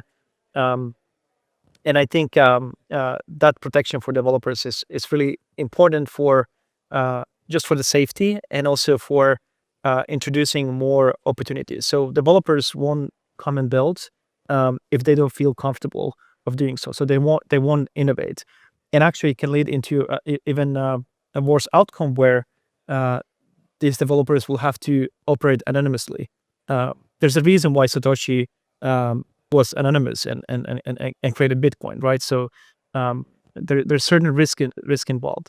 But if we can mitigate those risks and enable full innovation and being able to take these opportunities as a developer or a team based in US, that will create a lot of innovation. And stablecoins are really great. We see a lot of stablecoin startup now with Genius Act, and it's a great way of showing how you can actually export the US economy, and also even for institutions, how they can actually keep the users in their network, even if the funds are flowing out of the institution. So it's really, really important topic that touches innovation and the growth of the whole industry. Yeah. Do you get the sense that they're understanding DeFi? I know from your conversations that you've had, I know you were at the SEC, you spoke with Hester Peirce, you were at the Fed as well. Do you get the sense that they're kind of coming around to this new technology? And are you optimistic when you walked away from those meetings that the industry is going to be okay, at least the DeFi side of the industry? Yes and no. I would say that those who work closely with the industry, crypto in general, decentralized finance and stablecoins, they do have a good understanding of DeFi, the peculiarities of the technology. Obviously, the other stakeholders who are not necessarily involved on the day-to-day or in any kind of have any connection from their work perspective, and their in that sense, there's a quite high educational gap that we have to reach. And I think that education is really key on how we get policymakers on the same table and actually agree what to do on DeFi side and crypto in general. So I think there's still a lot of education. And the good thing is actually there's a lot of people that are going to DC and actually educating a lot of policymakers. So I'm doing this thankless job, but there's actually people who are doing it on a day-to-day basis, and I think that's what will help to have the right type of a policy. Yeah, I kind of want to move on from government talks, Donnie, and get your take on the DeFi side of things with tokenization, stablecoins. You brought up stablecoins before, so we're gonna pull that back in. I know Aave has Go, which is its decentralized stablecoin, right? How do you kind of think about the way Aave can collaborate with institutions in the U.S., fintechs, and so on, with stablecoins in mind, but then also like the whole DeFi infrastructure? What would that really look like to you? Yeah, I think the same way we're using the Aave protocol into these kind of like native crypto assets, the protocol works really well. At peak, we have 60, 75 billion worth of net deposits, and out of that, we have 16, 17 billion in stablecoins. So it's very stablecoin centric and business. But what's interesting is that the whole protocol is very resilient. So we had the Black Friday, and Gerald wanted to ask about that. That's why he's nodding. Yeah. Well, we have Black Friday, and then we're also, I think it was 1.7 billion in liquidations over the last like 24 hours or something as well. Oh yeah. Early November is when we're recording this. Yeah. Yeah. So there's a lot of volatility in the space. There's also a lot of kind of like flushing, a lot of leverage as well, and the protocol liquidated automatically over 200 million worth of collateral in a decentralized way in a highly competitive environment. It just showcases that DeFi is resilient, and that resiliency is what eventually ensures that DeFi will win. And then we just take that protocol that works really well, is battle tested, has been operating for years, and apply into these traditional assets. So we start to actually use tokenized assets as a collateral and borrowing stablecoins. So that's what we're doing with the Aave Horizon. Reached over $500 million market size in a couple of months, using tokenized funds, tokenized money market funds, tokenized credit funds, and in the future tokenized equities, ETFs, credits, and just bringing these traditional assets on chain and providing access to 24/7 liquidity. And the key here is that if we can do our jobs better in terms of cost perspective than the traditional financial systems running on these kind of like existing technology, that is where kind of like the cost savings will come. When you have to have less people to operate these businesses, you can rely on smart contracts and automatization. That is where you start actually winning a lot of institutions, because you're winning on the pricing, you're winning on the opportunity, because at that point it's also cheaper to source credit. The pricing is going to be more accurate because you have more visibility on risk. Everyone can make better decisions on these financial opportunities. And I think that's creates this kind of like a domino effect, that after one institution and another one is starting to plug into not just DeFi but on chain and moving assets onto the blockchain, we start to actually see a really big snowball effect. Can I ask a quick follow-up question on that? Because the notion of smaller teams doing more, I think, is very, very true in DeFi, right? Like Hyperliquid has the highest profit per employee, in the history of companies. But at the same time, a lot of these traditional financial institutions, you could just call them compliance departments who occasionally do financial transactions. How do you see those two worlds meeting, where it's like the devs running around doing things and all the checks and balances that are involved in large institutions? Yeah, I think it's also a question of time. DeFi is great because you can start with a team of 5 people, and you can, build systems that scale to billions of people.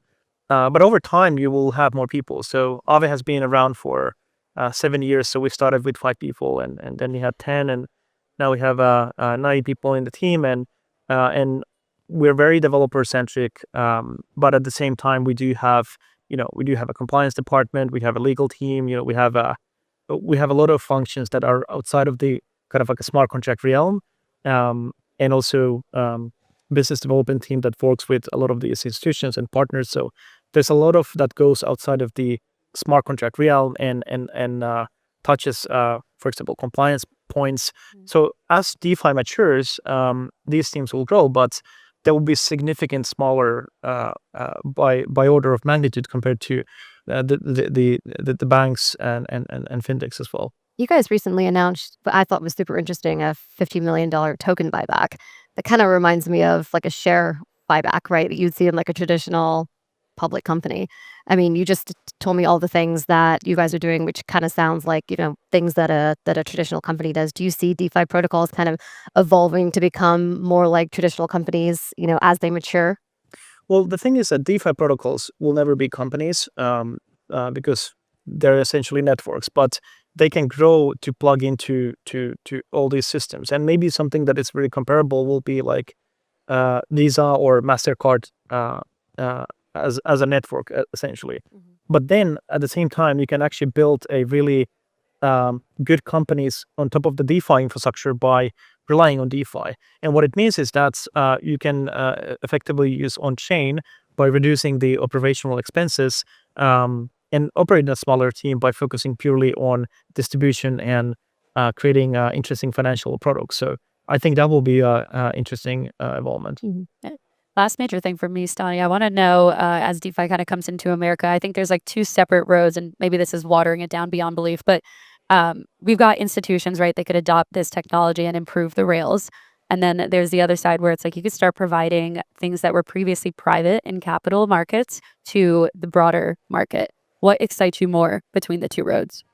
I think bringing access is Aave has always, even from the ETHLend days, it's been always about access. And I mean, our first slogan was like democratizing access to finance, and that's a really great example where you can take an asset that maybe is accessible by high net worths and being able to tokenize that and giving that access to the global population. But also, like, even the access to dollar yield, as simple as it sounds, is a big opportunity at the moment, and especially when the rates in traditional finance are going to go down in the next 18 months. DeFi is starting to become really appealing to also the fintechs as a distributors and at a global scale. Yeah, amazing. Well, Stani, thank you for joining us today on stage at SmartCon. Thank you for having me. Thank you. Thank you. Thanks, guys. Coinbase, no stranger to the space. Been very busy. You guys have been doing a lot. I want to really give you the chance to just tell us what's going on with crypto as a service, right? I think there's some really exciting stuff going on there. You guys have been having some great announcements. You've been working with everyone from global fintechs to banks, brokerages, all over the place. I think what we are exploring today is what happens when a company like Coinbase thinks about really, and we care about this a lot at Chainlink, building deep into infrastructure, deep into the rails. Obviously, UI, UX, a lot of that stuff's important, not discounting that, but I think we want to take just a deeper look, and at least through the Coinbase lens, around how y'all are thinking about building institutional grade infrastructure, kind of with a Web3 mindset in mind, but knowing, especially for a company of Coinbase's size and global scale that you're at, what it's going to require, kind of bring the world's institutions on chain, if you will. So with that, you run crypto as a service at Coinbase. Tell us what that means and kind of talk us through what the offering is. Sure thing. Well, thanks again for having me. It's great to see everyone here at this great event. So people probably in the room know a little bit about Coinbase. The way we think about how the client businesses are organized, very broad brushstrokes, is they kind of fit into two categories. One category is our first party business that externally we make a lot of noise about. That's about direct client acquisition. Our retail business, we acquire retail clients, and our institutional business, we acquire hedge funds and asset managers and family offices and the like. What we're really talking about today, and the business that I look after commercially, is the platform business, which you can think of as really a complement to that first party business. And the platform business is really about partnership with everybody who is not a first party buy side client, if you will, right? So that is the entire universe of financial services, from fintechs, payment service providers, banks, brokerages, and smaller developers as well. And the way we really thought about investing in this business is actually pretty simple. It's been prompted by just demand and growth in the market primarily. So if you rewind the timeline, 6, 7, 8 years when Coinbase was really coming of age with our first party business, the market for infrastructure was still at the time pretty immature. And we necessarily had to build kind of the entire stack of all the infrastructure tools ourselves. And that was hard. We hired a lot of crypto engineers, sort of specialized talent to do that, and really scaled that over time to support our first party businesses. As the market grew and other platform businesses and financial institutions started to say, hey, I'd like to be in this crypto business too, a lot of them came to us and said, hey, Coinbase, how do you think about building this infrastructure? And I think over time, we had enough of those conversations and did sort of some ad hoc things in the early years with some of those partners. Over time, we said, you know what, I actually think we should be in this infrastructure business as well. And so I went to Brian and Emily and our exec team, along with one or two other partners I work closely with, and we made a big push to actually invest in this as a standalone business, and to say, you know what, just as we invest in the first party business, we should have a dedicated infrastructure practice, and let's proactively invest in this and go out and help all of these financial institutions come into the market. And that's going to be a sort of pie growing event that expands the market. We're going to be able to provide safe tools, great security and compliance, and things that we know well, and make sure that growth happens in a safe and compliant way, and actually accelerate to the point where crypto is in the hands of a billion users globally. Because although we're very proud of the first party products we've built, we can't do it all on our own, and there are many other incredible firms out there. We want to help hold their hands and make sure that they succeeded as well. So that's a little bit of the history and how we got to where we are today. I'm happy to go deeper on what that actually looks like under the hood in terms of product, if it's interesting. Yeah, no, I think we should. Maybe just a quick follow-on to that is it fair to say then in these early days, and I don't know what point of time that was, but was it effectively Coinbase providing advice and almost like free information to the financial market, right? And effectively when you guys, because you probably made some mistakes along the way, right? Or some things you're like, maybe we shouldn't go down there, maybe we'll do. Like, do you have any highlights or examples you could share where you remember just some of those early conversations and you thought, wait, we can build a standalone business on this alone, and we probably should. Like any anecdotes, any stories? Yeah, absolutely. It's funny you say, oh, maybe you made some mistakes along the way. That's absolutely true. I think as much as we're proud of the infrastructure product portfolio and believe we have, best in class infrastructure around, trading in markets, custody, staking, financing, data, et cetera. I actually think that an equally valuable part of what we try to bring to these relationships when we work with financial institutions is just the institutional knowledge and the know-how. And a sort of funnier way to say this is like, we know where all the bodies are buried, right? We've walked across the minefield. We've seen a lot of people blow up. We've seen a lot of firms maybe overinvest in the wrong places or underinvest over here. And we get to say, look, we've done this for our first party business, but now with the infrastructure business, we've done it, 260 odd times with other really large firms. And there's a right way to do this. And I think particularly the larger traditional financial institutions who are really coming into the market now for the first time value that, because if you're a chief product officer, a CIO, or on the board of one of these large banks or brokerages, you've got competing priorities, and you're dealing with AI and other frontier things, and you're saying, all right, I know I need to be in this crypto space, but I have to do it in a sort of controlled and intelligent way from a resourcing perspective. And hey, Coinbase, if you can tell me how to make that straight line and not kind of zigzag or get lost in the woods, that's immensely valuable, because it means a faster go-to-market. It means, saving money and not making mistakes. So you're absolutely right that sort of the navigation of the journey is a critical piece as well as the product portfolio. But some of those early stories, were really simple. It's like our first brokerage clients coming to us and saying, "Hey, can I pipe into your exchange?" Right. They figured out, okay, here's the APIs. Actually, I figured out how to use that and actually use your account in an omnibus structure and use that to power my business. And coming to us and saying like, "Hey, my developer told me I can do that. Is that okay? Can we actually buy that from you?" And we were like, yeah, you can definitely buy from us. We have totally a product, right? And so we went through, I think, enough revs like that where we said, aha, okay, there's something here, and let's stand it up. But really, I think the first thing was about obviously connectivity to our marketplaces for the brokers, and from there we expanded out to say, all right, you should use these validators that we operate for staking. You should use our custodial platform as sub custody. You can use our financing business and agency lending and wholesale capacity. And we're now building more and more things in compliance, subledgering, et cetera, et cetera. So that's kind of the shape of how the story's evolved. Yeah, it's great. I'd love to hear about the offering a little bit more, right? And it's expansive, right? So maybe just put this in context. Like I think maybe talk us through the offering holistically, but as you do, if you can give the audience and even myself, right, a little context around like how is this kind of like updating or updating the system, if you will, a little bit from how things are working off chain and how this is kind of improving the institutions or the people that are using the platform, crypto as a service. How's it making their lives better?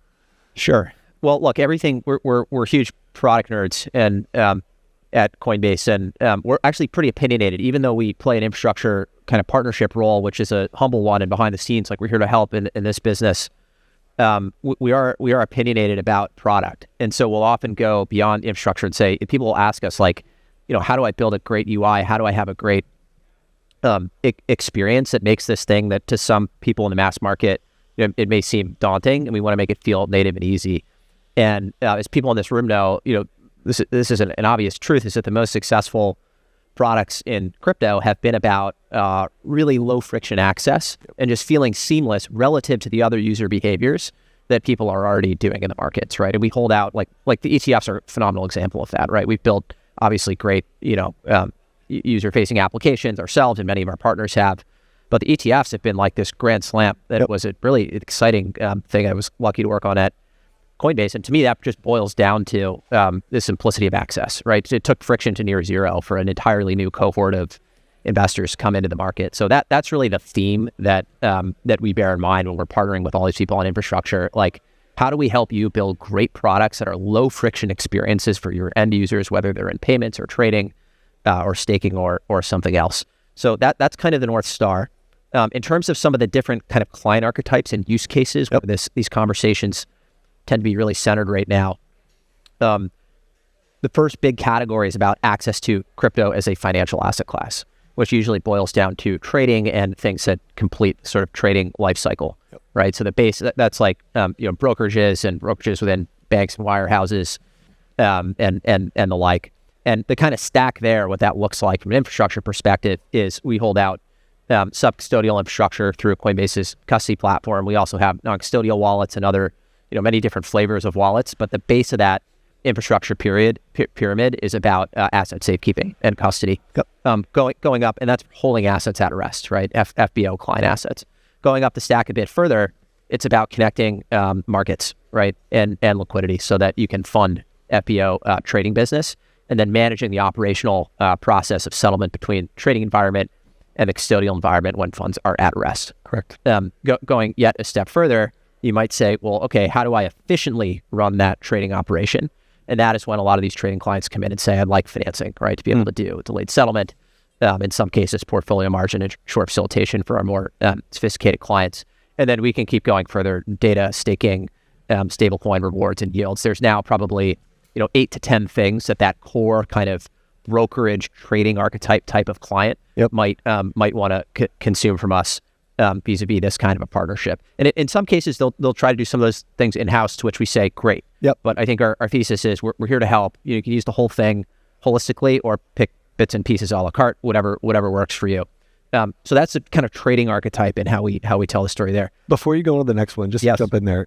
You're saying, it sounds like foundationally, at least on the trading archetype, wallets of some shape, form, or fashion. Yes. Step one. Yes, that's right. Great. Yeah, and it's the most important thing because that's about enabling safekeeping of assets and security, right? And so people always start there.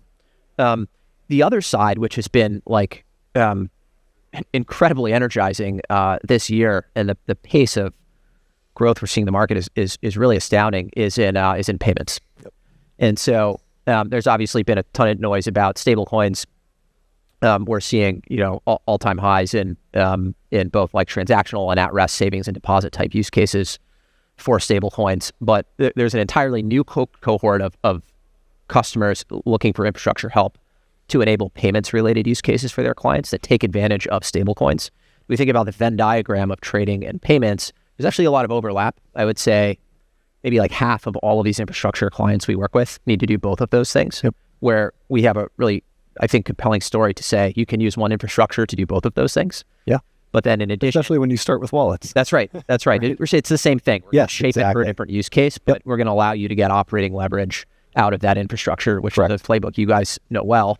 But then the pure play payments firms are really interesting, right? A lot of the PSPs and the fintechs are actually coming into this market for the first time because of stablecoin growth and as a distinct thing from access to crypto as a financial asset class. And they're generally looking for acceptance and payouts related flows, and recognize that, hey, if I can, if there's a lot of people out there holding stablecoin and wanting to pay in stablecoin, that should be another option, right, for how I accept payments. And similarly, if I'm going to enable a payout, if I can do that on a global 24/7 and instantly settling network, why would I not allow that as another option, right? And so I think the case for investing in this for those types of clients gets stronger and stronger as crypto grows globally, because it represents just more demand and more clients who are going to benefit from that investment. Yeah, well framed. Yeah, that's perfect. So you've built out this entirely new bit. How long is take us back, crypto as a service? How long has this been a thing now? Oh man, I mean, you probably had the vision for pretty early on, but firmly kind of in motion. How long has this been it?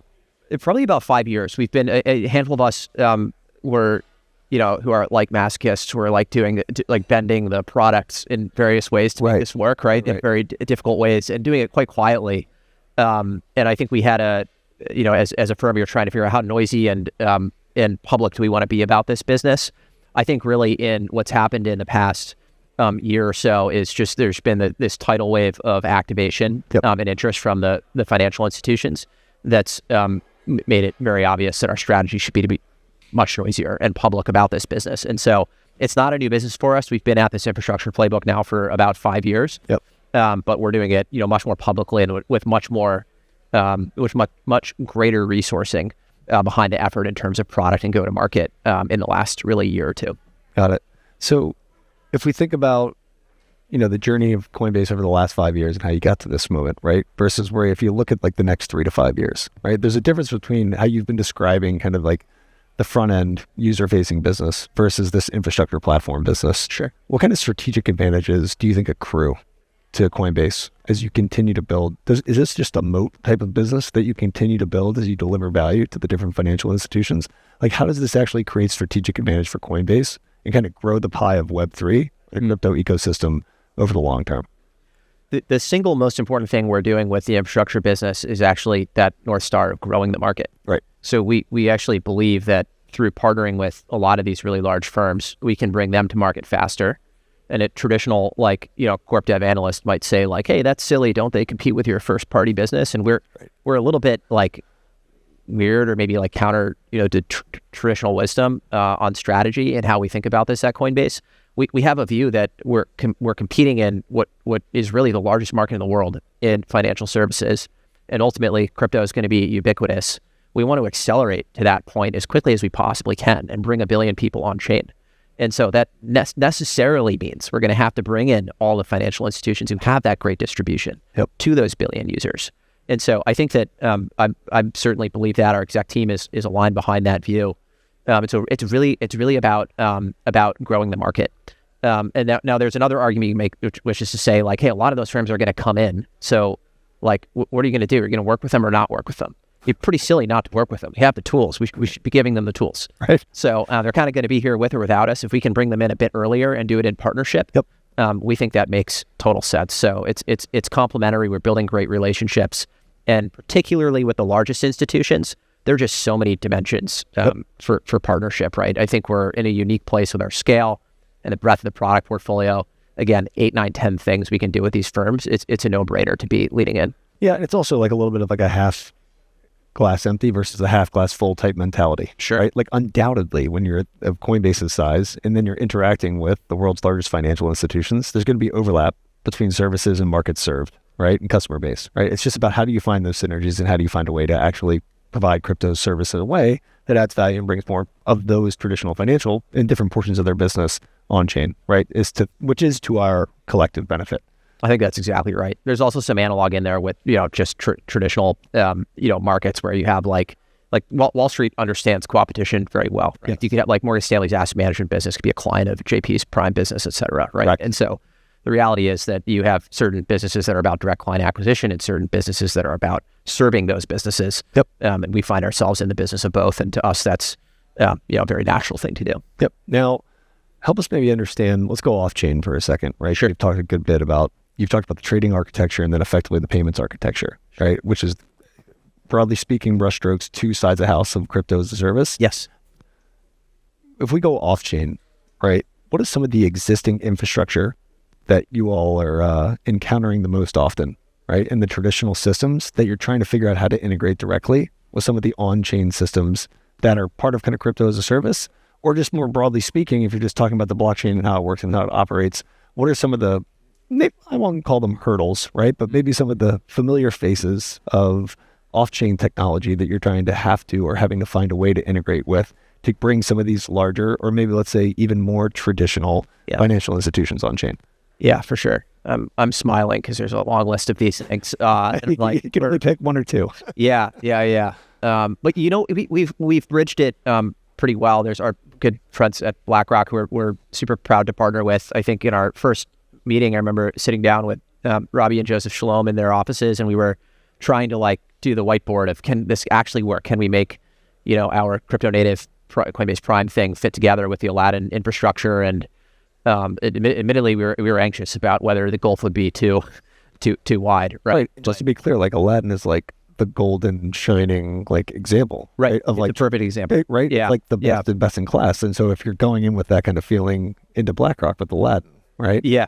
Kind of sets the bar, right? And that was now, 5-ish years ago now. But I think we came out of that meeting feeling like, okay, it's not totally off. It's like they're speaking Spanish and we're speaking Portuguese, so it's gonna work. But many of the things we navigated in that initial partnership have shown up in lots of others. It's really boring things around bridging settlement cycles, right? Most of traditional finance operates on delayed T+1, T+2 settlement, and crypto is instantly settling, which to the people in this room feels like an obviously positive thing, and I believe is a positive thing, but it's a square peg round hole, right? So we have to get creative on operational workflows and having a really sophisticated financing operation to help build the bridges, right? And we use that in our ETF business. We use it in the crypto as a service business to help reconcile between trading workflows. So settlement mismatches is a big one.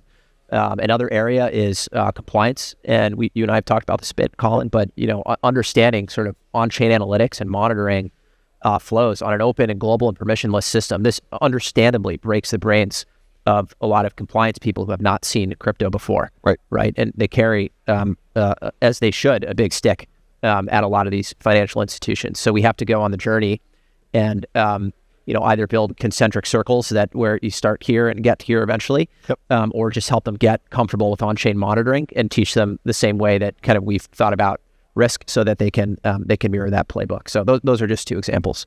Got it. Maybe final thought. You've announced some pretty incredible stuff over the past couple of months. Worked with JP Morgan, PNC, Citi, etc. When you think about this offering and what's going to set Coinbase apart, and you look at, you've been building it for 5 years in stealth, right? Whatever. But now it's crypto as a service, like a packaged public thing. What do you think is going to kind of continue to give Coinbase a strategic advantage in making this offering going forward? Sure. The single most important thing we do is asset safekeeping and trust, right? And so the horizontal expansion of the product portfolio is exciting and fun to talk about, right? And we will continue to expand that portfolio. And the beauty of that is that each one of those things represents a new revenue stream for our partners and clients and allows them to stay on the frontier. So that's like the fun and exciting answer, right? That we're going to keep extending on that frontier. We're going to give them the DeFi mullet. We're going to give them access to a lot of these frontier things, right? But really what boils down, those are the things that come after the decision to partner with Coinbase. That first decision, the fulcrum, what it's really about is trust. And as I am sponsoring something new with my exec team, my board, and saying it's going to be okay, and I'm not going to mess it up, I want to know that I'm doing it with a partner who does things the right way, and understands risk management and security, and those things go at the very top of the stack. And I think that's what really has set us apart and allowed us to work with the JPs and the PNCs of the world. Couldn't agree more. Everyone, Brian Foster, thanks for your time today. Thanks, Colin. Really appreciate it. Pleasure. Hello, everyone. My name is Benedetto Biondi, and I am the CEO of Folks Finance.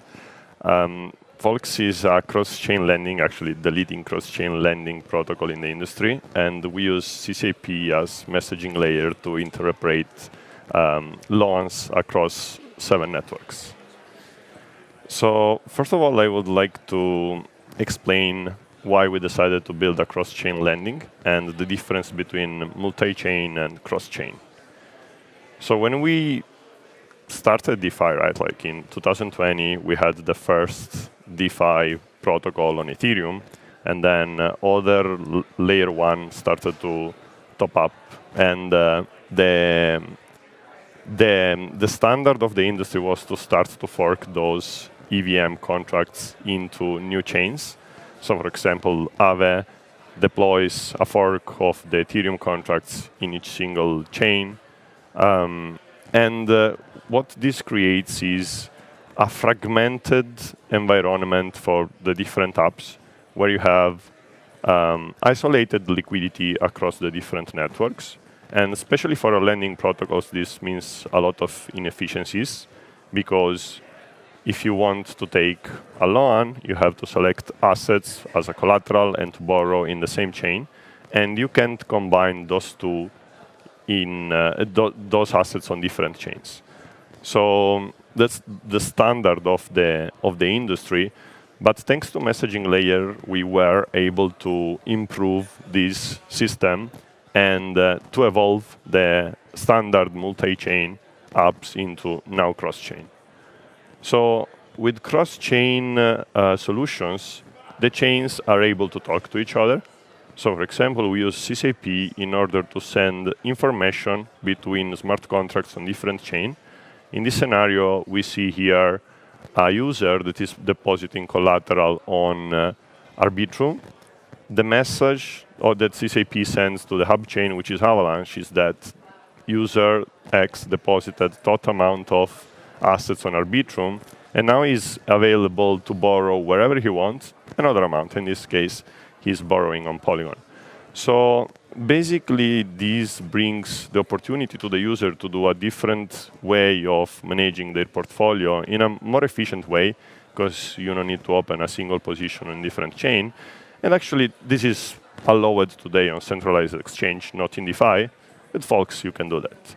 And the user experience becomes much better, in the meaning that you don't need to open different position on different chain. You don't need to bridge. Everything stays in the chain that you want. So if you are depositing a collateral on Arbitrum, in this case, stays in Arbitrum, and you can borrow something else on Polygon. And the way this is being done, again, using the messaging layer technology of CCIP, transferring information across chain and not assets. Another main advantage of cross-chain lending protocol is the unified liquidity pool. So for cross-chain assets, we are able to aggregate assets from different chain into the hub chain. And this allows to have one single pool instead than many fragmented.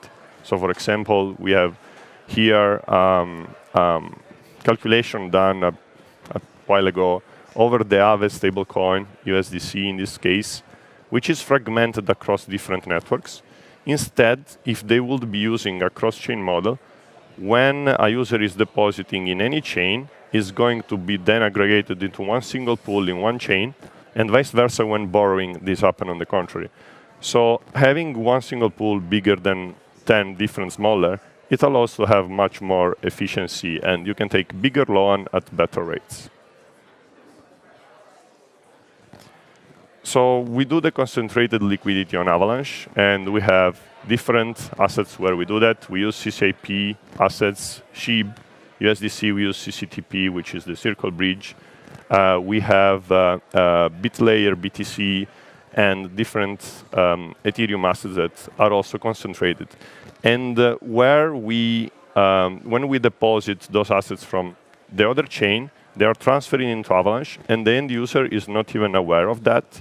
And vice versa, when you are borrowing, for example, USDC on Arbitrum, but you don't know it's flowing from Avalanche where the pool is concentrated. So this allows us to abstract the chain, the gas fees, and the technology in general to the end user. And we really believe that DeFi needs this abstraction in order to be growing. And just as an end user, you don't care where your loan is delivered from. You just care about having your loan at the best way. So this is some number about folks. And we are right now the leading cross-chain lending, as I was saying, on several networks. Next that we are deploying is Monad. And we have seen actually a continuous growth over our cross-chain lending that demonstrates that actually this works. And every time we add a new chain, we see how the network effect actually help each other, because users can combine different assets on different chains to create their portfolio management of loan. So this is a little demo on how it works. So we are going to create a new loan. Very simple. You can choose between different type of loans. We have different efficiencies, which are good for looping strategy. And now we are creating a standard loan. We're going to collateralize some link. So you see, you can choose between different assets on different chain. Now I'm collateralizing link on Polygon. So it's about $15. So what is happening here is that we are collateralizing, and then the messaging layer, as said, is transferring the information into the hub chain. And then the hub chain allow me to get a loan somewhere else.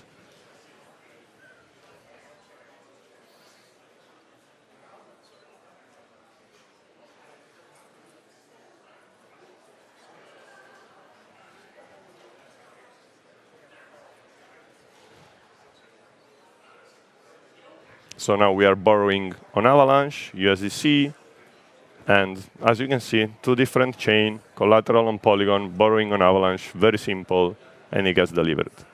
All of that is doing by using CCP technology. So a little bit about the roadmap. Tomorrow we are doing TGE. So tomorrow we are launching the main venue is Binance, Alpha, and Perps. We're also building a mobile app, and the version 2 of the cross-chain lending is on the way. We've been the leading in the industry for over a year, so we know what we can do better, make it smoother, and keep scaling it. We're also integrating vaults, but in a different way of the standard of the industry to make it reliable. And if you want to connect with me or folks, just scan the QR code. I'll move away from that. So thank you very much. Hello, everyone. So my name is Emil Matan, the CEO and co-founder of Brickken.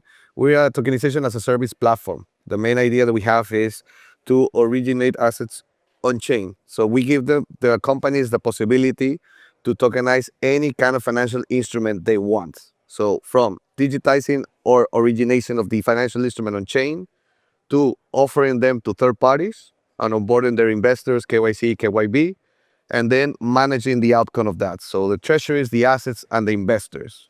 Now, that's kind of like the flow that we've been working for over 5 years, and where we excel is on user experience. And one of the neatest things that we do is abstraction of many things, thanks to Chainlink. All right? So, One of the main problems that we have right now is the multiple of chains and the multiplicity of stablecoins, right? Because we are sourcing our technology to Web2 companies, and most of them don't understand even what is a chain. For them, it's not about the blockchain as a product, it's for them to put their assets on chain and start giving yielding to investors.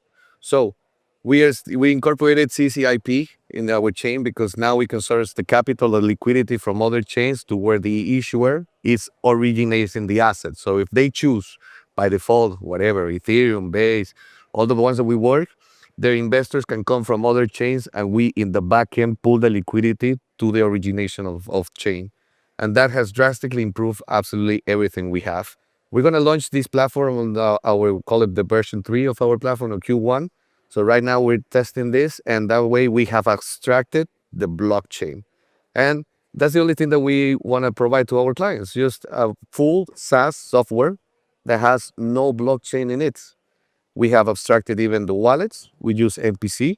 So Google sign in or signature or email login generates a wallet, and then a 2FA or whatever method on passkey they have signs the transactions. So we abstracted the wallet, and the next one was the abstraction of chains, and thanks to CCIP, we have done it. So that means that before the end of Q1, any issuer or user of our platform will have a full Web2 experience.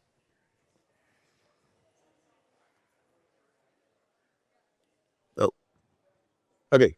So, but that's not the only thing that we use from Chainlink. We also have incorporated proof of reserves for various methods. It's for validating or providing trust of the issuance of the asset. So we give them the possibility of our issuers to embed a next level of trust.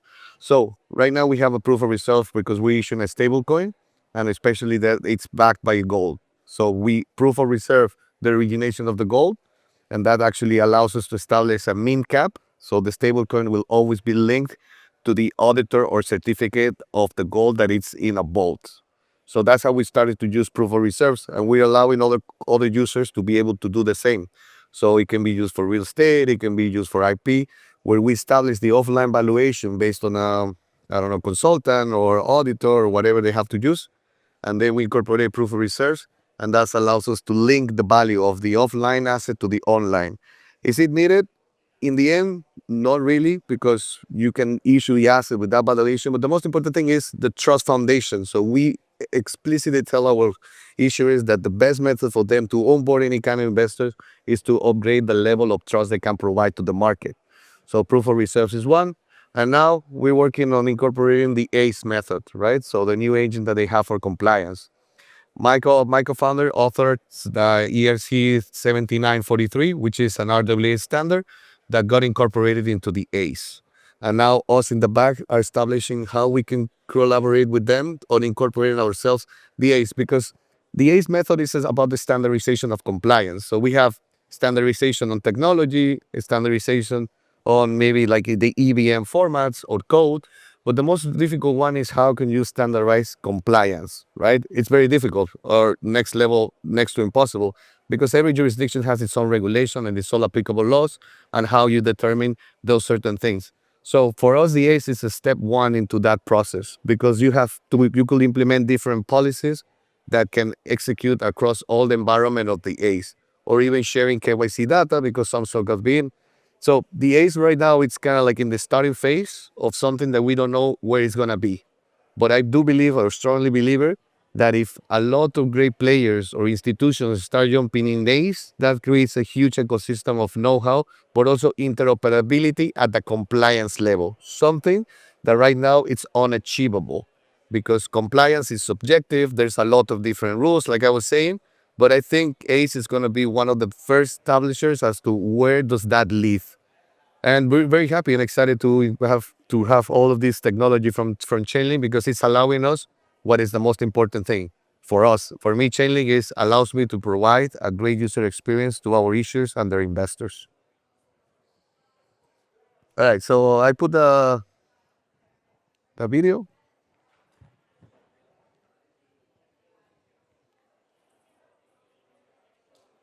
Just so you guys see how it looks, what we have built, right? Now, tokenization, it's... Okay, perfect. I'm going to talk over the... Can you mute the, please? the music. All right. So the most important thing is nobody knows how tokenization looks like, right? Everybody has its own format. So that allows us to really be creative as to how we push that tokenization as a service, right? And whatever we do has always been on implementing something that is already well known or established in such as like the different groups, taking a lot of information from how trading groups work and whatnot. So in the end, where we excel is not by reinventing the wheel, but establishing formats that the market already has. We go through a lot of iterations for us to create a great user experience. And our version 3 that comes out with Q1 with the CCIP will be our highest upgrade till date, because now that's where the full abstraction will come in place. And that allows us to tokenize. We have clients from finance, from commodities, gold, real estate, IP, asset back. Now we created even our stablecoin factory, so other companies can now not only digitize their own assets, but also have the possibility of minting their own stablecoins. And that's all. Thank you very much. My name is Edwin Mata from Brickken, and that's not me, so I don't know who's the guy. And that's it, guys. Thank you very much. Have a good one. So to set the stage, I would like both of you to give an intro for our audience here, for them to know what you guys do and what your background's been and how your respective firms are shaping up in this particular vertical that we're speaking about today. Cool. Thanks, Jazz. Yeah, I'm working on business development stuff with GSR on Katana, which was incubated by Polygon and GSR and launched in July. Before this, I was at a DeFi protocol for 2 years, working on liquidation free lending markets and AMM for yield-bearing tokens, and was at Libra before that, working to try to get Facebook's blockchain off the ground. But obviously, the U.S. government had other things to say. Yeah, great to be here. Thanks, Jess. My name is Jacob. I'm one of the partners and president of GSR. We're a capital markets partner and a liquidity provider for token issues, exchanges, and we're also a proud co-creator of Katana, which we're here to speak about today. Nice. So let's actually start by first painting a picture. I joined crypto back in 2017. I know Jacob's been there since 2018 at GSR. You've been actively investing in the space prior to joining Polygon and Katana now.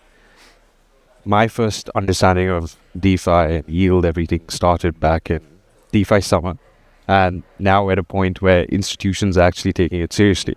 So, and actually dabbling in it for that matter. So I just wanted to hear from you what that journey, kind of has been.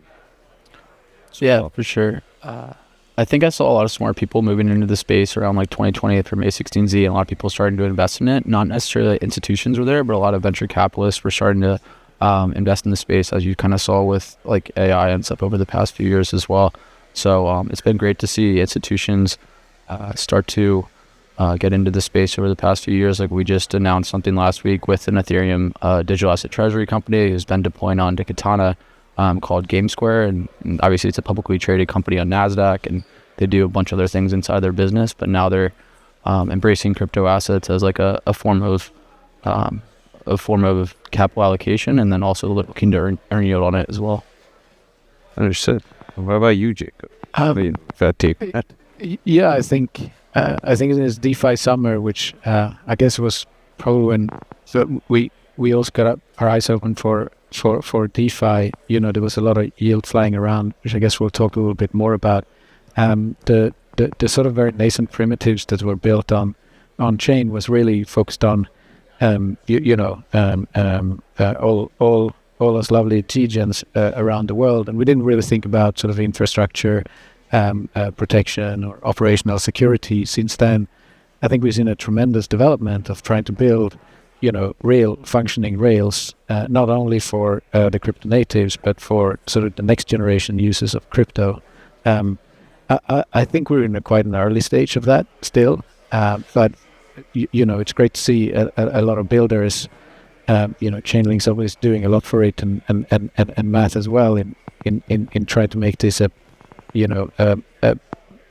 real delivering on the promises of what DeFi can possibly mean for the world. But it's going to be interesting to have the conversation, because I do think we are quite early in the first innings still. First innings, right. Actually, I wanted to ask you another question, which is, you've been operating in the space for long enough, and you've kind of seen, what's working, what the gaps are, etc. And I presume there's an actual reason why you guys co-incubated Katana, for instance. So what is it that you saw that was missing in the markets that you felt a protocol like Katana needs to obviously be existing? And obviously they've had a really successful launch this year, one of the better ones. Yeah, I think for us it's we've been acting in DeFi for many years. One of the things that is clearly observable is that you can find high yield, you can find a lot of emissions going on, but it's not really sustainable yield. Having sort of sustainable yield didn't really exist, and for us, speaking to the team at Polygon at the time, that was one of the things that really sort of connected us in the fact that there's no reason why off-chain yield shouldn't be living on-chain. On-chain yield can have a hard time living off-chain. So you have this sort of primitive where you really can create attractive yield sources. The other part is that they don't have the same sort of rehypothecation that you have in traditional finance, which means that you have very transparent use of the capital, which means that more yield can be released on-chain if you do it correctly. Right. So that's a really interesting primitive that speaks close to our heart. We're an institution, we need to move large money around. So the second part that is obvious for everyone is that we have hugely fragmented liquidity on-chain. And the way that that's been solved is to augment that fragmentation by having very good solutions like CowSwap and stuff, but that doesn't change the fact that there's 10 different pools of 10 million. Yep. If you're trying to sweep those, your market impact is going to be really big. If you instead had one pool with 100 million in, your market impact would be a lot less. So unless we solve that issue, you're not going to have proper finance being able to move money around. And those were the two of the real parts that attracted GSR to get the opportunity and work with the Polygon team on this. And is that a problem that you guys just saw, or is it also something that you were seeing because obviously you're regulated and or you deal with a lot of institutions on your own? I mean, Matt certainly saw it as well. I think that there is a lot of things to solve for institution, but also for professional and large traders. Two of those are fragmentation of liquidity and yield. There are other things that needs to be solved, but we think that these are good enough. These are important enough primitives that it can be tackled by a very opinionated chain. Understood. And obviously coming back to you, from that perspective, you've obviously had this very super strong launch. You just mentioned GameSquare as well. Why do you think you guys are being trusted by publicly listed firms at like NASDAQ, etc., to be working with you guys, and they're partnering up with people like yourself, especially keeping in mind that you just started off? Yeah, I think there's a few different approaches that we took when we in our go-to-market. I think one thing that has been helpful for us is we really kind of focus, in our whole team and our whole tech team would audit all these protocols as like these core partners before we launched. And so when we went to market, a lot of these protocols like Morpho, Yearn, Sushi have been around in the space and battle tested for many years. I've gone through a bunch of audits, like very simple code bases. And so when you're an institution thinking about where am I going to put my money and evaluate this different protocols, like it's definitely helpful to get that over the line to start. I think it also, at Katana, like we really just focus on risk adjusted yield. So it might not be the highest yield, as Jacob said. Some of them are kind of fabricated with token emissions. It might not be like the most secure yield ever, but it is like the best risk adjusted yield in our perspective. Happy to kind of get into the mechanisms behind that, but also happy to follow up with people and give people chances to read about it too. No, for sure. And even for GSR, you guys work very closely with institutions and now treasuries as well. How are they actually thinking about yield now and moving a lot of it on chain, and what's driving that shift? So we could talk about two types of treasuries, the now very famous treasury companies that are all launched on NASDAQ, and the other part is the foundation treasuries that many of the protocols are trying to manage. both of these have operations to run. Both of them has a mission to be able to have money for development. And as they are looking to create, invest these assets in the best possible way, utilizing on-chain yield, staking opportunities, and so on and so forth becomes ever more prevalent. But to do that, these are institutions, particularly if you come from a Nasdaq-listed company. You need to have some operational security. You definitely have to have deep liquidity. You need to have some sustainability in what you do. Going around and jumping around to different pools every day is not operationally sustainable because they can plan for the longer term. So it's very clear for us both that token treasuries and digital asset treasuries are both very interested in to go into these on-chain yield assets. We need to create products that really suits their needs. And I think there are other quite interesting aspects of this part, which is sort of fintech companies all around the world in sort of developing countries where you don't necessarily have the US dollars. Those fintech companies starting these, savings products, which is basically US dollars based. Now they are stablecoin based. Right. The stablecoins need to be deployed to the return yield. On-chain is where they will go. So, there is an addressable market here, which is quite exciting. Yeah, that makes sense. And I think he was talking about it more from a market perspective, and all of this can only work if the infra works, which is where you guys come in. And where you guys come in? Yeah, of course. So tell us more about the tech that enabled all of this. Yeah, there's been a ton of tech advancements over the past few years. I think as time goes on, obviously a lot of this tech has been commoditized in some ways, but also with people and partners like Chainlink enabling a lot of this cross-chain interoperability has allowed us to basically focus on what we want to focus on, which is DeFi. I think it's a multi-chain world at this point. I think our thesis 8 months ago, which was general purpose blockchains and general purpose block safes will cease to be as important. If you don't build a chain that's purpose built for a vertical, we'll build one that's better than you. And it's kind of allowed us to, again, focus what we're good at while relying on people like Chainlink and other infrastructure providers to connect these users to other chains. And as we're kind of in an interoperable world and very, very cheap, we're kind of getting to that promised land. Makes sense. I think another area is obviously we've talked about use cases with treasury companies now, etc. What are other ones that you can see where yields could possibly be democratized? I know when I started off, it was just for traders, and now we have it for DATs and so on and so forth. What do you think the other players are from a long-term capital allocator space that'd be interested in these? Well, I guess my goal would be that people should be agnostic whether yield is discovered off-chain or on-chain. This go as the most sustainable opportunity is, and I think that's what we need. That's where all DeFi and on-chain finance needs to go at some point. Now, I do think that with the sort of composability of enabled on-chain, you will have the release of more yield is logical on-chain versus off-chain. I also think that you can bring off-chain yields like treasury yields and so on and so forth on-chain much easier than you can bring native on-chain yield off-chain.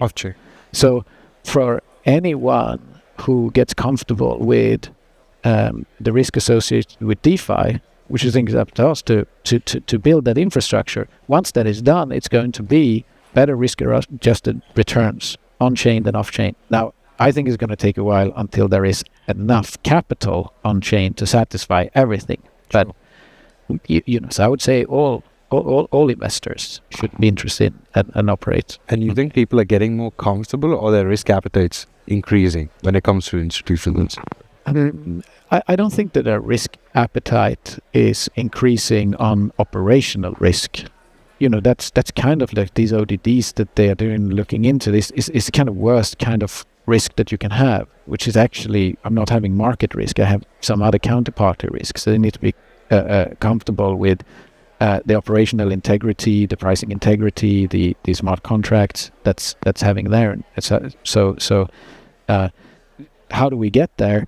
At some point, it's going to go sort of become the litmus test, right? You just sort of have to pass it through over time. Fair enough.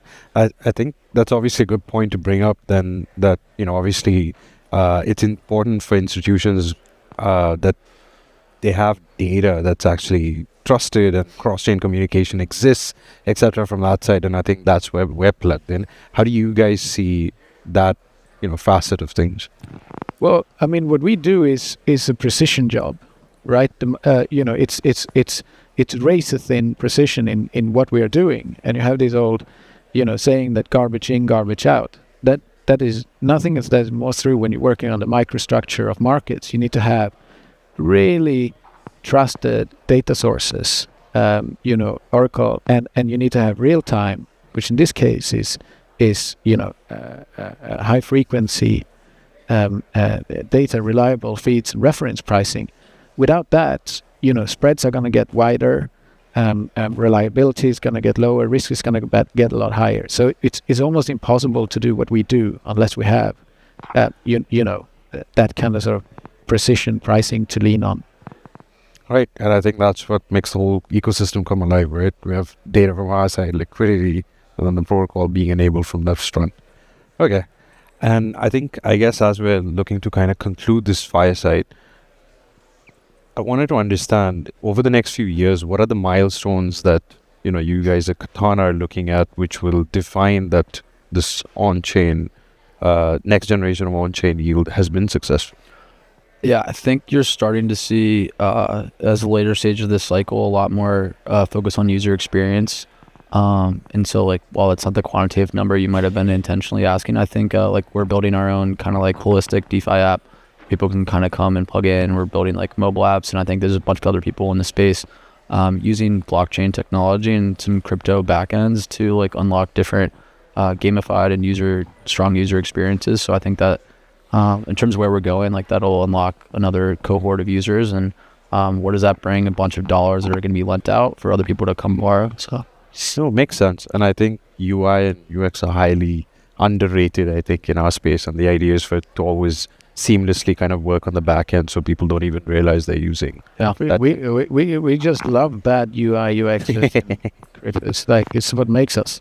Yeah, exactly, right? Yeah. Oh man. Okay. And how do you guys see it? As in, what are the milestones that you guys are looking at from? Yeah, look, I think in terms of Katana, that's certainly, for us, it needs to be a home for, yield discovery to be able to be put on chain. So wherever that comes from, we want Katana to be the natural choice, and that's going to build up an ecosystem of sort of deployment opportunities for institutions. For GSR as a company, we view ourselves as a capital markets partner for the crypto issuers. So if you're starting a crypto project, very much from day one until maybe somebody includes you in that company, but we want GSR to be there and serve and enable your technology to become long-term viable for everyone around. Excellent. And so my final question for today is, how do you guys see on-chain infra evolving to make yield a lot more transparent? I think that's something that we've not spoken about today. Yeah, so I think popular on crypto Twitter this week was this protocol called Stream, which is basically this kind of tokenized on-chain hedge fund who was starting to loop in these different protocols, and it was unclear where their collateral backing was. There was a mixture of off-chain and on-chain backing, and to your point, having Chainlink proof of reserves and some of this transparency behind what's actually backing a lot of these yield coins, or what my team likes to call multi-sigfi, is something that I think is really important for the end user to start to understand, and it's only really possible with people like Chainlink and the proof of reserves and attestations. Awesome. That was a nice little plug. There you go. And what about you, Jacob? Yeah, I think what you can do today on DeFi is actually not that complicated. We do complicate it with a nomenclature that we made up for DeFi that is completely vertical to what you're saying, what you're calling things in in TradFi, we say, looping instead of leveraging stuff. Yeah, so I think we can make it a lot clearer. But at the end of the day, you can trade, you can leverage, you can borrow, you can lend, you can yield from, you can launch tokens. You can transfer assets, and you can create a lot of yield opportunities when you have a lot of assets moving back and forth. And I think the other more important part is like, the overall thing that you can have, why you can have a lot of yield on DeFi is that you don't have to have a lot of sort of clips all along the way. Because if you're going into a chain or into a protocol, a lot of the value of that network accumulates in the token itself. So you don't need to take out a lot of yield for the individual users that you're seeing off-chain. And I think we can be much better at sort of explaining, clarify that. UI UX is very good, and you can navigate the space. But I think we do make it a little bit more complicated than it is by using fancy words. No, I agree. I think for me, what's clear is that yield isn't just a product anymore. It's becoming more and more part of the financial system that we're operating in. And then people need to be able to, you shouldn't be able to see where asset is transferred before they are transferred, because then people can start front running them. Institutions won't come into that. We need to have some level of anonymity for that. We need to have, past the litmus test of security. So I think that's why I think we are in the first innings of trying to enabling this space. But, we can start with having good products. Yeah. Makes sense. I think we used to often say institutions are coming. As we could see, they're already here. Yeah. And that is, we're actively building with them. I think that's kind of a good note for us to end on. Cool. Thank you very much. Guys. Cheers. So it's great to be here. I couldn't be more excited to have this panel. I think it's a perfect representation of what's happening in our space. TradFi and Onchain merging together. We have here two great teams. We have two great institutions, two great companies being represented. Dinari, S&P Global, thank you for being here. So I would like to start the panel by asking you a simple question. Please introduce yourself and tell us what are you doing today in the world of tokenization. So Dinari is a tokenization platform. We've focused primarily on US stocks and ETFs and interesting index products, which we'll talk about in a moment. We work in 85 jurisdictions so far, and we focus really on three things. So one is shareholder rights, preserving those through the token. Two is compliance and compatibility with existing financial infrastructure.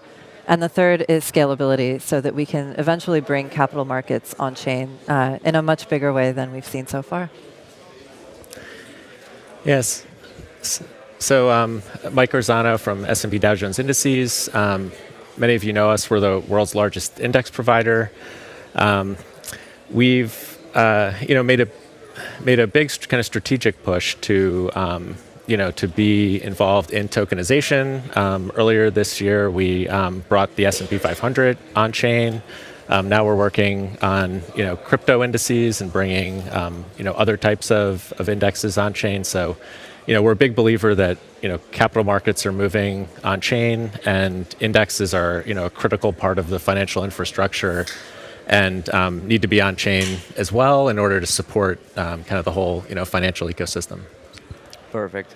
So I think the main product that's being worked on right now is the S&P Digital Markets 50.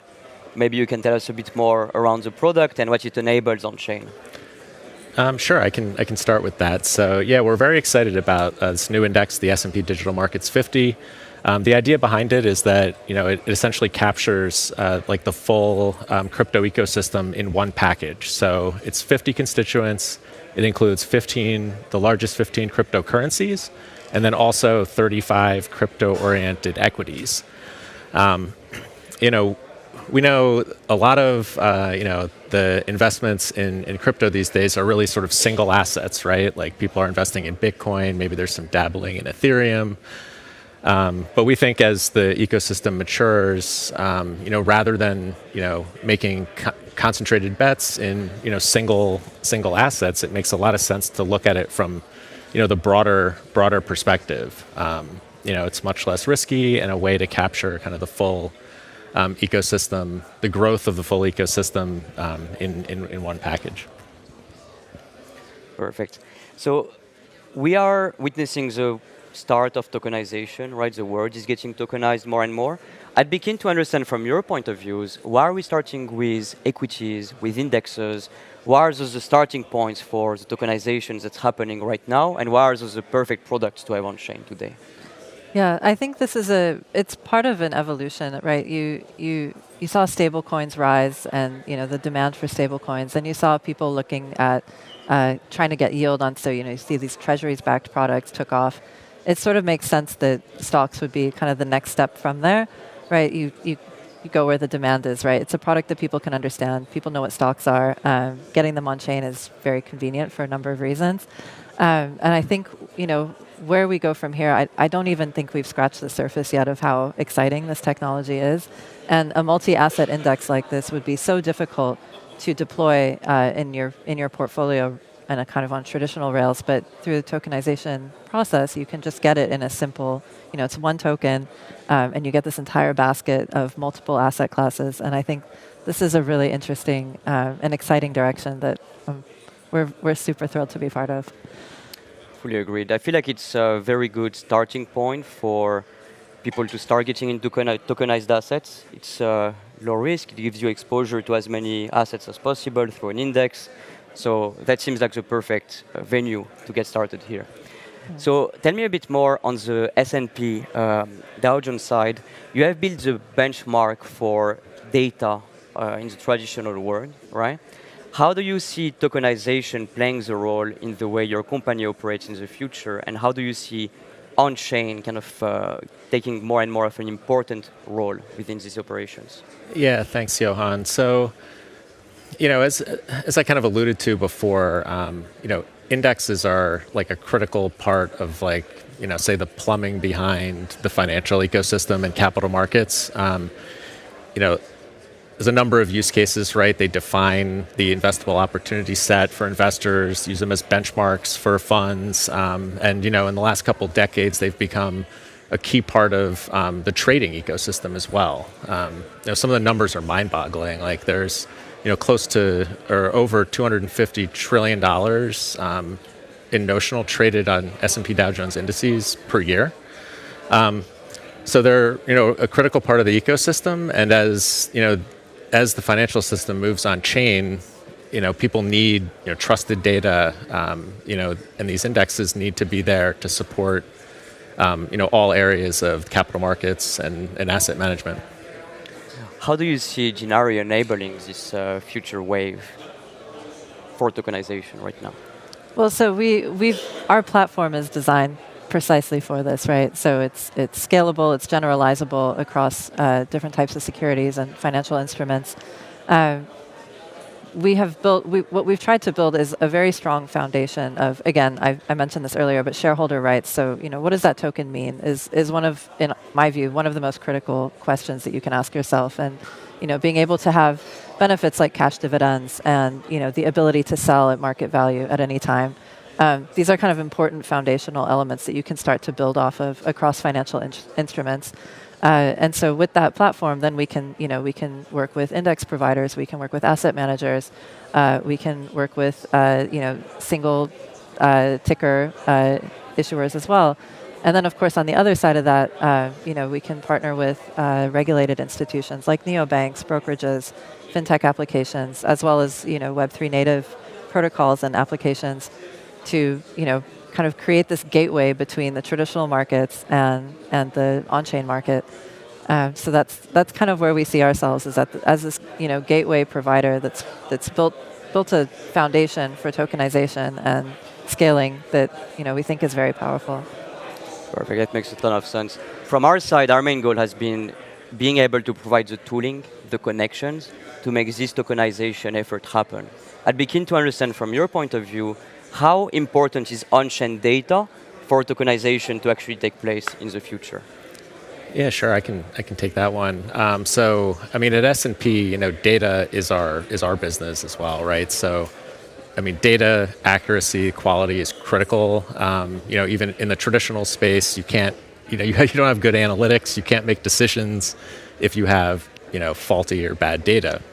Now, of course, going on chain, it's, at least as important so we, at S&P, we want to partner with like leading firms, and we can ensure that our data is accurately reflected and can be verified on chain. So happy to work with, with both Chainlink and Dinari to make that happen. Perfect. It makes a ton of sense. I think one of the key things on chain is that, unlike off-chain, on-chain is deterministic. If you have the wrong data input on-chain, you have the wrong output, and you cannot revert. You can't go back in time. Blockchains are deterministic. You can't change the outcome of an operation. So that's why I'm so glad we're working with the best to be able to ensure the data we bring on-chain is actually reliable and can be the backbone for the future tokenized world we're heading into. So from Dinari's perspective, I would be keen, and Anna, we've been working together for a long time, even before you were at Dinari. What's your perspective on Chainlink? How does Chainlink enable you to get tokenization going and become a gateway for tokenization? Yeah, so, obviously we talked about, this index data, and I think, this is a good example of how these things start is, or maybe a good use case example, but, again, to Mike's point, you have to have accurate and reliable data. You have to have, there's still trust, right? We all talk about trust minimization, but you have to be able to rely on something.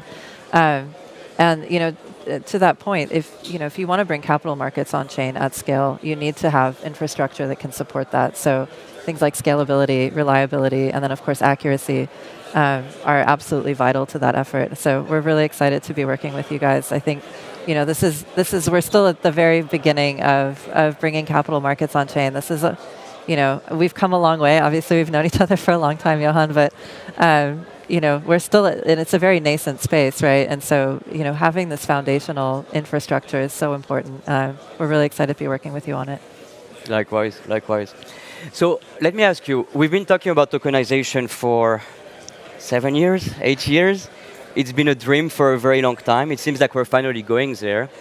When do you think tokenization will actually not be a project anymore, not be something we talk about, but be the new reality, the new standards, the new infrastructure on which the whole world is running? What will be the key things we see that are the start of this reality? And that's a question for both of you. Feel free to go whichever order. Sure, I can start. I don't think I'm smart enough to predict when it will happen, although I'm starting to think it may be sooner than a lot of people think. But maybe, I think maybe there's a couple things that I think will be, really critical to bring this to fruition. And maybe the first, maybe some of these are kind of obvious, but the first would be, regulation, making, progress there. Without clarity around regulation, it's very difficult to get institutional adoption and really get to where we need to be. And then the other piece of that would be, which is probably even more challenging, is kind of some global alignment in regulations to really capture the full value. And then the other piece would be the infrastructure. I don't know if it's really the infrastructure behind things, so that we can create products that truly have all the values that tokenization can provide. We're not quite there at this point, unfortunately, but I think we're getting closer to that. And like I said in the beginning, I think it definitely has the possibility to be sooner than a lot of people think. Yeah, no, clarity helps in terms of regulatory clarity. I think we've seen this space take off in a really big way this year. That I think probably took a lot of people by surprise, and I think it was enabled in part by institutions feeling comfortable that they could actually start to move in this area without without regulatory blowback, if you will. But I think one of the things that we spend a lot of time thinking about is how do you enable this transitional phase, right? I agree. I think it's sooner than we think that that this is sort of running in the background in a way that is really significant. But there's this interim phase, right, where we're bringing this liquidity on chain, and one of the things that we focused a lot on is how do we connect again these the traditional capital markets with on-chain activity and use cases and utility in a way that we're maintaining price parity between traditional and on-chain markets. We're maintaining the same types of investor protections, shareholder rights that you have, so that liquidity can start to seep slowly maybe at first, but then faster and faster over time. And I think that's taken off a lot in a really exciting way, and we're very excited to see the next, how the next couple of years grow.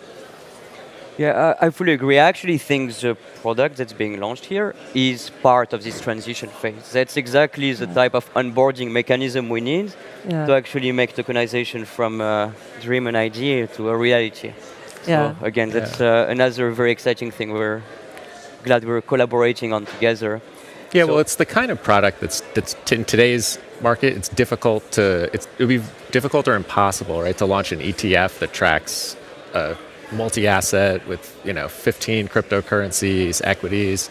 But the tokenization wrapper, I think, allows it. It's not easy to do, but it makes it like a real use case and feasible to bring to market. Yeah, I think the other point is it's 0 to 1, right? So the first one is hardest, and when you want to scale, then it gets easier and easier. So. Yeah, there's a lot of exciting multi-asset concepts, I think, that are cooking. I certainly am happy to talk about it all day long.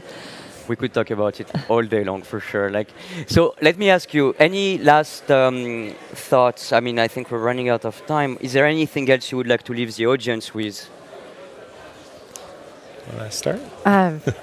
Like I said, I think we're just at the beginning of this. It's a really exciting space. It's cool. It's cool to see so many people asking questions about it. Coming to talks about it. We love talking about it. But we'd love for you to follow along with what we're doing. Always love to connect with others in the industry who are working on this problem or thinking about it. Or I'll let you go because we're almost out of time. Yeah, no, I completely agree with that. I mean, there's so much innovation. You can see it. I'm relatively new to the space as well, kind of this year. So you can see that there's just a ton of innovation, a lot of really smart people solving, incredible problems in this industry. So it's exciting to be, part of it. Yeah, I couldn't agree more. I think this is actually a perfect panel to have towards the end of the conference. It summarizes perfectly what we're doing here. Convergence of TradFi and Onchain. And Chainlink is happy to be playing the connector between the two, and I couldn't be happier to be working with both of you. So thank you very much, and thank you, everyone. Thanks, guys. Thank you. So thanks for everyone coming. Everybody is talking about tokenization, and we've got a great panel here.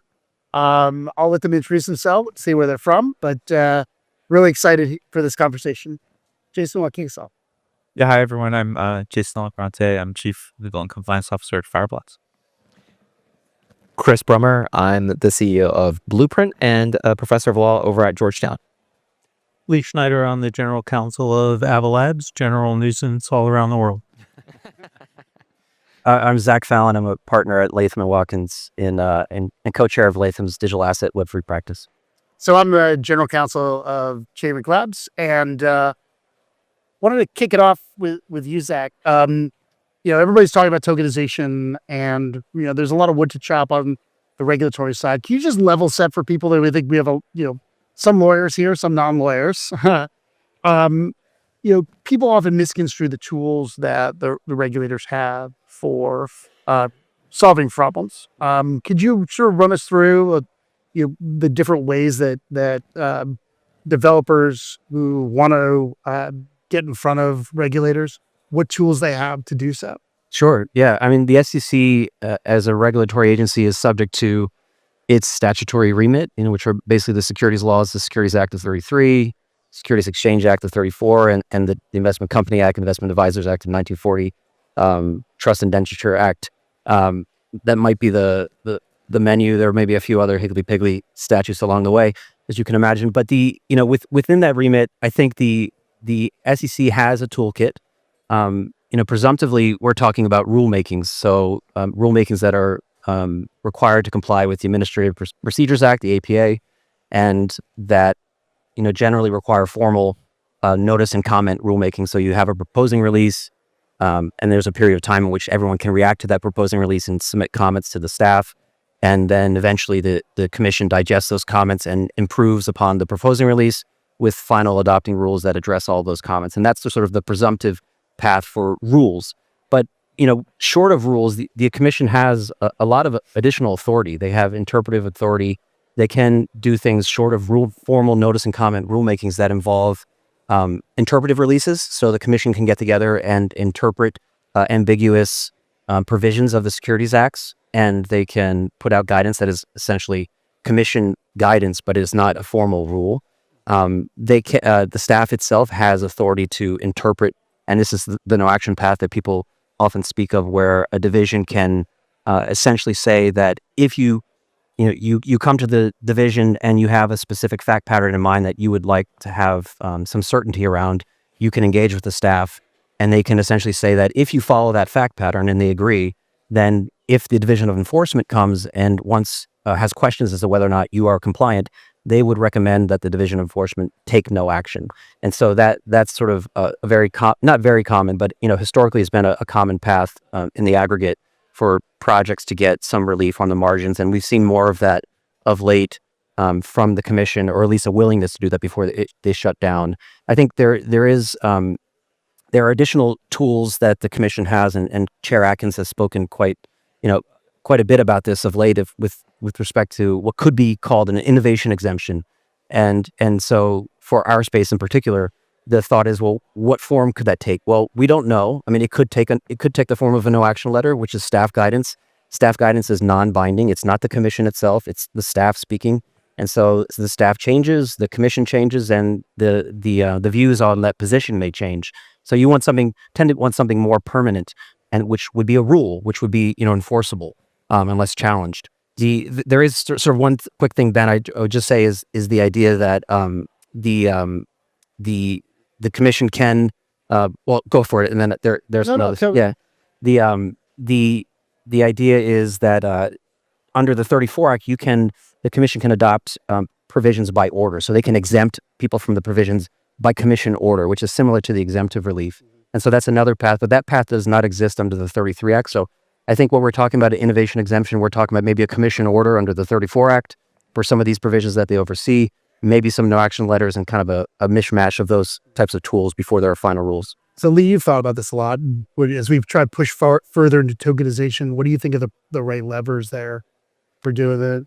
I mean, I think everything that Zach said is 100% right. The first point that I would make is it all presumes SEC jurisdiction. So if we're talking about tokenization of securities, then absolutely we are in SEC land. If we're talking about tokenization of other types of assets, there are other regulators who may or may not be involved in those. So for example, if you're tokenizing event tickets, which is one of my favorite examples, probably not subject to SEC jurisdiction or CFTC jurisdiction, at least not yet. Maybe FTC jurisdiction, but there are different legal issues depending on what the nature of the asset is that's being tokenized. And this has been part of the big discussion over the course of time on whether or not tokens are securities. And people may remember Congressman Torres challenging Chair Gensler, saying, hey, if I tokenize a Pokemon card, is that a security? And Chair Gensler saying that he would have to think about it, which was an interesting answer, but there you go. I'm pretty sure I know what a Pokemon card is, though, not a security. So Jason, where do you think would be a good place to start in terms of having the most immediate impact? You talked about the different tools with the SEC and other regulators. What are you seeing from your position at Fireblocks? Yeah, sure. I mean, we're able to take a really big picture approach at Fireblocks is one of the things I love about being there. And what's really been fascinating, right, is that there is an active tokenization market, and we have a lot of customers and a lot of customer interest in tokenizing various assets, right? But kind of the way we've seen it is that there's at least 3 layers to the problem. I would argue none of which has been sufficiently solved, right? And the first actually has to do with market structure. So we have a lot of folks coming to us and saying, hey, we'd like to tokenize this asset. What they haven't thought about, in my mind, right, is what happens to the asset after issuance. So you're going to have presumably a purchaser of the asset. Most purchasers don't only want to buy and hold, they also want to go and be able to sell. And for that to be successful, in my view, you need a secondary market. So in many cases, we have an issuer, we have an asset, that's all great, and we have the ability to tokenize it. What we don't have is that kind of like downstream market participation that you would need for it to really be successful from A to Z.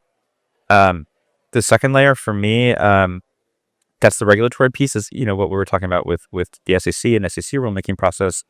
But for the regulatory piece, for me, it is right now imperfect. I think there's a view that a lot of the rules are in place. I think that's partially true.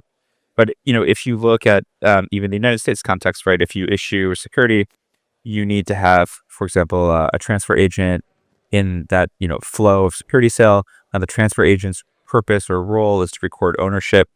That, of course, is now obviated by the existence of the blockchain itself. I don't think we have reconciled these sorts of legacy rules yet. And so I think we still have blockers on the regulatory front. The final piece I would say is infrastructure. I'm a big infrastructure guy at Firebox. But the final piece you need is the connective tissue linking all the parties in this chain. So you need an issuer who has mint burn capability. You need secure rails to get that downstream to a purchaser. That purchaser is going to have a wallet. You need that secondary market I talked about. You're going to need to have secure security around that secondary market. And then, to the extent there are downstream purchasers, they're also going to need wallets. So you need to build out that entire layer. So I don't think until you've solved for all three of these are you going to see a really thriving tokenization market. I think eventually we will. I just think that there are a lot of questions to ask and answer. See, those are the links on Chain. It's a good. I was really anyone has that on their bingo. Yeah, it's that's somebody's gonna stand up. Chris, so what are the limits of good lawyering? How much is your private companies going to solve this through technology solutions? We talk about market structure. We talk about markets have to be there on both sides. What are there are a lot of problems to solve for the regulators. Identity is a big problem, and I know you've given a lot of thought. Yeah. So over at Blueprint, the way that which we're thinking about the challenge of really how do you scale crypto markets and to even make tokens TradFi ready is that you're going to need an off-chain piece and you're going to need an on-chain piece. And the off-chain piece is going to have to be sort of modeled after what the TradFi system currently is, updating the rule books over the SEC, going to CorpFin, trying to figure out what different rules are for disclosure, et cetera, for tokenized securities, but also making sure that what's happening on-chain is tracking sort of those off-chain processes. I think that just for the audience in general, I think it's useful to think about the legal rails of tokenization, which is a good way to kind of frame it, as saying that lawyers can solve a lot of problems right now, but they can't solve all of them. The kinds of problems that a lawyer can solve right now are questions like governance questions. So how do you decide on voting, like my very good friends over at Tally are doing, and we've teamed up with them and announced something actually just today. Like, how can you decide voting rights? If there are disputes, what are the rules for differences of opinion or custody issues? When does someone actually hold a digital asset? What happens when your private keys are lost? These are kinds of things that you can contract around in advance. But then there are some things that you can't contract around, and this is what Jason was sort of getting at, right? You can't contract around AML KYC. You cannot contract around consumer protection issues. You cannot contract around insolvency. So the question about what do you do and how do you build the legal rails to enable secondary market transactions, to enable those kinds of things, it's going to be a mixture of understanding what exactly the private contracting that Zach is doing can't solve, and then how do you build the different kinds of infrastructure to help deliver it on chain. And again, how do you deliver the things that you cannot contract around on chain is going to be one of the big issues that obviously we're working with Chainlink on in our announcement with the BMA today. And, that does begin with identity. As I have told my good friends, I've been on the board of a multi-trillion-dollar company. No one's going to hold your tokens if they don't know where it comes from. And if you really want to hyperscale a tokenized asset, you're going to have to figure out how do you do certain kinds of things? How do you de-risk them? Because even if your liquidity pool is unregulated, even if your AMM is unregulated, those institutional actors that are ultimately going to hyperscale that liquidity are regulated. And they're going to have certain kinds of rules that impact them, whether or not it be capital requirements, operational rules, risk management rules, and the like. And solving that is going to be, for sure, a legal question. There's going to be a regulatory piece that we have to walk through with the SEC, the OCC, and others. But there's also very much a technology piece that has to be built. So in terms of that technology piece, Lee, so we think of Chris's, Zach talking about what should be regulated, how regulated. Lee, what shouldn't be regulated? How do we think about the limits of regulation in terms of letting technology grow? This reminds me a lot of the early days of the internet where technology grew. We didn't change the rules around securities laws until 2005, which, as you guys are familiar, was the year after the internet was invented in 2004. So these things take a long scale. What can we do without regulation? What shouldn't be regulated, do you think? I don't think anything should be regulated. We should just junk it all. You heard it here, folks. It's Lee Schneider. But seriously, look, with blockchains, we have all this public infrastructure, and it's public infrastructure where a lot of people think code is law, which the corollary to is code is regulation. And so tackling a lot of the problems that everybody else has identified is going to take some new thinking, and just sort of saying to ourselves, well, we got to go get no action relief, or we got to contract around this, or we got to make sure people have good wallets or whatever. I think those are all sort of pieces of the puzzle, but it is really important to recognize that the technology is going to force us into new ways of thinking about regulation. It's going to force us into new ways of thinking about ownership from a private law standpoint. It's going to force us into new ways of thinking about contract rights, which are different than ownership rights, as several people remind me all the time, right? And so we're in this new sort of interesting world with blockchains, with the public infrastructure that blockchains give us, that's going to force a little bit more creativity out of the lawyers, a little bit more creativity out of the regulators, and God forbid, a little bit more creativity out of the legislature as well. One thing I'd say, Ben, too, is that one area where you don't necessarily need guidance is under the 33 Act, other than potentially the disclosure issues around how do you disclose some of these things and comply? Because folks have issued tokenized securities in the past, but then it becomes an issue of, as Jason pointed out, it's a bit of a bridge to nowhere. And so the issues where you do need relief and you do need guidance from the SEC certainly is, how do brokers or folks who otherwise have historically been looked at as providing an intermediary function, right, how are they able to interact with these tokenized assets? Because you don't need the SEC's permission under the 33 Act to do that. It's just disclosure. But when you build in the infrastructure and you have a digital asset wallet, when you've got a liquidity pool, what is the regulatory status of these things as we know them, if at all? And do we have the existing authority? Do we have existing rules? Or do we need something new? And just sorry, is it okay if I follow? Oh, I'm sorry.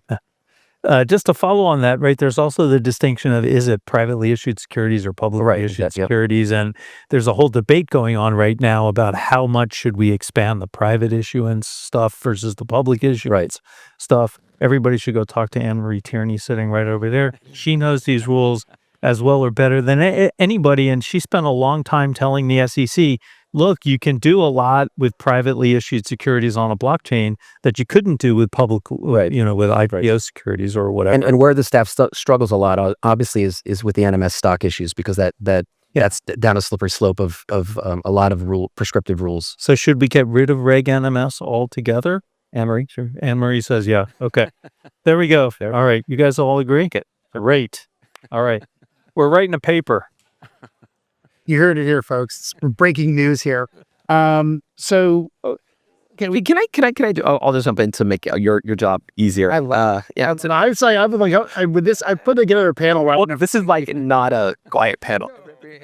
I mean, even Anne-Marie is speaking and she's not speaking, and I'm going to be on the panel with her tomorrow at PLI. We're going to have this exact same conversation tomorrow with all the other lawyers. Are we invited? Yeah, absolutely. I mean, it's like I can't believe I got invited. So, so number one, just because I think it is helpful, and it's ironic since I live in Washington as well, and I'm going to try to make this a little bit less of a DC oriented conversation of like, okay, look, we have these open questions, we have these open questions, and we have these open questions because we have a lot of them. We're going to have a lot of rulemaking. We have some of the smartest people up here, Lee. We've worked on regulatory metadata kinds of questions, but let me just sort of emphasize that the industry does have a huge opportunity, not just in terms of defining the sort of like what the ideal policy suite or legal sort of rules should be, but to Lee's sort of point, to be very creative in terms of how do you reimagine achieving the bigger picture goals, right? And now I'll be a little bit sort of academic. That's not new, by the way. Like you have lots of different iterations of when you move from there was something called the paperwork crisis, and back in the 1960s, and that sort of leads to a different sort of organizational structure and responses by the SEC. Digitalization has pushed things forward, high frequency trading, etc. Like there are episodes where the idea of technology advancing and the regulatory state having to open up a space for technology to present new solutions, that is actually not new. And so I just wanted to say, particularly since we are in New York and part of finance. Yeah, I think I just want to double click on that for a second, because it's a very good analog, that the paperwork crisis, which I think most of the people don't know what that is. Chris, you were a child at that time. But this is a story of New York, right? Is it? This is the story of New York. I mean, explain to people how technology moved forward and made for better markets. Yeah, I mean, so I mean, with the paperwork crisis in particular, as basically a couple of blocks from here, there was enough economic activity such that people were not able to record all their transactions efficiently, and there were literally piles and piles of unconfirmed, non-memorialized, or to be confirmed transactions that were like literally just. You had to actually close down, I think, Wall Street for a day or two. They took a day off. Yeah, every Wednesday, I think. Every Wednesday, just to effectively settle the move stock certificates and bond certificates from one clearinghouse to another. That's right. And like from that point in time, and by the way, the paperwork crisis itself took place at the very tail end of a 20-year attempt to memorialize and finalize the 33 and 34 Act. Now, that's what's also kind of interesting. Like when you have these new rules, it's not like, oh, look, it's all now solved, right? You have to kind of figure it out kind of incrementally. And just when they get to this point where you're sort of wrapping that up, then, technology is advanced to a certain point where even your market practice is trying to adapt to something where your old technology in this particular instance just isn't keeping up. I like to fast forward only because this is stuff that we've done with Lee over at Labs. Like when you think about the things that you cannot contract around, like your disclosure rules. I have testified more times than I could count in the ancien regime here about updating, going to CorpFin and like updating some of the disclosure rules, because asking about corporate governance may not be as important as talking about, I don't know, blockchain governance or something. But over at Blueprint, what we tried to do was, how do we TurboTax some of these documents, right? So under MiCA, for example, you have a white paper, which is at least an attempt to modernize the disclosure concept, right? Well, that was still a glass half empty of sorts. It was a good attempt, but a lot of the founders were like, how do you figure this out? So we worked with ESMA. We sort of previewed it with Verena Ross, and we tried to figure out like, how do you TurboTax those kinds of documents, and then later take out the regulatory metadata, put those regulatory metadata on chain, and then you combine it with like regulatory wrappers, identity wrappers, like know your issuer, and then you can start to begin to automate certain kinds of very complex regulatory processes. Now that's an industry response to a set of questions that the regulators ultimately ask, but it is something where there's a lot of white space and a lot of opportunity to not just give the regulators homework, but also to create compliance systems that are native to how transactions take place on a blockchain, right? It's actually much more powerful than just giving a regulator a list of things to do for which it could take 20 years to actually implement, or even under the best of circumstances, 5 years to sort of implement. When you can create a system that is native to the environment in which the transactions take place. And that's why I kind of like to push my New York audience a little bit into thinking it through, because here you have a history with banks of being, I make the joke that DC, New York and California don't like each other. DC doesn't, California makes it, New York trades it, and DC regulates it, and none of them can be in the same room for an hour and a half. And in part of it is because, in New York or DC, they'll say, well, we don't understand California, but we understand New York too well. But, the New Yorkers also understand DC, and they understand regulation. And I think there's a lot of opportunity here in this city to sort of move the ball in this at a time where in DC, we're always trying to ask and answer and give tasks to the regulators to do. So one of the thorniest issues, I think, Jason, is around the custody issues. So you go to sort of banking. It's something that regulators felt very comfortable because they spent a lot of time as to how to have custodial relationships with intermediaries. Yeah. But how are you seeing that as evolving, both in terms of regulation, but also just in terms of technology native custody? Yeah, sure. I mean, the custody technology is like evolving constantly, and it's one of the exciting things to see that happen. What I think is frustrating is I don't think we have the appropriate regulatory framework. So what I'm talking about is fundamental, right? Like the safety and security of institutional assets, retail assets, all this stuff, right? So it's a market integrity issue, right? If we don't have market integrity, we will not have the kind of market that we want to have. And unfortunately, if you go to a group of regulators today and you kind of like ask them, you poll them, hey, what does good custody look like? There's a too good chance that one or more of them is going to say, take the assets, put it in a cold storage device, and throw it away in a vault, which is something that looks a lot to me like a gold bar held in the 18 and 1900s, right? So I think at best that's a incomplete solution. I don't think it's a technology neutral solution, although they will tell you they're technology neutral in that moment. And so what we need ultimately is a really, really, really good answer to the question of what does good custody look like? And I think honestly, probably it's a combination of technologies. We believe in, multi-layer security at Fireblocks. So that's 1, 2, 3, 4, 5 levels of fail-safe, such that if 1 and 2 fail, you still have a good chance of holding onto your assets. But honestly, whatever it is, that's a conversation I'd like to see happen. And eventually, I mean, sooner rather than later, I'd like to see consensus emerge, right? So I can admit something shameful about my time at Fireblocks, but it used to be the case that we would see, a customer stumble or a loss event in the market, and we would have a high five party in the building, right? Because our kind of take was, this is going to be great for Fireblocks. We're the one left standing. Our technology solution looks amazing.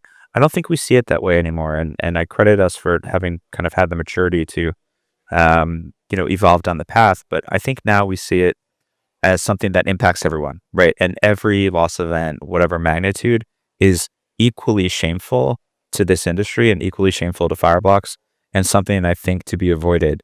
So yeah, obviously I think custody is fundamental. I do think we have challenges here. I think these are challenges we can meet.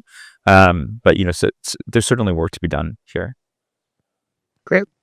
Well, I want to thank this excellent panel. Thank you guys. Really learned something. Thank you, Lee, for solving NMS. I didn't solve it alone. It's a group effort. It was a group effort, and this is a great group. So thank you all for your time, and thank you for listening. Thank you. Thank you for having me. My name is Mitchell Demeter, and I am the new CEO at Sonic Labs. I just took over this role about 6 weeks ago now. I'm also the executive chairman of Sonic Strategy, which is the DAT focused on Sonic. Myself, I've been building the space for quite some time now. Originally got involved back in 2013 with Bitcoin, obviously. And I've had the opportunity to be involved in a variety of projects over the years, which I think have kind of given me a unique perspective in the space. Building crypto companies inside of public companies over the last 10 years. Eventually, obviously, led me to building out the Sonic DAT and eventually taking over as CEO here.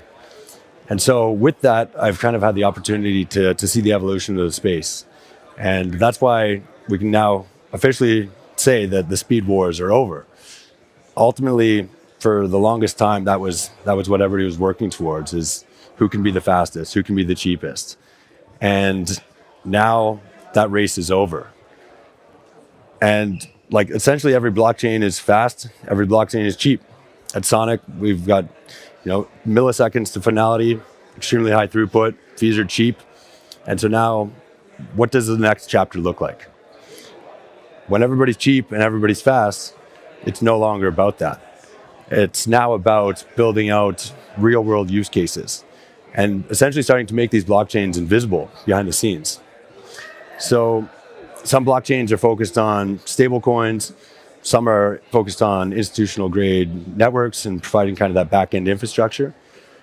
But that's kind of where the battlefield is moving now, because like I said, everybody's fast and everybody's cheap. How do you differentiate yourself?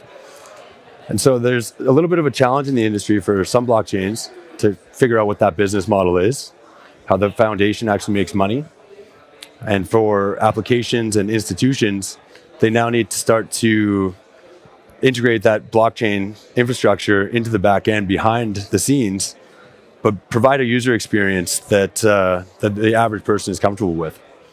And so for us right now, we're all usually pretty crypto savvy, and we're used to interacting with private keys and signing transactions, but the average person still isn't here right now. And so that's where I believe that the next kind of battlefield is really going to be, is focusing on, building this infrastructure into the back end. And so as a blockchain, now that everybody's fast and cheap, how do we differentiate ourselves? So with Sonic, we've got a fee monetization program, which gives the on-chain fees back to the builder or the institution that's using the infrastructure. We've got gas subsidies, which can essentially abstract that on-chain mechanism away from the user experience. So if I were to send you $100 worth of USDC right now, you would need to have a few dollars in, well, you'd need to have more than a few dollars if it's Ethereum, but the average blockchain, you would need to have, a couple dollars of that native gas token. But the average person that's getting onboarded into this and they want a Web 2 type experience, they don't want to need to go and get the gas token just to be able to interact with an application. So gas subsidies kind of solves that problem. The second piece is, as the business models evolve, we can start to build in dynamic fees. And that's something that's coming out with Sonic in the near future, where something like an online game, they can have a baseline minimal fee, and something that's a little bit higher value transactions, they can essentially, they can set that to a fraction of a cent, or it could be $1 if they want. And so that's essentially where I believe the next battlefield is differentiating some of these chains, making it really easy for builders to build on, and for enterprises to start to adopt this stuff, but in a way that is super functional, and they can monetize it in different ways, and they can essentially provide that back-end infrastructure without the clunkiness of Web3 that we have today. We've seen a lot of these chains actually start to do this, and there's really good examples like Polymarket. The average person doesn't really understand that it's all actually happening on chain. But as institutions start to build this infrastructure into their back end over the coming years, we'll see that more and more. And so after being involved in the space for, since 2013, everything was very philosophical and ideological with Bitcoin, but we've kind of shifted away from that. Then there was the smart contract battle, but all that infrastructure has been built. And now it's like, how do we really build this stuff into the back end of all these applications? We all kind of agree that the entire world will be moving on chain. And so the blockchains actually need to catch up a little bit more and make that integration more seamless for applications and institutions to adopt. And ultimately, that's where I think it's going right now, is that the business models will be a little bit more unique, but it's important for the foundations themselves to find these business models so that they can be sustainable. and for applications or application builders and institutions to integrate these systems into their backend and provide that Web 2 experience. So overall, the next leap isn't measured in transactions per second. It's measured in the businesses that launch on the chain, the user experience that they provide, and building ecosystems that last. And that's essentially it. So we've had a pretty big day of talking about institutional adoption, tokenization, a lot of, big top-down stuff. But today we're going to bring it down back to the grassroots. We have the beating heart of the Chainlink community with us on stage. Everything that we see, that you see amplified, made a big deal out of, it's these guys. So they're the people powering the Chainlink network, boots on the ground. So I'm excited to introduce everyone here. Maybe we can do a quick round of intros. My name is Jimmy. I help manage the community team. Darby, let's start with you down this way and do some intros. Tell us who you are and where you're based and what you're up to. I'm Darby Martinez. I'm from Colorado Boulder, from Chicago originally, but I'm a community advocate and dev expert. So I help out with technical events and community events in my region, but also all around the world for the last 4 years. Hi, everyone. My name is Jordan. You may know me as Jordo. I'm a community advocate here in New York for the last four plus years. I've gotten to know you, many of you, over the last couple of years, and very excited to be here as well. So thank you for sharing the stage. Yeah, hi everyone. My name is Amy. I'm in the Detroit market. I'm a community advocate there, and I started recently, earlier this year. Hello everyone, this is Imani Rarian from Egypt. I'm a dev expert and founder of Absent Blockchain, a community to empower Arab in the blockchain ecosystem. And I have over 6 years of experience as a blockchain developer, and I'm happy to be here. Yeah, wonderful. Yeah, we have such a diverse array of talent on the stage. I love it. All around the world too. It's pretty cool. So maybe let's keep it here, Mom. Tell us about what was your aha moment of like, I got to get involved with the Chainlink community. I'm really curious. I'm a curious person. So I was looking, let's show you this is what happened. I was looking for like learning opportunity, and I was like Googling like whatever opportunity there in Web3, and I found the expert opportunity, and I applied, and I hear back from you, from the Chainlink team, and I have an interview, and yeah, this is how I was imported out of curiosity. I love it. I think that's going to be a common theme. Yeah, let's continue going down the line for this one. Yeah, so I was in New York a few years ago, and I stumbled across a Chainlink event.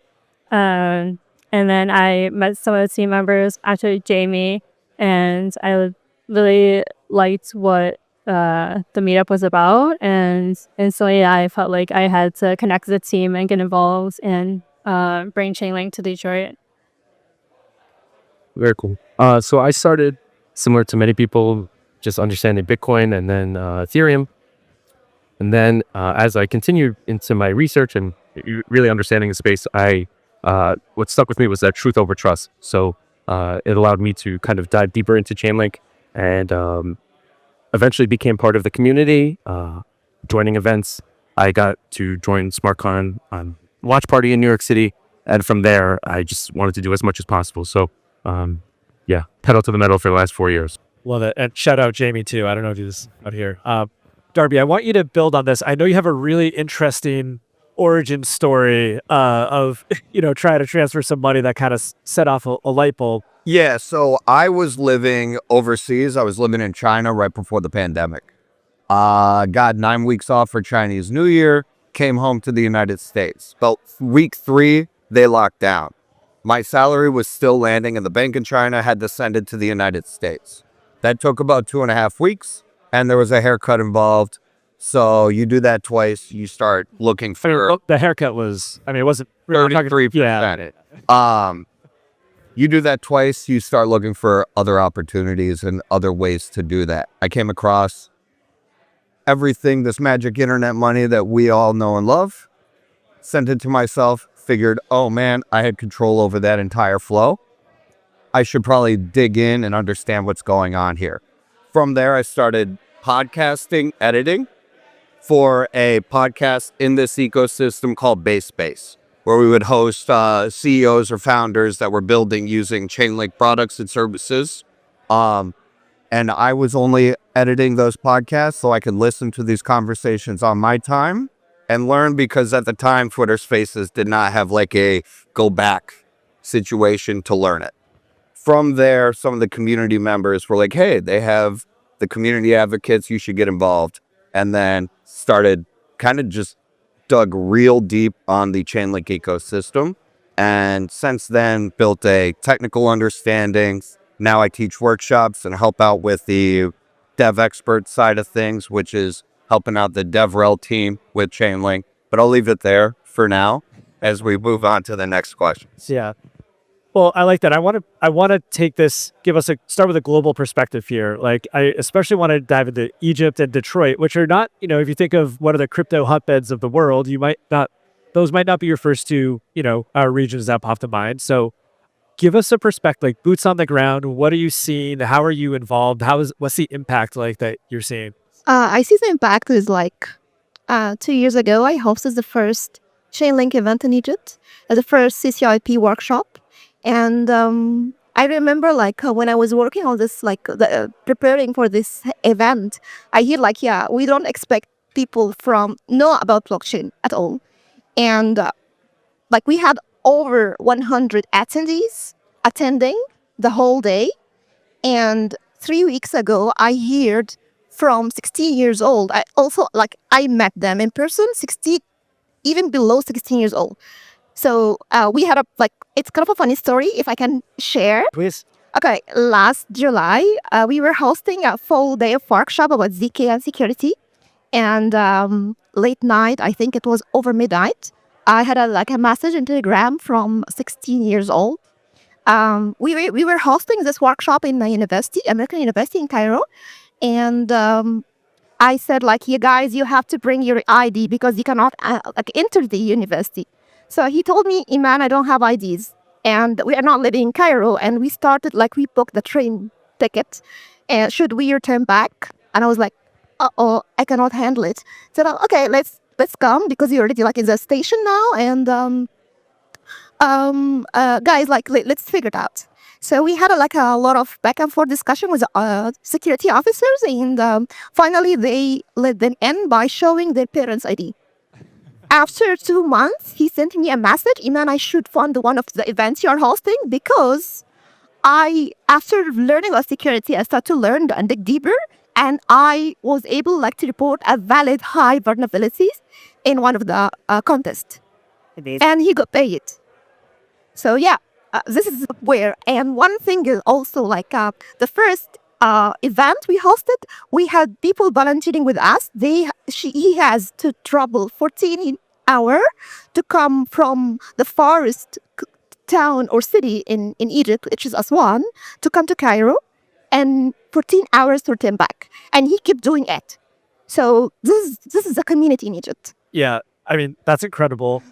Let's linger on this for a second because, when you think about all the stuff that we've been talking about today, it's how can this make my business better, faster, cheaper, stronger? But this is a very human story, right? And so I'm just curious, what's the impact you've seen on the people you're meeting?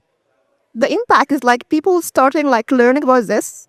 They could start making money, for 16 years old or 30 years old or whatever, in a situation the hard economic situation in Egypt, securing let's say 1K USD, it's a lot. And if you can support them to do it, it's amazing. I remember the first time I'm a hacker lover, so I love hackathons so much. So I kept encouraging them to go for hackathons, and now we have full-time hackers. She travel around the globe for hackathons, and yeah, this is how we can empower them, securing more opportunity for people, and those people become a role model for other the circles around them. This is what I'm looking for. And as these people, you're educating them, giving new skills, then they're helping themselves, prosperity and all that good stuff. But guess what technology they're implementing at all the hackathons. They are learning different technology. They are learning different things. Like they learn they were able, like one of them, like in the hackathon, for example, like they won the mixer you hosted for Chainlink. They won one of the bounties. Incredible. They started like to hack in different hackathon. We have more advocates. I started like as the expert in Egypt. Now we have 2 advocates from Egypt, and more to come, inshallah. I love it. That's amazing. So, Amy, I want you to tell us about Detroit. Yeah. And then I want to transition after that for you guys to tell us how, personal impact and all that sort of stuff. So, I mean, what's the Web3 scene in Detroit like? Yeah, I mean, I've been hosting events there since beginning of this year, at least one every month since I became an advocate. And the blockchain space there is still really small.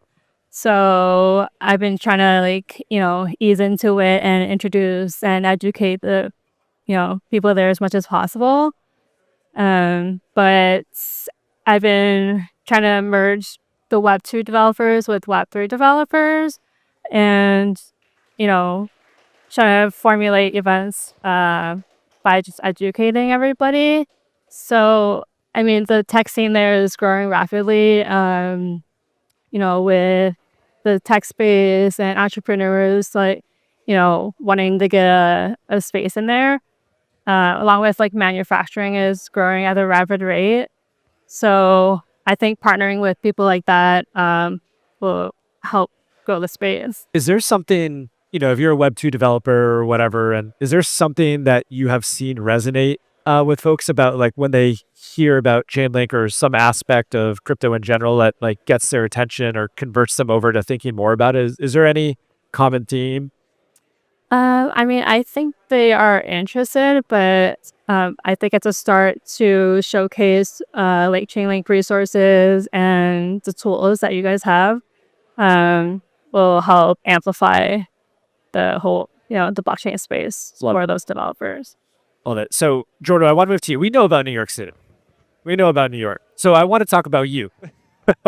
How, this sort of involvement and getting to know people, talk about your personal development through this and the impact you've seen it have on the people around you. Yeah, sure. So my day job is a school teacher. So naturally, I love learning and I also love teaching. And before I joined the Community Advocate Program, I could barely turn on a computer, to be honest with you.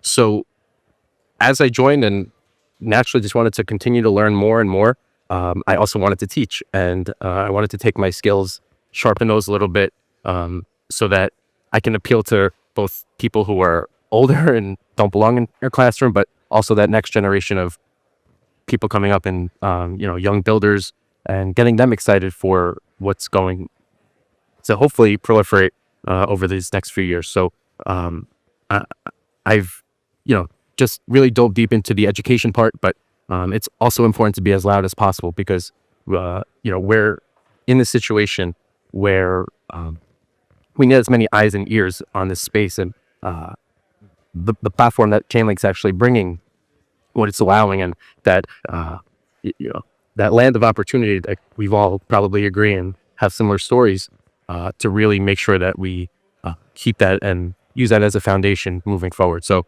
I've loved every minute of it, and I want to continue just again learning every day and teaching as many people as loud as possible about Chainlink. Question for you. What subject do you teach in school? So I'm a high school science teacher. Okay, so what's harder, teaching science to high schoolers or crypto to adults? Good question. I would say crypto to adults. Yes, but it's more rewarding. Definitely. More rewarding. Yeah, yes. You're shaping the minds of the future generation. But yes, absolutely. I love this. Amazing. All right, so Darby, I know you have a pretty deep personal transformation story here as well, and so take us through your journey. I want to understand the give and the get that you have watched for yourself. So on his subject, teaching crypto to adults, it depends on the adults. Like if we tried to teach any of you guys about crypto or Chainlink, you'd be very receptive. There's people outside that may not have had similar education or information, and they might hear about just whatever's top of the news, whether it's a hack, etc. In terms of my own personal growth, this has really allowed me to find like an endless mine of personal and professional growth. So like I said, I was living overseas, came home, had all that, world's locked down, day job kind of rugged, and international scope of work kind of rugged with the whole pandemic situation. I ended up digging into, I was editing for the podcast, started learning at the essentially the protocol level. I jumped right into Solidity with zero technical coding experience. My first line of code was setting up a local Chainlink node on my computer to do a get any API pull, which required building an external adapter. All of that has been abstracted out now by functions and then now by CRE. That was very, very, very challenging. But over the years, I just kept putting myself like against the metal with it. So when I didn't feel like I was ready, I signed up for the Chainlink hackathons in 22. I believe it was 22, fall and spring. The spring one, we were building a stable coin that had been tied to Truflation's inflation data. So we were trying to make a inflation resistant stable coin. And then fast forward to the next Chainlink hackathon, we build a healthcare data management tool. So it's a dynamic NFT that would pull your healthcare data and then would be living on that dynamic NFT. You give the rights to your healthcare provider or your doctor. Of course, these are on public networks, so that information's private. We ended up just doing it kind of like as a proof of concept, Google heart rate data to the DNFT to prove that, hey, we can pull this here. This is something we would like to do. Built it all out. Me and my partner worked well into the early hours of the night on the last few days. We had partners fall through the cracks about a week out. But at the same time, that landed us a top quality project prize. From there, my scope was building that external adapter, which I mentioned was like the first line of code that I wrote maybe 9 months before that. Building the external adapter and having that project get some attention allowed me to alpha test functions and work through functions before functions went live at ETH Denver the following year. Funny story about that. I asked you about the name of functions. Yeah. Remember that? Yeah. When we were trying to figure out the name, we're like, there was functions, there were data streams, there was like functions. Was so if you guys like the names, then you can thank me. If you don't like the names, Darby helped. So yeah, but if you like them, but no, we talked about data streams, automation, functions as well. So a lot of those opportunities came from kind of betting on myself and doing that. None of that would have been capable without the community programs like community advocates or developer experts. And then internally on their teams, there's been a lot of people that have kind of seen the growth and the commitment and then afforded opportunities to continue to grow, where I believe there's a multitude of us that have been here for years on end. And it's not just because we want like a nice job down the line. It's because we genuinely care, and the people that we surround ourselves with genuinely care as well. So it's like an endless mine of personal and professional growth, and just really a cool place to be. Love it. So as we wind down here, I think we have a pretty robust case for, you know, what you can get out of participating and how it helps you. And I'm just curious for anyone in the audience who maybe is like, you know, maybe I could start Chainlink meetup or get more active in my community. Like, let's just share some best practices and tips. Maybe Jordan, we can start with you and we can then finish down here. Yeah, sure. So if you're local, we try to put on as many events that cater to all different types of people, learners, builders throughout the month and really throughout the year. So, you know, reach out to me, reach out to the team, and we would be happy to help you get started. It's the most exciting thing when we have somebody come in for the first time and then we see them again and then again and again. And we build those relationships and we foster them to the point where, oh, you know, that person who has been coming to many events is now working for this project or building this application, all using Chainlink. And that is really how this community continues to grow. So, you know, this is a very easy place to get started, but definitely the most fruitful as well, in my opinion. So, Amy, someone's out there in a non-crypto town, what do they do to get started? Yeah, I think hosting meetups is not just for builders, but I think anyone of any kind can just or should show up. Because I mean, you could just be a creator and you're looking for maybe a developer to work on our project together. And you find someone you can build a project with. And I think hosting these community events and putting on panels really help, showcase use cases and what we can all accomplish. I love it. And how about on the international side of things? Like for a developer, because like I'm a developer, a dev expert, hosting event, I'm like as a dev expert, I'm doing like community stuff and also the developer and technical stuff. So if a developer reaching out, I'm saying like learn and build and earn. So go for hackathon. This is where you can learn, build, and earn. So I'm pushing all my community to do it, and everyone reaching out. This is what I'm doing, and contributing, kind of collaborating with the community, make it easier. So you can go alone, yes, but like going with people like you would make it a joyful, like more. You would enjoy the journey with people like you. So if you can like have a gathering, this is what we are doing. Sometimes like they are reaching out like, yeah, we want to have something. Yeah, let's go together and help with this. We want to have like an event in the university. So yeah, let's go and support this kind of like meetup in the university. Wonderful. I think that's a great place to end it. If you want to go fast, go alone. If you want to go far, go together. So thank you. Let's give it up for our the beating heart of the Chainlink community.